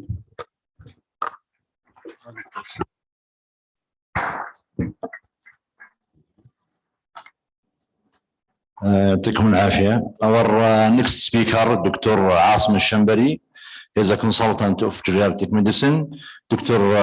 Shambari is a member of my clinic in Saudi Arabia, and also he's head of the medicine program in the Batarji Medical College. His lecture focus about lifestyle medicine, the power prescription for Alzheimer. Welcome with me for Dr. Shambari.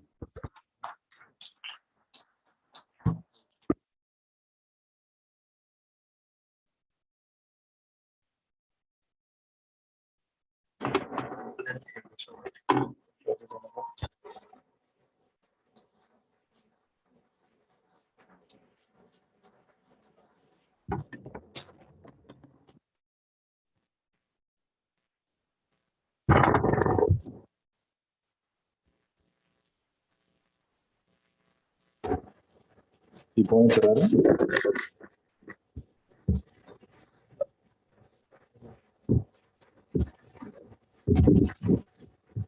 بسم الله الرحمن الرحيم. يعطيك العافية دكتور صالح. يكون الصوت واضح كذا.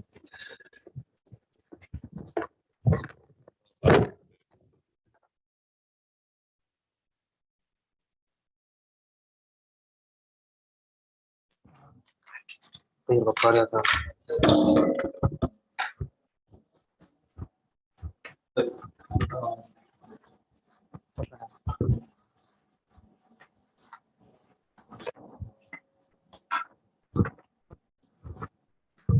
طيب بسم الله الرحمن الرحيم.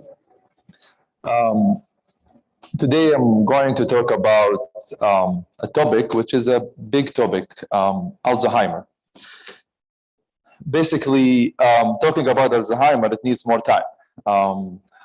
However, the focus will be on the lifestyle and how that would help us in working, preventing Alzheimer's disease. So I will not talk about today the pathophysiology and the treatment. I'll be focusing on the story of Alzheimer, giving you some numbers, facts about Alzheimer's disease. So let's go through the facts and some numbers first. So the United States National Institute on Aging estimates people over the age of 65 will make up 16% of the world population by 2050, from 8% in 2010. Each year, an estimated 10 develop dementia with early onset. We are talking about prior to 65. Dementia would increase from estimated 57.4 million cases globally in 2019 to an estimated 152.8 million cases in 2050. And you can see this number. We are going to deal with a huge geriatric population. And you can see what's your age and that age. I'm talking about you guys. So the highest increase in prevalence is projected to be Eastern Sub-Saharan Africa, North Africa, and Middle East. And you can see that might be related to that good health that people would live longer. However, they would have the same, if they keep the same lifestyle, that would be, it's gonna be affected. About 3% of men and women aged 65 to 74 Alzheimer's, and 50% of those aged 85% and older have the disease. In Saudi Arabia, we have 130,000 confirmed Alzheimer's disease. This number, actually, I had it from the General Authority for Statistics in 2020. And I don't know where is but I mean, people above 65, around 2 million in Saudi Arabia. So the common question that we have as a general practitioner and doctors, so I'm having a problem with memory. Do you think that I have Alzheimer? And this is common. Even sometimes people some kind of like making joke about it. So by definition, we need to know this definition to be sure about the diagnosis. So it's an acquired global impairment of the intellectual involving memory and at least one of the area of cognition. So the problem would come first with memory, then other areas of cognition. So what's the other areas? So it has to be one other area of cognition disturbance. Aphasia. Aphasia, basically, the patient would have problem finding words. So, and easily can be assessed in the clinic by asking the patient to name the object, like the pen. They might have a problem in naming the objects, and you can see that. If you are familiar with those patients, believe me, and some of them, they are smart. What do you think? This is where we write. Yeah, exactly, I know, what is it? So you will deal with smart people. They are trying to hide their, impairment. Anorexia, which is basically impaired ability to carry out motor activity despite intact motor. So let's say giving them the pen, they don't know how to write, or a hammer, they don't know what's the point of the hammer. So their motor function is fine. However, they don't know how to process the action. Agnosia, failure to recognize objects despite intact sensory function. So simply ask the patient to close the eyes, give them something, and let them by sensation figure it out. Disturbance in executive functioning. This is, we do it and we evaluate the patient in the clinic, giving them a task, specific task, and it has to be clear to the patient. Try to listen to the patient if he had it clearly, the instruction. So I would say, just take this paper, fold it in half, put it on the table. You will be surprised. Some of them, they will fold it, put it in their pocket. Others, they would be laughing. So you can see the defect in the clinic. And sometimes it's simple, but as a physician, you can pick it up. So this is not enough for a diagnosis. As we mentioned, memory problems plus cognition. So one of the other areas of cognition, however, it has to be interfere. So the degree of impairment is severe enough to interfere with the social occupation. By all of this, this is dementia. This is not normal. So it's not normal aging anymore. So this patient has a significant issue in his brain. So this is the umbrella. This is dementia. Dementia is a description. It's al-kharaf. So, and Alzheimer is the most common cause of dementia. And this is, it has to be clear. When we talk about vascular dementia, what is the difference between vascular dementia and Alzheimer's disease? In vascular dementia, there is a vascular insult. That it means that with imaging, you can find lacunar infarctions, small infarctions, or you might find other neurological manifestations like a facial asymmetry, weakness in the sides, plus the cognitive problems. So most likely the problems comes from vascular dementia. Lewy body dementias. By the way, knowing the exact diagnosis, that would help you out with the treatment. because some medications head to head, it's better if you use it with vascular dementia rather than using it with frontotemporal dementia. We are not here to talk about treatment, but I'm just giving you hints about what's the differential diagnosis out of that.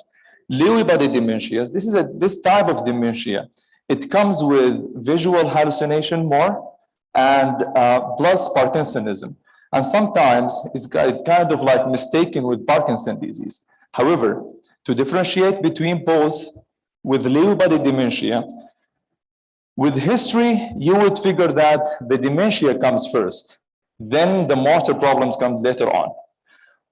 In Parkinson's disease, the motor problems, mask face, shuffling gait, with all of the manifestations, then in 2 years, the patient might develop cognitive impairment.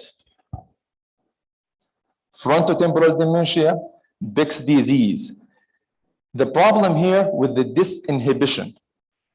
So the family would come to you, they will be like, you know what? There is a problem with his behavioral. He has a problem. I mean, sometimes inappropriate talk, sometimes sexual,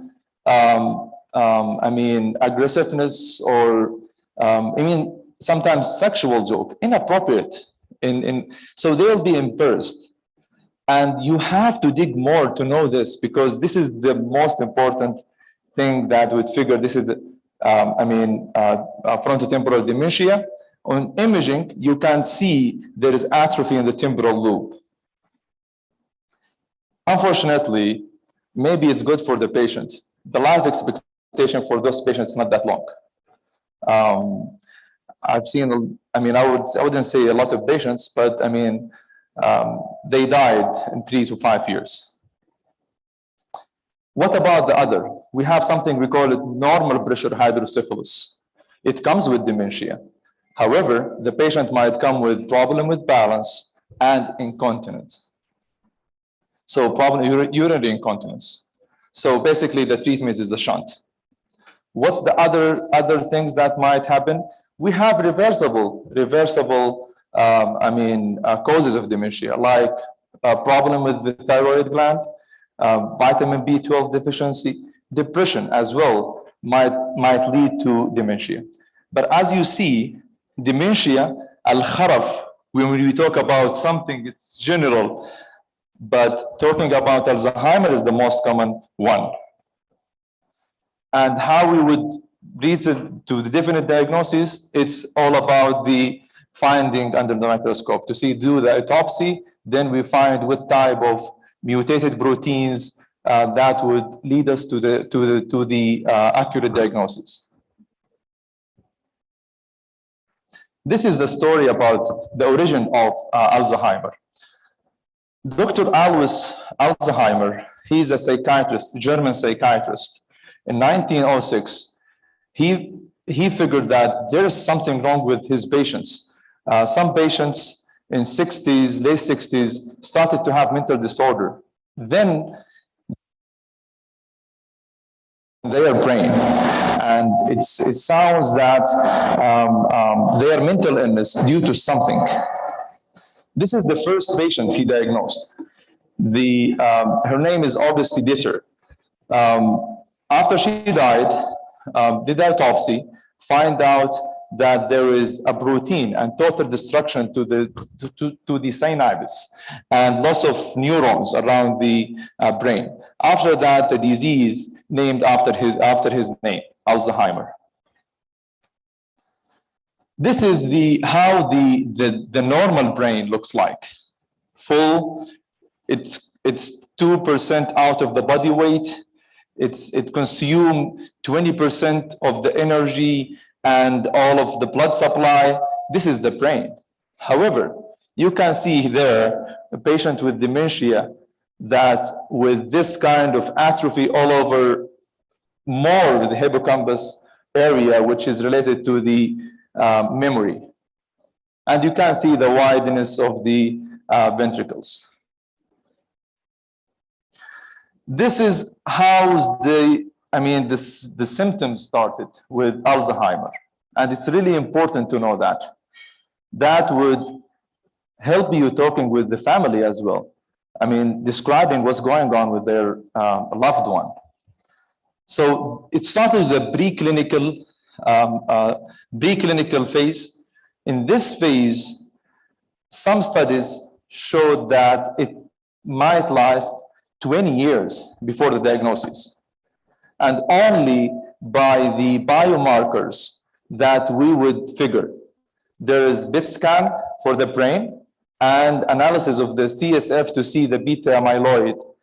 If it's abnormal, if it's elevated, then we would figure this patient at high risk to develop Alzheimer. But unfortunately, there is nothing to do other than working with the lifestyle. What about the mild cognitive impairment? In each phases, there is a deterioration, and that the patient cannot do his daily living. On the other hand, it's totally unfortunate that those phases, it's not like, I would say 5 years doing like preclinical, then another 5 years having the mild cognitive impairment. So it's not like that. With COVID pandemic, we are experiencing increasing number of patients deteriorating from the preclinical to mild. I'm talking about in my practice. I'm seeing a lot of patients having COVID, then they would turn to the mild cognitive. If they are mild cognitive impairment, they will be like going to moderate with all symptoms. Head trauma would make it worse as well. Acute depression, you can see the patients progress very bad in a matter of weeks, specifically with head trauma and COVID. This is 2 movies that I like. We have here in 2014, Still Alice. Julia Moore played a professor. She is a linguistic professor. And in her 50s, in her birthday, she started to have problems finding words. I really love the movie. I mean, it kind of like having the experience of the family, how to deal with the progressive disease that make dissociation of her life. So, I mean, I do recommend it for you guys. The other movie in 2020 with the great, actor Anthony Hopkins. Anthony, he made one of his best act. He was acting like a father who resists any help from his daughter. On the other hand, he starts wondering about the awkward circumstances around him. He was asking himself, so what's going on with me? So even like the director of the movie, the first time ever having the vision of the patient of Alzheimer rather than the surrounding, the family. So I really love that movie. My favorite quotes of that movie, he woke up in he was wandering around, screaming, trying to call someone to help. Then the nurse came and he said a word. I'm seeing that, by the way, in my clinic. I used to ask the patients with each visit how they feel. But he said that I feel I'm losing all of my leaves, branches, and the wind and the rain. I don't know what's going on. I don't know what's happening with me. Wallahi, I did hear that from other patients by different. Few weeks ago, one of my patients, I'm following her since last 5 years. She was looking at my eyes and told me that, I don't know who am I. I don't know. Something wrong in my brain. It was so deep.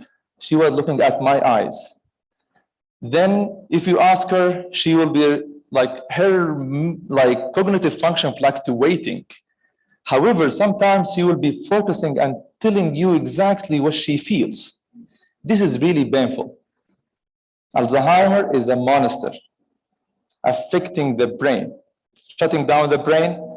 And if you see healthy people going around, in Miami, they have Alzheimer unit. Those patients, totally healthy, but the brain is the problem.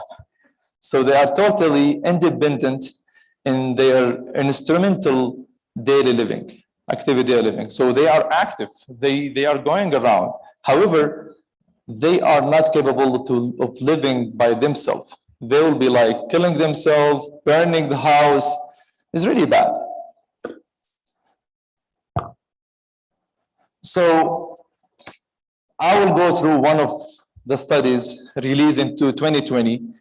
I mean, they did a good job. It was systematic review meta-analysis for 243 observational prospective studies and 153 randomized control trials. So then they put their evidences, and this is how they are doing it, level A and B and C based on the evidence level. And the class's recommendation were made after weighting the benefits against the risk due to specific interventions. So class 1, it means a strong recommendation. So for BMI and weight management, adult aged less than 65 years should maintain or lose weight through an appropriate balanced physical activity and caloric intake. Formal behavioral programs when indicated to maintain achieved BMI between 18.5 and 24.9. So, and the adult more than 65 years should not be too skinny. This is really important. So there's another study supported that with weight gain after 65 and with, having high blood pressure above when they are older than 80, this is protective against declining of the cognitive function. Adult aged more than 65 with a trend of weight loss should be closely monitored for their cognitive status. And by the way, when you are dealing with a patient, like older adults above 65, monitoring the weight is a key of treating this patient. You have to keep that in mind, because if the first thing that might happen, if they keep losing weight, something wrong with them. Cognitive problems. There is hidden problems going on. It's going to appear later on. So we have to be careful about it. Physical exercise, individuals, specifically those aged more than 65, should stick to regular physical exercise. Cognitive activity. I used to ask my patients and the family members to do mental exercise that would help and maintain their cognitive function. Smoking cessation is important. Sleeping. We have an issue in our community about sleeping. So we are not sleeping enough. We don't have enough time for deep sleep. This is what we are talking about.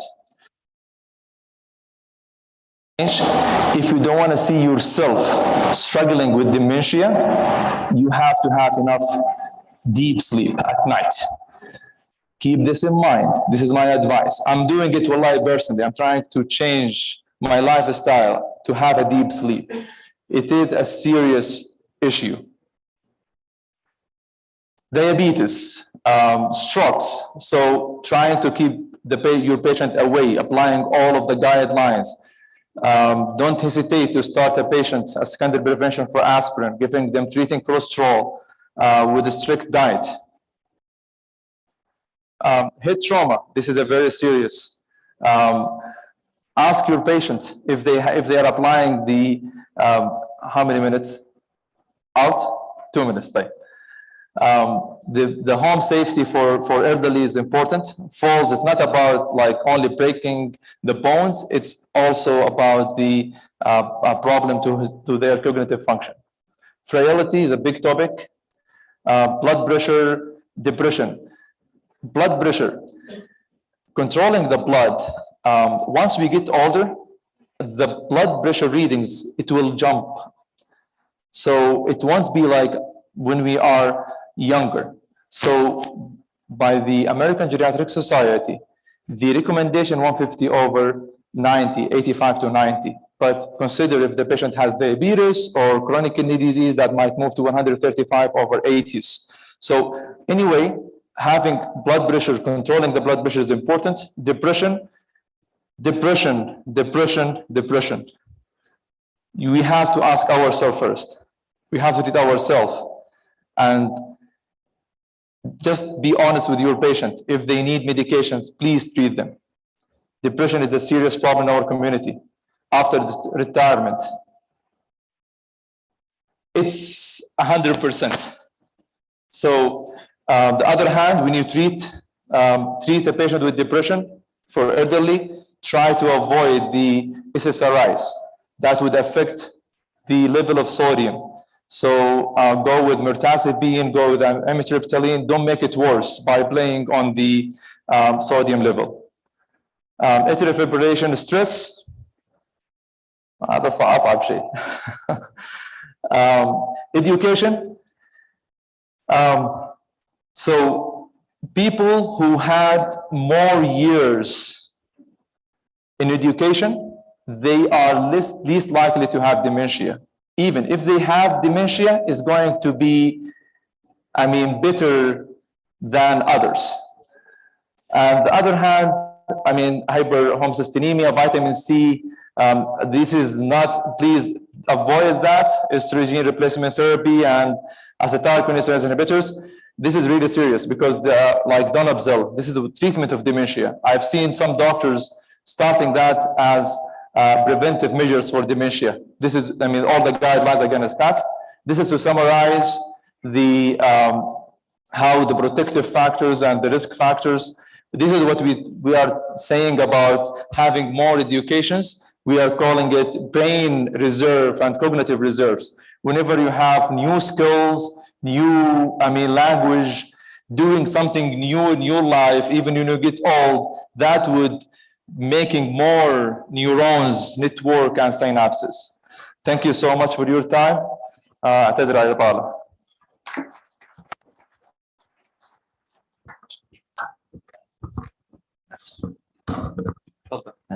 Thank you for دكتور عاصم.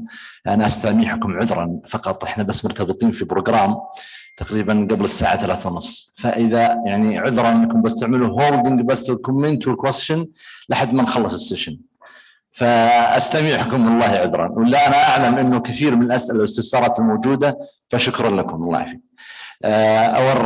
تفضل الله يعطيكم العافية. Our next speaker, Dr. Shayma Sharif. She's a consultant of the family medicine. Dr. Sharif, he's chairman of the Training and Education Center in Samir Abbas Hospital in Jeddah. She have a lecture of physical activity, creative solution, prescription, and resourcefulness. Welcome with me for Dr. Sharif.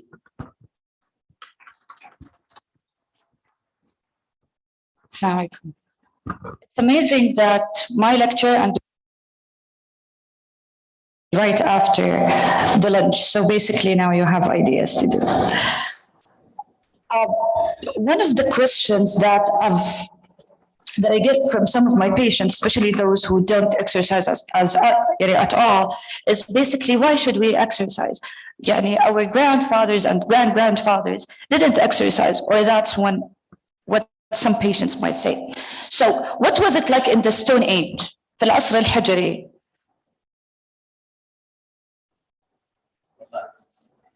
Exactly. The humankind, or the man, to provide, he has to go for hunting, okay, and then getting the whatever he got, and then cook. So basically, they were somehow exercising.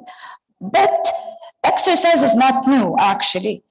There is the first mention of exercise and physical activity is around 3,000 years. So it's not something new, but it's exciting. It's an information that I thought it's interesting to share. So I'll be talking today about the history of physical exercise, the physical activity versus exercise, the importance of the topic, the types of physical activity, the international recommendation, the advancements and the technologies that are there in the field, and what is the future of this industry. And all of this is because I'm trying to answer one question: how can we get people to exercise? Okay, and we have to ask, when we ask ourselves هذا السؤال, إحنا كيف نقدر نخلي الناس to exercise؟ لازم نرجع شوية خطوة ورا. Are we helping people to exercise, or are we giving them enough material or enough support to exercise? قبل ما أتكلم عن exercise, I just want to say one thing. Okay, there is a difference between physical activity and exercise. Okay, so physical activity أي شيء بيتحرك فيه أي muscle عندي, this is activity. Okay, بمعنى إنه الطبخ is an activity, تنظيف البيت is an activity, the gardening is an activity. Okay, exercise يكون planned, structured, repetitive. That's the difference between them. Okay, so an exercise is a part of physical activity, but physical activity is the bigger umbrella. Okay, في مصطلح بالslang language اسمه couch potato. Okay, which is basically for people who sit down most of the day, حتى لو كانوا they exercise ساعة في اليوم. Okay, so one of the most important lessons that I want to say today is be active even if you didn't exercise. So basically, in spite and despite you exercise. Okay, so زي ما قلت حنرجع خطوة ورا. Okay, the importance of the topic. ليش إحنا كدكاترة أو healthcare providers we're talking about this? Because studies have shown that when we actually advise patients about exercise or about physical activity, that has a positive outcome. Here, there is a meta-analysis for 22 studies about weight loss and the impact of that. Okay, this study is interesting. Okay, so the study بتقول إنه generally primary care physicians, okay, they usually advise patients of exercise. يعني مثلا or be active. يعني مثلا يقول له روح امشي for example للمسجد. Okay, is that enough? Is that enough إنه إحنا نقول للناس كذا؟ Okay, فهنا بتقول إنه العقبات. First of all, إنه some of them or some of the physicians they have lack of knowledge. بعضهم they think إنه it's not our job كphysician إحنا نقول للناس يتحركوا بعدين هو يروح يتصرف. Okay, and plus because our medicine اللي إحنا درسناه is basically about pharmaceutical treatments. بس إحنا when we write medications نكتب إيش المedication, when, how many times, when to stop, what to do. بس when we give غالبا advice about exercise, we don't do that. So I'm going to quickly pass my point. I hope this one is interesting too. Types of exercise. Okay, there are كتير تقسيمات لtypes of exercise. Today I will be only talking about 3 exercises or about 3 types. الكارديو أو الأيروبيك, الresistant, and الflexibility in very brief. So aerobic exercise. Aerobic exercise الغرض منه إنه إحنا نزود الهارت ريت. عشان كده اسمه كارديو أو اسمه aerobic. Okay, يعني هوائي. Basically يعتمد على استهلاك الأكسجين. الجسم يستهلك أكسجين أكثر. So, which is المشي طلوع الدرج. السباحة is basically resistance and cardio. Hiking. هذه كلها أشياء whatever يزود الهارت ريت, this is a cardio. طيب أنا دحين بقول للمريض أبغاك تسوي كارديو, أبغاك تروح تمشي. طيب هل أي مشي ينفع؟ ولا في طريقة زي ما إحنا بنقول في الميديكيشنز؟ أوكي؟ في طريقة سهلة وفي طريقة للناس اللي يحبوا كده الفزلكة. طيب الطريقة السهلة إنه إحنا نقول لهم امشوا إلى ما تحس جسمك صار دافي أو تحس بنبضات قلبك، أو تقدر تقول مقطع من جملة بس ما تقدر تكمل الجملة. أوكي؟ هذه الطريقة السهلة. الطريقة اللي that is more كده للناس اللي تحب الكالكوليشنز especially nowadays with the technology، نقول إنه إحنا نبغى نوصل من 50 ل 85% of your maximum heart rate. Okay? What's my maximum heart rate? It's basically 220 ناقص الage يطلعنا للماكسيمم and we start by 50% of the maximum heart rate and then we go. هذه it helps us كمان if the patient is interested in seeing progress يبغى يشوف هو كيف يتحسن. This is an excellent way to do that. The second type of exercise is the resistance exercise. The resistance exercise من اسمه أي مقاومة. So أنا when I push the table I'm creating resistance أو مقاومة على العضلة حقتي. That's resistance exercise. طبعا لما نتكلم عن resistance برضو نسمع من مرضى بالذات الفيميل يقولوا دكتور أنا ما أبغى أصير معضلة. Right? It doesn't happen. Okay? عشان توصل لهذا الليفل it's غالبا ما تكون ناتشرال لانه ارسامنا غير ارسام الرجال and etc. بس اللي ابغى اقوله انه المقاومه مو لازم يكون احد في الجيم وشايل 50 كيلو. اوكي؟ الريزيستنت هي اي مقاومه. المقاومه ممكن تكون برابر باند، ممكن تكون بدمبل، ممكن تكون بقاروره مويه، ممكن تكون بالبادي ويت. You can train your whole body without needing one single equipment. كيف what should I do إذا أنا I wanna hear your advice. المهم إنه الجسم كله يتغطى through الأسبوع. أوكي؟ في ناس تقول لك أنا أبغى أمرن البايسبس والترايسبس والupper back، وناس تقول لك لا أنا I care about the big muscle group and if you're a beginner start with the big muscle group أو قسم الجسم upper lower core. That's very easy and it's very easy to find exercises بهذه التقسيم. So الويت نبدأ بويت that we can lift من 10 ل 12 مرة. إذا we can start بوحدة set. إذا نبغى نسوي more than one set we take less than 1 minute break. Okay, and we make sure that at least كل البيج muscle group at least كل واحد منها تمرن مرة. آخر حاجة stretching والflexibility it's an important part. ليش؟ to avoid injury وأحيانا نستخدمها to treat injuries. Recommendations for healthy adults, people who don't want to do anything, they just want to stay healthy. 150 minutes per week plus 2 to 3 sessions of resistance exercise.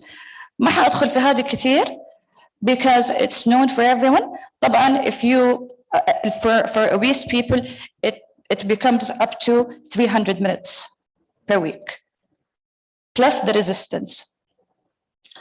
And here is the recommendation for diabetic people. طيب this is the interesting part.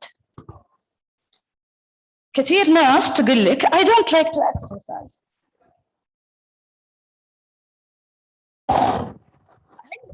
Is that true? Is that true? هل في أحد ما يحب كل أنواع الأكل؟ Okay.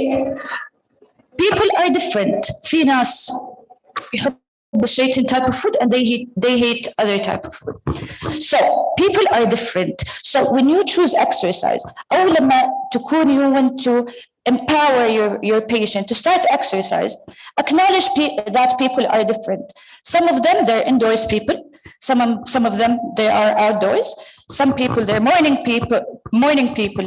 Other they are night people. Some people are extrovert. بعضهم introvert.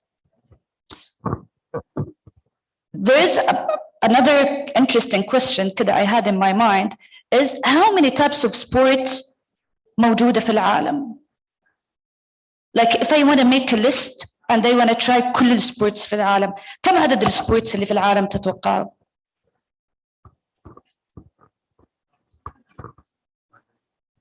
more than 800 sports. Okay, so لما أحد يقول لك I don't like to exercise, it's because he or she tried one type of exercise that didn't suit him or her. And that doesn't make the person lazy. We just have to find more creative solutions to help that person. Okay? طيب أبغاكم تطلعوا جوالاتكم كلكم please وتفتحوا على النوتس. تفتحوا النوتس حقتكم.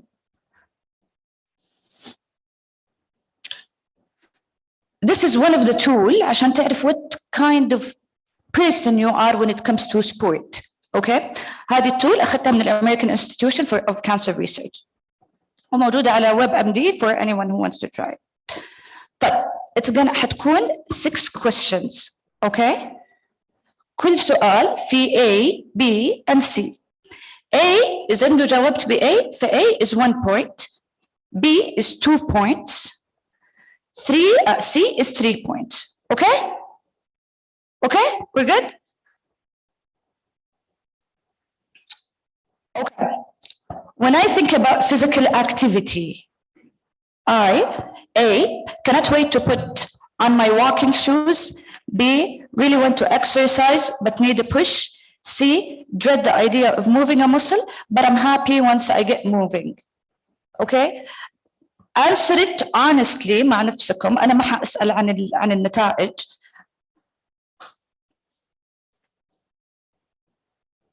السؤال الثاني, when I am physically active, I enjoy exercising.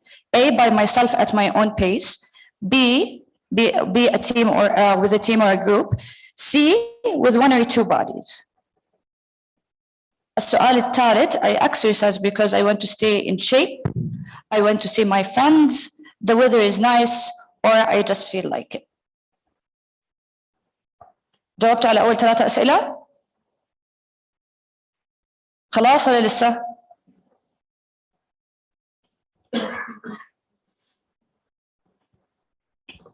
خلاص؟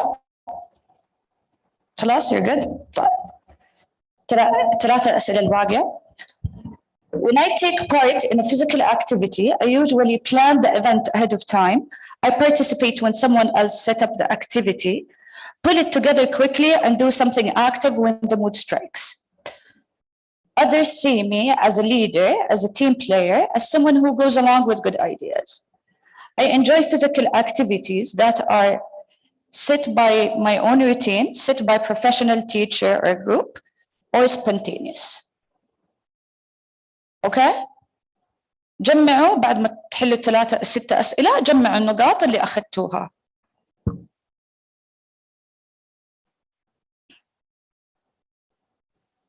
A نقطة، B نقطتين، C 3 نقاط. خلاص؟ خلاص؟ اللي ورا we're good? Okay. So إذا أخذت من 6 ل 9 نقاط you're a self-motivator. إذا من 10 ل 14 you're a team player. إذا من 15 ل 18 you're spontaneous. دحين هشرح لكم إياها. So self-motivator is basically you can do any kind of sports. It's not going to be a problem for you. Anything. حتى الأشياء الفردية. الناس self-motivated they usually enjoy الأشياء الفردية أكثر. A team player usually they see sports as a social activity and they love to do workouts that are in teams. يعني مثلا they do football, basketball, الأشياء اللي يكونوا فيها team. السبونتينيوس they're عموما كده they're يعني شوية they're مرتاحين. They go out with the يعني they go with the mood. بس إنه هدول لازم ينتبهوا إنه يجربوا أشياء قد ما يبغوا بس at least they have to be active. It's good to know which type are you عشان you know what suits you and what you should try. عشان حتى the next time you consider trying something new, you could at least you have an idea where you want to go.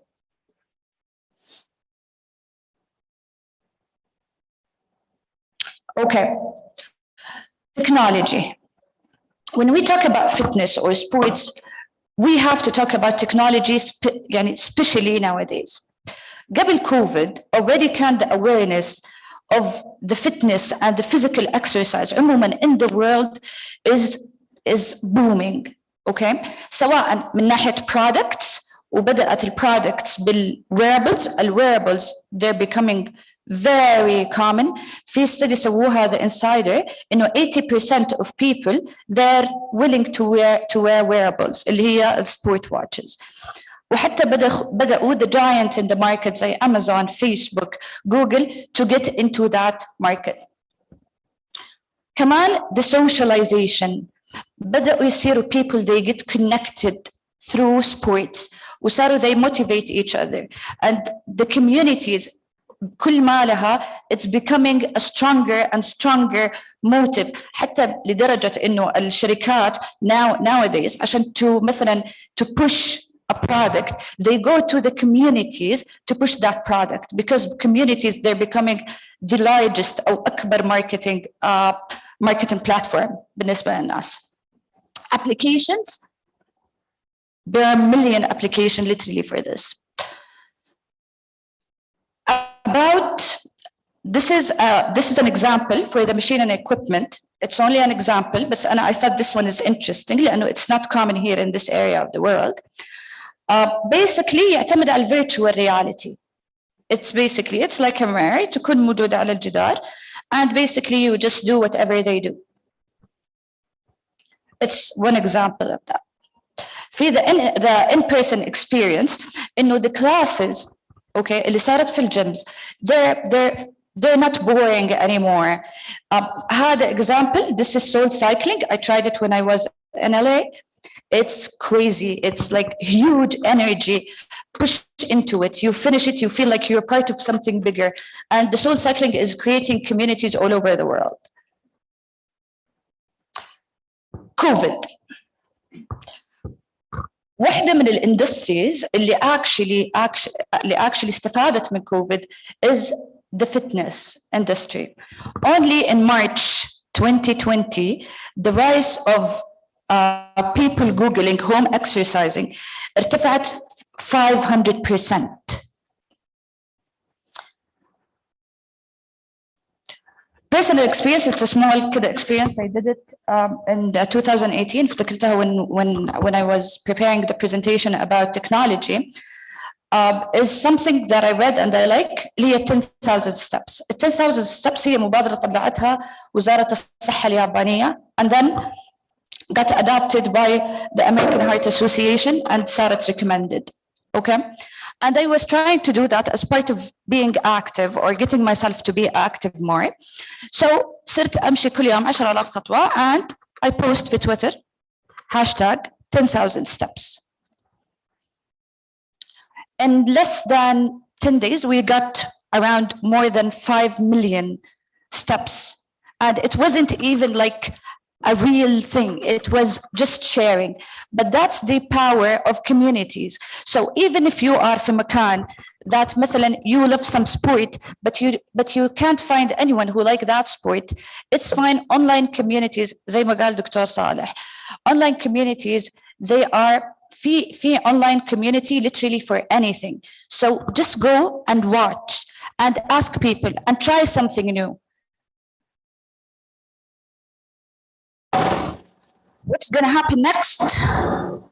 The fitness will become online and on demand. Basically, the consumer حيصير هو اللي يحدد how the companies حتسوي له exercise. Socialization and the communities.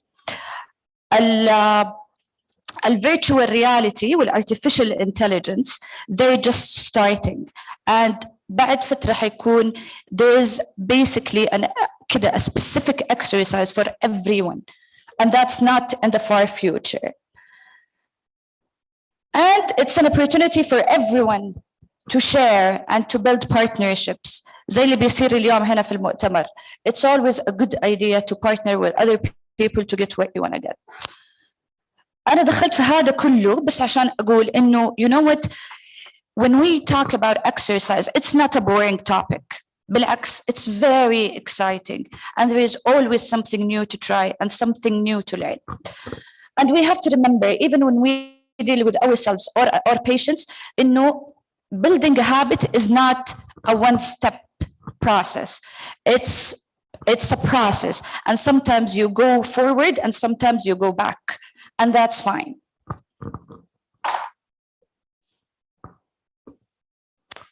My final lessons: be active in spite or despite exercising. Know where you are, make changes today, even if these changes are small. Make use of technology and different tools. Find people who share your interest. Try something new. This is for us and for our patients. Thank you.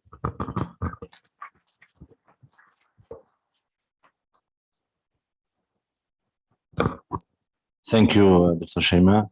Our next speaker, Dr. Ahmed Andijani. Dr. Ahmed is a family medicine acting consultant at King Fahd Medical City and associate program director for Family Medicine Academy in second Riyadh cluster. He have very interesting topics. Welcome with me for Dr. Ahmed. Assalamu alaikum. I know it's the end of the day and feeling down. I hope I can lighten the mood a little bit. بسوي اتفاق لو خلصت بدري تفتح مجال الأسئلة. Okay. طيب. First of all, I just want to say I'm very humbled to be welcomed by حائل. هذه أول زيارة لي في حائل. سمعت الكثير والكثير عن العطاء والكرم. صراحة فاقت التوقعات. And also I would like thank all the speakers before me. Lifestyle medicine إلا ما يكون في interactions شوية وداخلة في بعض intersections. I might repeat some of the stuff, but I'm just going to brush it so I can move on faster. So my topic today is going to be about physical activity management guidelines. What are the guidelines for physical activity? So when we say guideline, we need to go to a specific reference. What I have here right now is the American resources. I'm always advocate to have our own references because evidence-based medicine should be suitable to our cultures and updated medicine. But I think when you go to the physical medicine, we can somehow get from them because we're all human beings and we need to do exercises. There's some specificities that we need to take under consideration, the age and chronic disease. I'm going to talk about that. The first thing I want to talk about, she already talked about Dr. Shaima, the physical activities. There is a multiple way to divide the types, but I've chose three. First of all, aerobic, cardio, الرياضات الهوائية. It's very famous. أي واحد بينحف اطلع فوق التريدميل, run, and you're going to lose some weight. Personally, I have some issues with this kind of exercises because I'm more into muscle strengthening. This kind of exercise, we're going to reduce your weight, overall muscle and fat. Okay, and it's not the best way to reduce weight. So the definition, you're going to use body large muscle to move in rhythmic manner for a sustained period of time. You've got a lot of examples: running, jogging. I've got three components to see what's your intensity in such exercises. So if you want to increase the intensity of exercise or the result, you have these three aspects or components. First of all, the intensity, frequency, duration. Duration is really important. لأن دائما في النادي at the workout when someone tells me متى ألقى النتائج. Okay, easy come, easy go. 6 months ahead. يتمرن ينحف بعد الزواج يكسب ضمن اللي كان ناحفه لأن كانت short period of time. قبل رمضان بنحف في رمضان يجي العيد يخربها صح ولا لا؟ فدائما حطوا في بالكم lifestyle modification, physical activity, put a system for the long run. So خلينا نتكلم عن intensity. For example, running, higher intensity, jogging, moderate intensity, walking, let's say mild intensity. Frequency, كم مرة? How many times per day, per week? And duration, for how long you're doing this. Next, muscle strengthening. Muscle strengthening يكون التركيز أكثر for muscle toning, muscle power, and muscle mass. And this is kind of my favorite type of exercises, which is highly neglected in our country, whether it was gender issues, like a female saying ما بصير معضلة. أنا رجال قاعد أحاول أصير معضل ماني قادر. And I have the hormones to help me with that. And those who train understand that. Second of all, أخاف من الإصابات. If you do it properly, بالعكس, it will decrease the injuries. What kind of exercise is it like that? اللي بالعربي حديد سويدي. This is what we mean by muscle strengthening. So we've got using resistant band, body weight, and heavy gardening as an example for lifestyle modification. We've got three components. بدال period of time اللي هي period duration is going to be sets and repetitions. كم عدة كم مجموعة. Okay. So let's say, for example, push-ups. Push-ups. Let's say now it's a muscle strength exercise. You're pushing your weight. You want to increase the intensity, increase the weight by bench pressing, putting plates, more weights. Repetition, rule of thumb. If you decrease the number, increase the weight, you're going to have body hypertrophy, more muscle mass. Okay. And repetition and sets. A lot of schools, I always say this, there is no right way to do the exercise. However, there is always a safer way to do the exercise. Next, bone strengthening. A lot of talk today about women health, والصحة المرأة, osteoporosis. It's very important to mention this, but one of the things that I've mentioned in our conference today, that there's a lot of intersections, especially in exercises. So bone strengthening can go with muscle training and can go with cardio. Okay, let's take an example, push-ups. If you're aiming for hypertrophy, if you push yourself for 10 reps, 3 sets, that is muscle strengthening. But if you're gonna do push-ups as much as you can within 1 minute, that goes with cardio, but still, you're working out your muscles. One really important aspect I want to talk about before moving to this slide, you know what's the best way to decrease your weight? Is it muscle strengthening or is it cardio? Excellent. Muscle strengthening, حديد, it will decrease more weight. الكارديو دخل في الطريق، قال أنا ما بسوي تمارين، أبغى أسوي كارديو وأنحف. But there's something new called HIIT, relatively new. تعرفونه? High intensity interval training. It's all about the way you breathe. If you breathe more and go down, this ups and downs, we're gonna burn a lot of calories. But if you sustain your level for a long time, you're not gonna aim for losing weight. You're gonna aim for better cardiovascular system. How do we measure this? There is a lot of measurement, calories, heart rate. There's something used in an objective way, especially in researches, called METs. METs is a material equivalent of task, depends on 2 aspects, oxygen consumption and calorie burn. Make it easy. 1 MET, you're all burning here 1 MET. Unless if you're agitated by my lecture, it's gonna be 2 METs. Okay, so 1 MET while sitting, 2 METs, double it. But there's a period of time, okay? So you have a lot of examples, volleyball, golf, dancing, soccer, football, my favorite sports. You're gonna burn a lot of METs. Why? Because it's high intensity interval training. The period runs, stop for 1 hour. So there's a lot of METs. Whenever I wanna eat a cheat meal, I go play football for 1 hour. And I need to eat another cheat meal. So moderate intensity, vigorous intensity, for example, in METs, 3 to 5, and 6 to 7 high intensity. How do I tell this to my patients? Not all of us have the technology by Apple Watch and calculating calories. I agree with Dr. Shema. What I say to my patient, إذا أنا وياك طالعين الحديد وقاعدين نسولف، هذه مو برياضة. المفروض تقول لي دكتور ما أقدر أتكلم. Then this is an exercise. So this is an easy way to tell your patient that you're doing proper exercises. And the way also I told the patient, I'm going to talk that a bit more. To have it shorter period of time, but higher intensity. I hope METs is clear. I don't know what happened. It's not me.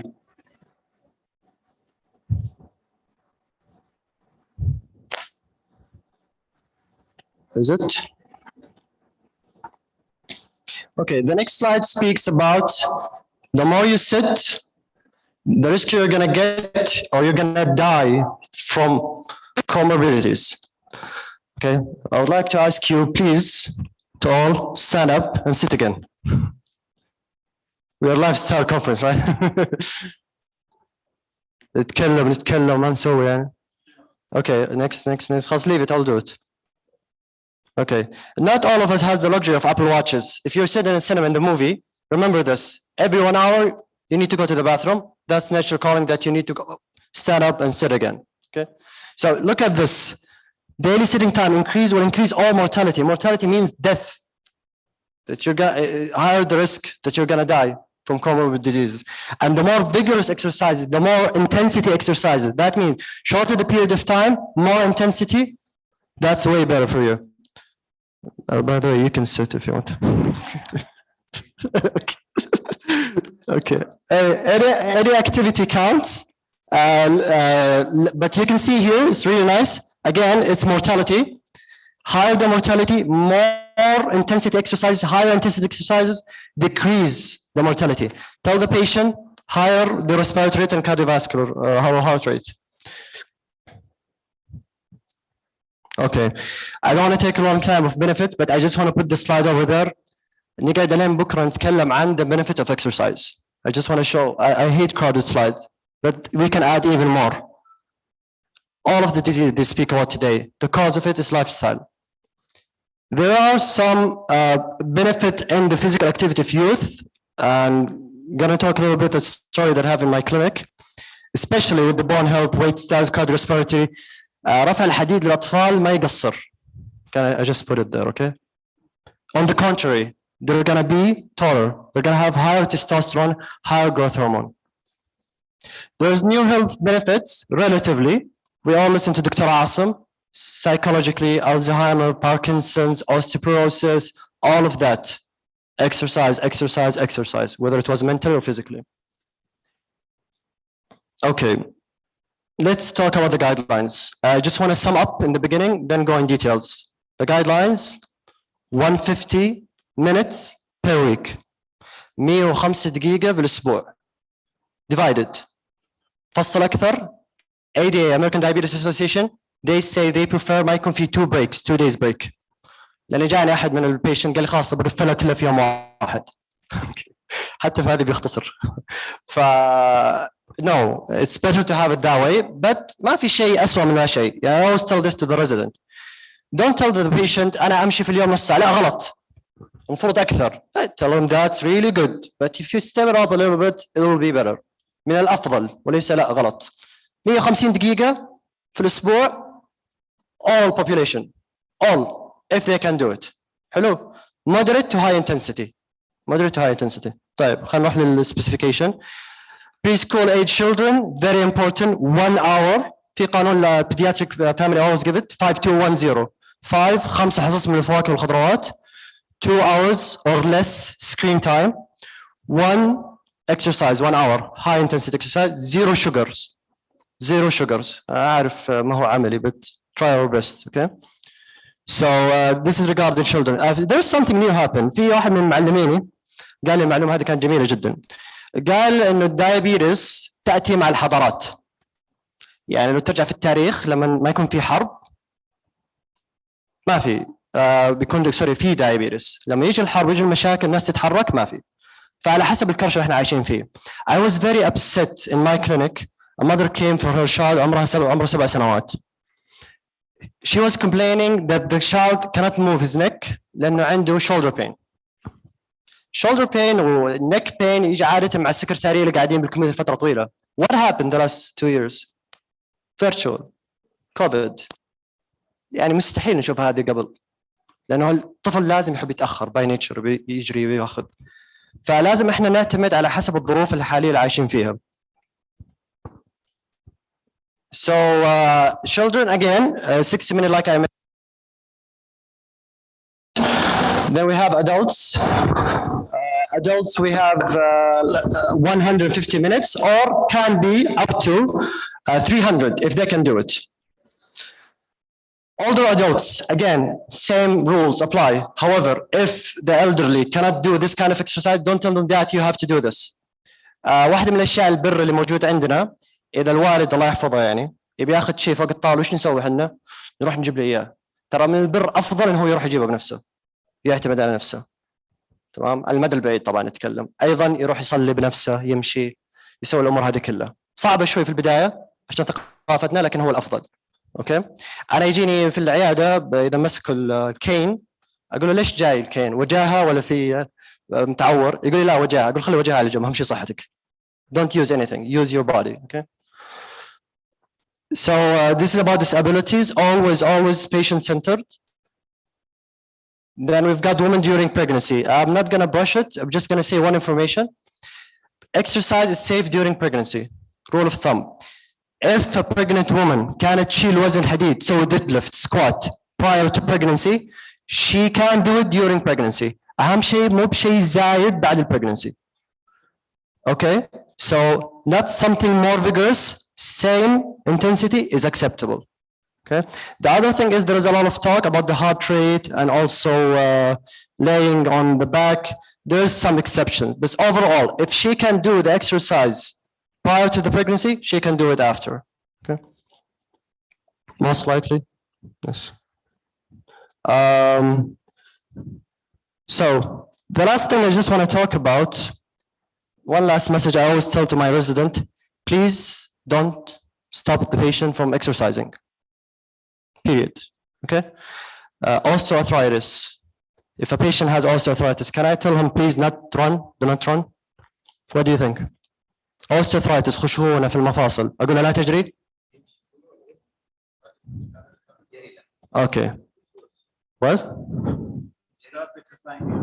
If he stops exercising, he gets worse. That's why you're my mentor. Okay, so what are the risk factors of osteoarthritis? Controllable. Obesity. Okay, if he loves running and he's pain-free due to running, and while running, why do you stop him from doing that? He's going to decrease weight, then will decrease the progression of osteoarthritis. If you stop him from exercising, he might exacerbate his condition. Okay, even in football, one of my job, I work as a team physician for the national team. If the patient has an injury in his knee, he can do exercise in the knee, but you modify. If you don't have the knowledge and information for exercise, refer to physical therapists. Just don't tell the patient don't run. لأنه كلمتك محسوبة. As a healthcare provider, leave it, not a physician. As a healthcare provider, أنت دكتور في العائلة. If you say something, patient will take it. I love the gym. Not recently, I have an injury right now, but I had an elderly guy coming to me telling me that the physician told him not to squat. The squat is a normal movement. The body was built for the patient to squat. If you're telling the patient don't squat, معناته لا تدخل الحمام ولا تجلس فوق الكرسي. Okay, so he stopped squatting because the physician said so. Now he even squat more weight than I do, and he's 65. Okay, thank you very much. طولت ولا؟ طب اخذ كم سؤال ولا ما عندي؟ الله يعافيك. شكرا لك يا دكتور، الله يعطيك الف عافيه. مسك الختام مع اخي الدكتور ايمن عفيفي. دكتور is a consultant of the family medicine and he have a big experience in Riyadh Military Hospital with Sultan Cardiac Center, and also now he's a figure or a famous member in Saudi Germany Hospital. Most welcome with me for Dr. Ayman. ألف عافية. Saudi German Hospital. Now military hospital. السلام عليكم. Good afternoon. يعني ما شاء الله الحقيقة I was one of the really interesting attendees for this conference actually, and I was looking to ask a lot of questions, and I forward on our live chat and YouTube channel because there is no time, so I have to run. Bear with me. But are you like this now? Tough day, huh? Many knowledge, but in competencies that we have to try to adopt. We are just opening a gate for this. So hopefully I will not increase this as much as I can. I will go rapidly. My agenda is very simple.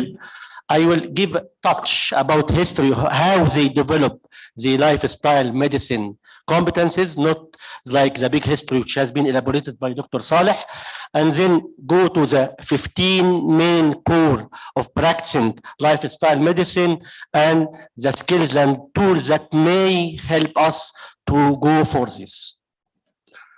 I have to declare that the last 2-3 years, my practice has been changed dramatically because of lifestyle medicine. I am now one of the advocates. I have really a conflict of interest. I cannot be totally unbiased when I'm talking about lifestyle medicine.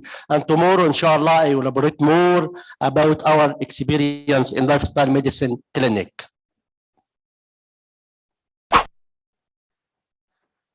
If you allow for me, I will talk in Arabic for 1 or 2 slides.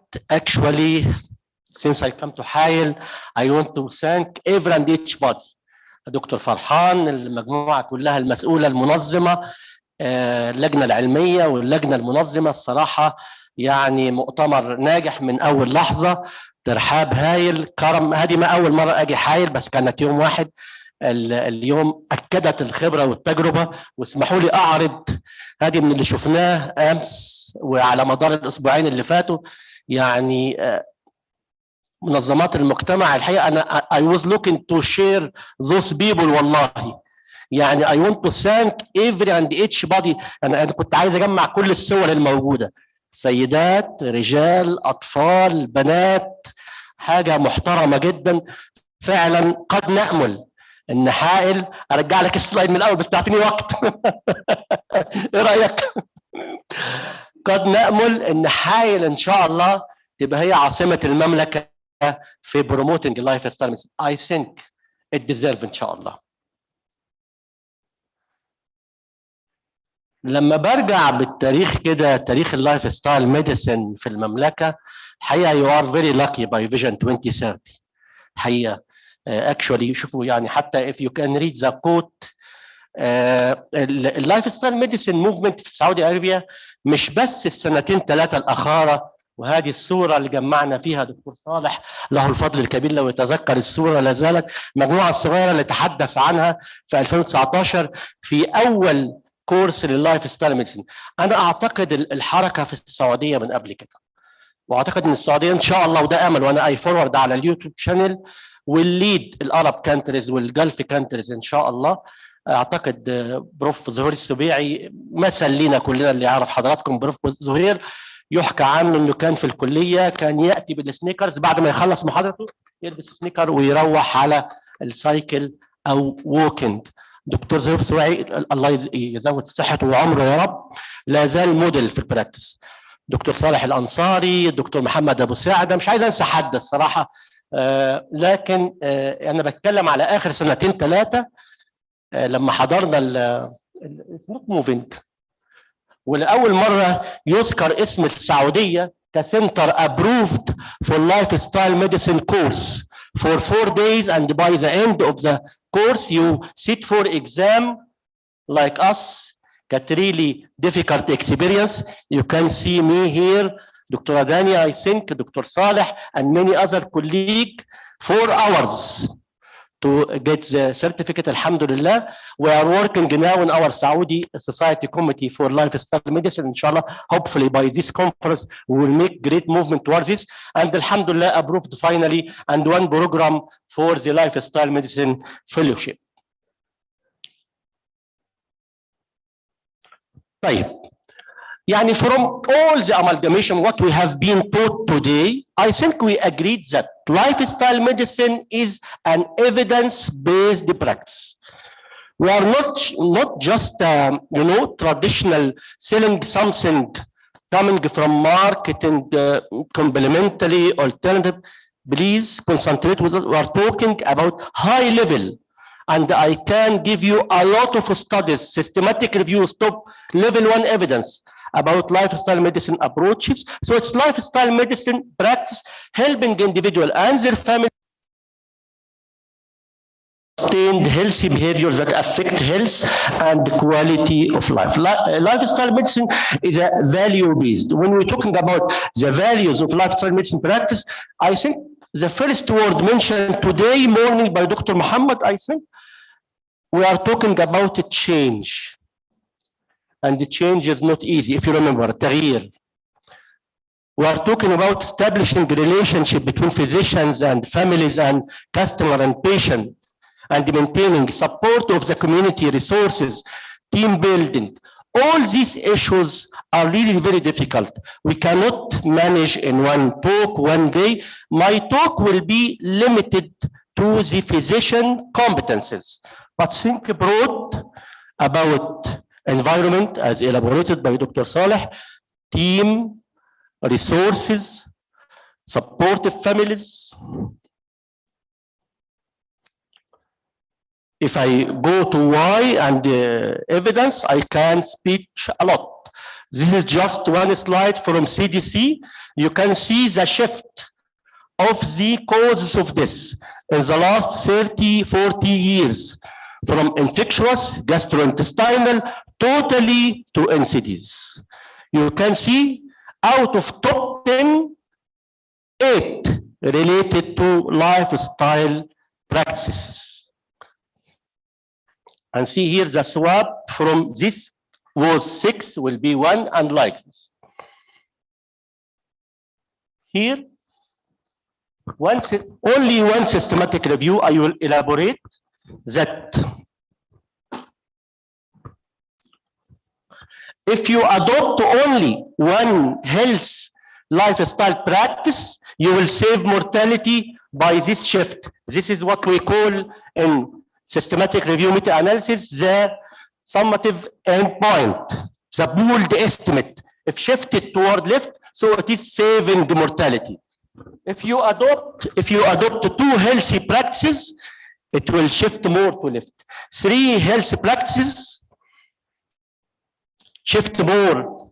4, more and more. So if you practice regular walking, maintaining your body weight, not to smoke, maintaining your blood glucose level, you will see how much you are saving overall mortality. Disability, same issue. C, accumulation of health risky factor, making your life even, we are not talking about, I'm telling my patient, I'm not talking about mortality. الأعمار بيد الله سبحانه وتعالى. But what about if مكتوب ليك سنة أو 20 سنة? How you will live these years with disabilities? One of the major trial by Dr.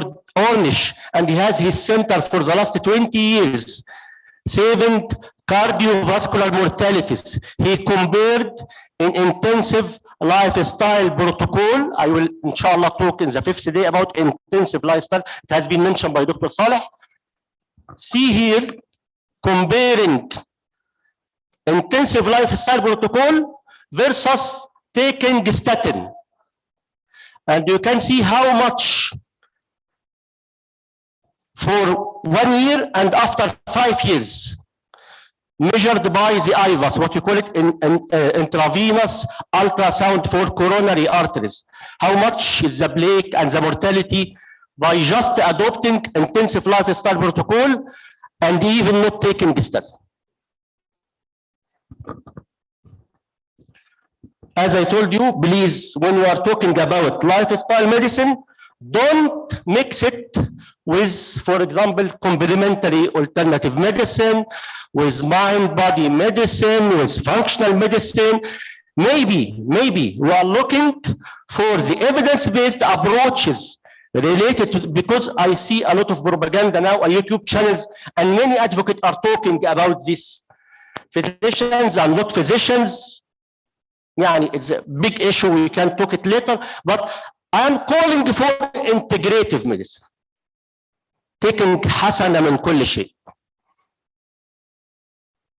Affecting lifestyle practices, evidence-based supported, high level of evidence, impactful in daily life will be very good. So we are talking about see by the National Institute of Health how much people are really not adopting healthy lifestyle. It is mentioned that only 11% of patients who are diabetic following the dietary recommendation for diabetes type 2. And 18% of patients after getting coronary artery disease, they are still smoking. And I'm facing them daily in our clinic. Wallah al-Azim, 70 years old and still smoking. And he is considering himself because he is smoking only 8 cigarettes. He is very good. He was smoking before 40 cigarettes or something like this. So really change is very, very difficult, and it needs infrastructure, it needs education, it needs training, it needs change attitude. Think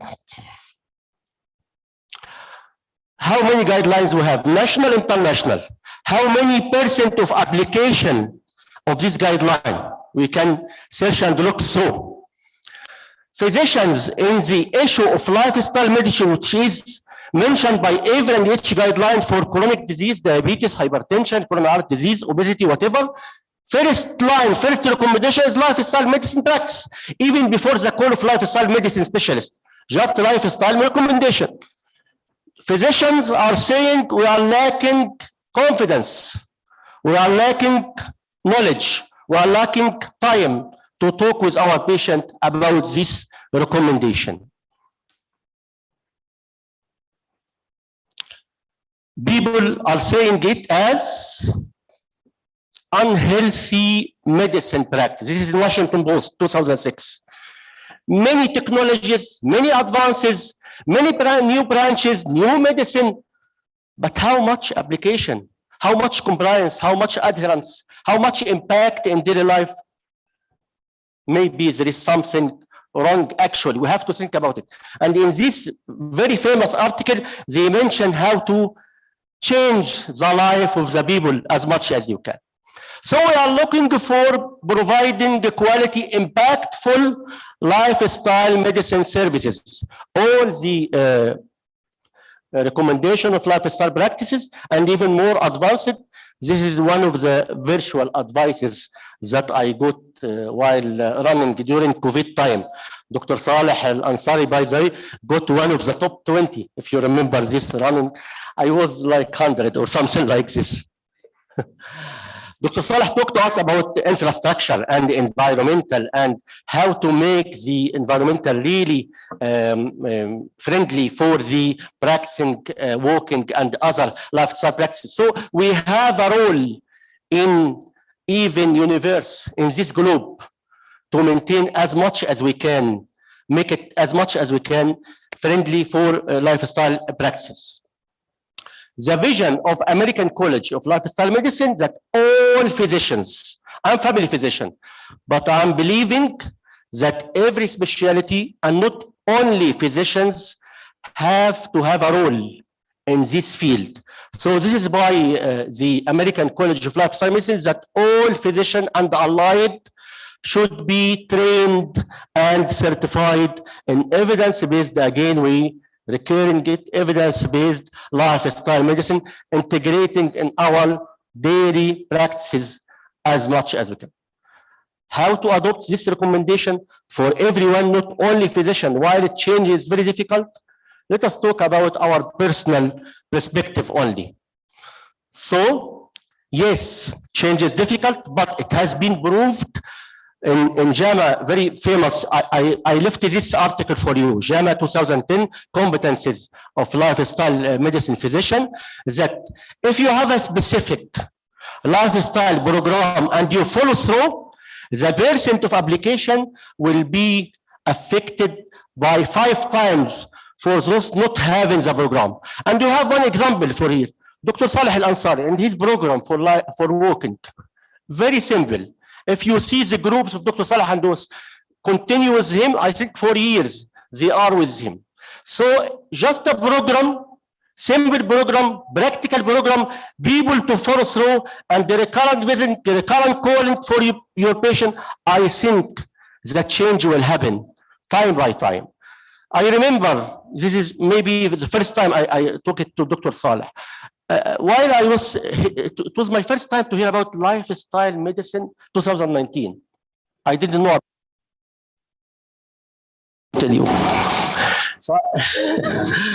فكان اول كورس في 2019 ابريل تقريبا. فيعني I saw the just the الاعلان فيعني I was not planning to attend. One of our colleagues mentioned Dr. Saleh effort for years in هذه medical city. That's why البذرة والنية الصالحة may be great impactful. After attending the course and getting the certificate, my life and my practice changed totally. And I assume, alhamdulillah, we have an impact in our local institution. So you can be a change agent. minute effort, but some people will come. And people, when they come, they will astonish you by better effort even than you, which I will discuss with you tomorrow, inshallah. This is the famous article. I left it for you, JAMA 2010, an effort of 2 years, called initially by American College of Lifestyle Medicine and by American College of Preventive Medicine. But they recruited many experts from other interested, American Academy of Family Physician, American Academy Pediatric, Sports Medicine, American Medical Association. Everyone, they shared effort of discussing and like the Delphi technique, and then they come with the 15 main important core competencies for anyone, especially the primary care. And when we mention primary care, we don't mean family physician.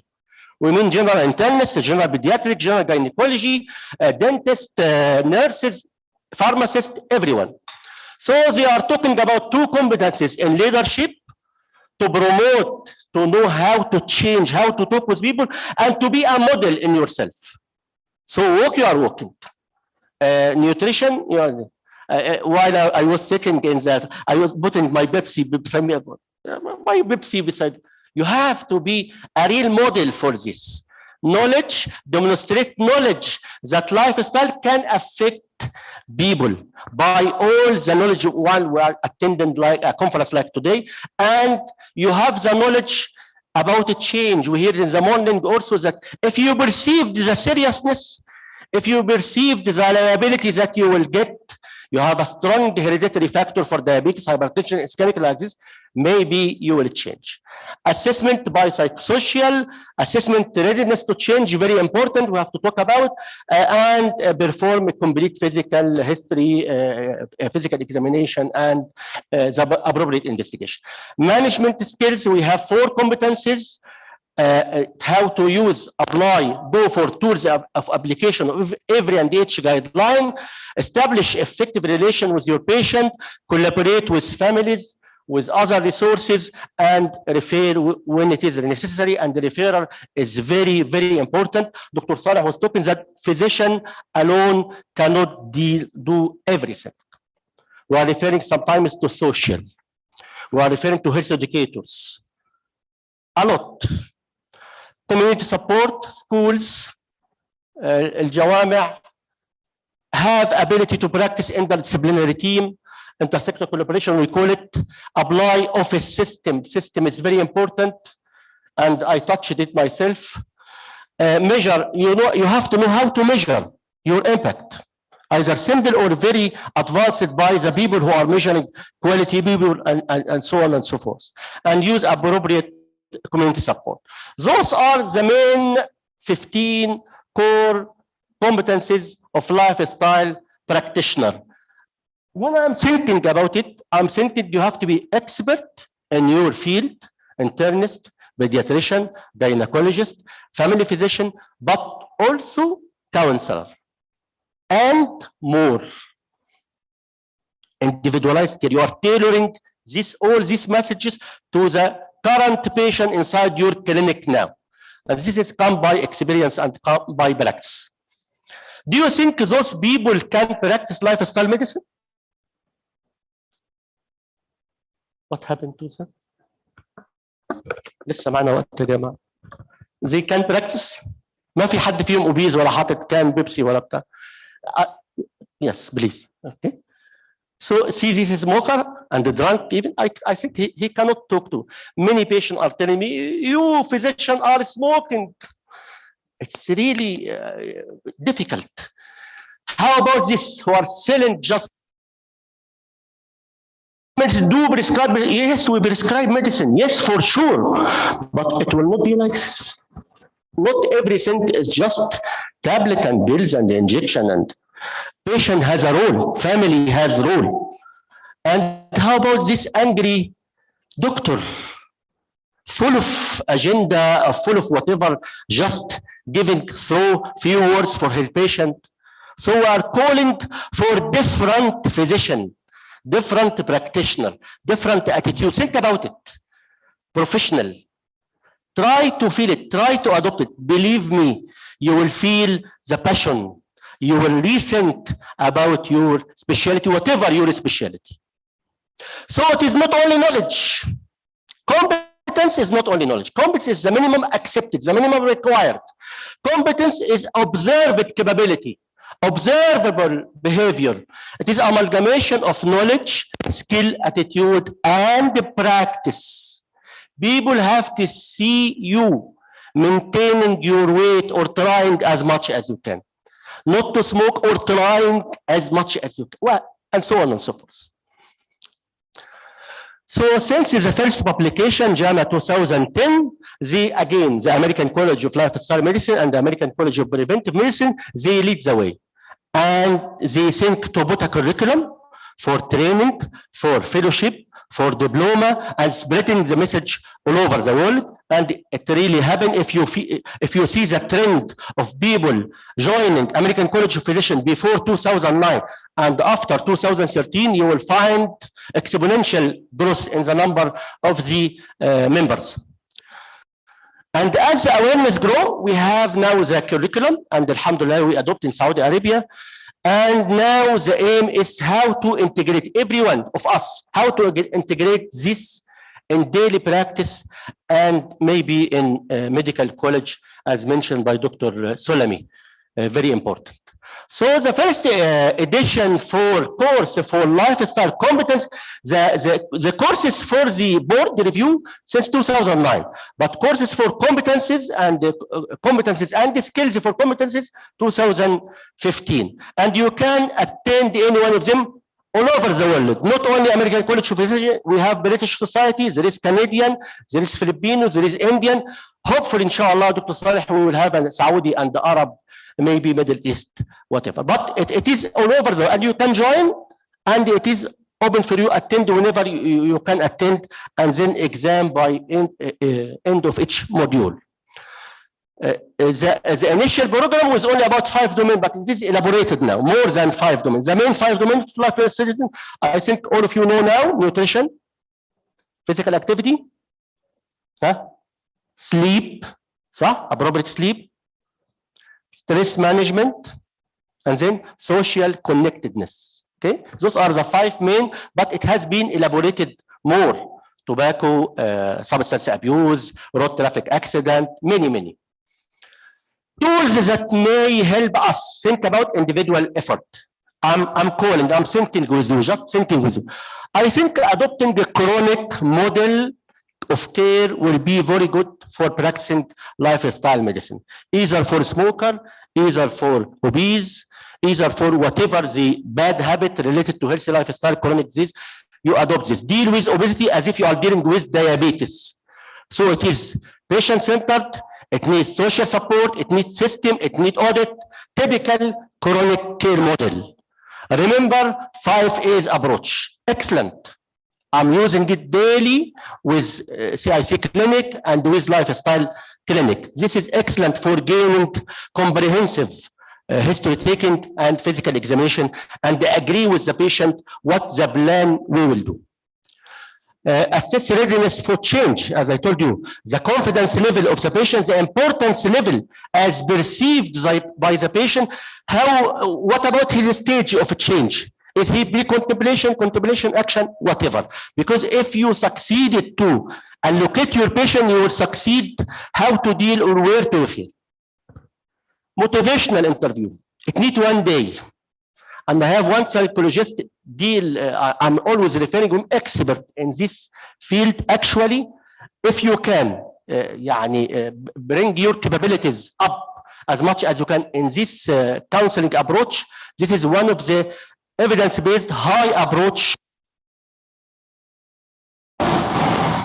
Lifestyle medicine prescription is different. Yes, we have the drugs, but we have nutritional element, we have stress management element, physical activity or exercise element, and social support element.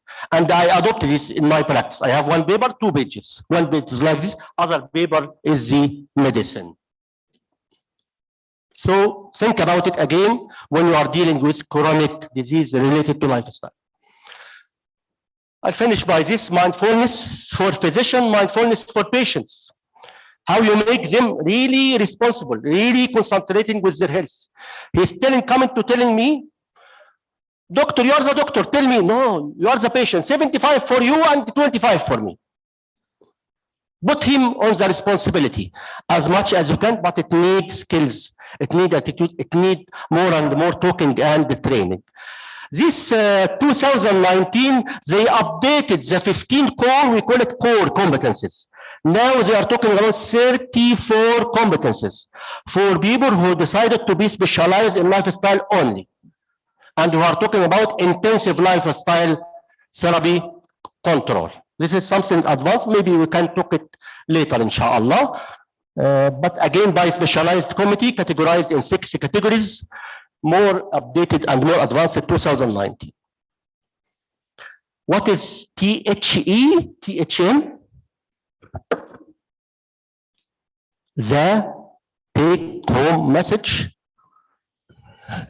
Just a week. So what is the take-home message?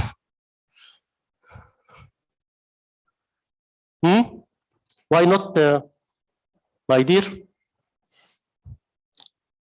So current medical education for you, Dr. Salami, include inadequate lifestyle medicine training is not sufficient. We need it. We need it more. And I have one suggestion for you, Dr. Salami, inshallah, after we finish.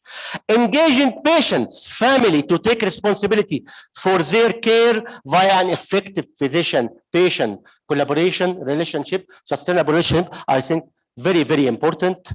Every practicing physician, every practicing allied sciences have a role. The 15 core at least and the skills tools are essential for practicing lifestyle. Encouraging a team approach, well-rounded training. I was looking for example, mentioned by Doctora Doctora Rahab, how people can read the food label. I was looking for a workshop like this in a conference like this. Excellent. Researches in this field. I'm preparing one guideline adaptation, inshallah, will be published, and systematic review about motivational interview. Clinical application, incorporate competencies into clinical practice, think about it, enhance efficacy in lifestyle assessment, how you can assess your practice. And leverage community and team-based. I think a conference like this is a very good example. You see now the حائل, all حائل now, 5 days lifestyle. There is marathon, there is many meetings. Last competency, I think you have to think like what happened with me. If you are in McDonald's or Pepsi, how you will tell your patient they are drinking Pepsi now? شكرا يعطيكم العافية. شكرا للدكتور ايمن وشكرا لكم صراحه لحضوركم، ويوم كان حافل في الكثير من الفعاليات. ان شاء الله مستمرين باذن الله الايام المتبقيه حسب الجدول الموجود، ونراكم ان شاء الله على خير باذن الله. السلام عليكم ورحمه الله وبركاته. This last thing, we're gonna go to Mishar. I don't know, people, speakers. Please, we have been instructed, this is security issue, no family members, okay? The speakers and who else is eligible to go? So as far as you know, the speakers will go, other people cannot go, you will not be admitted. So make sure if you don't have this, you will not be admitted, okay? For the guests, to my knowledge, is they're not. I mean, if you're just a participant, because this is a very close ceremony with high-level dignitaries, we're not allowed to get everybody in. And I've just been told to give you this message. So enjoy the rest of your day. There will be activities in the evening. Be there, I think after 5 p.m. or after 6 p.m. You could come to Mishar. You will like it. It's a surprise for you.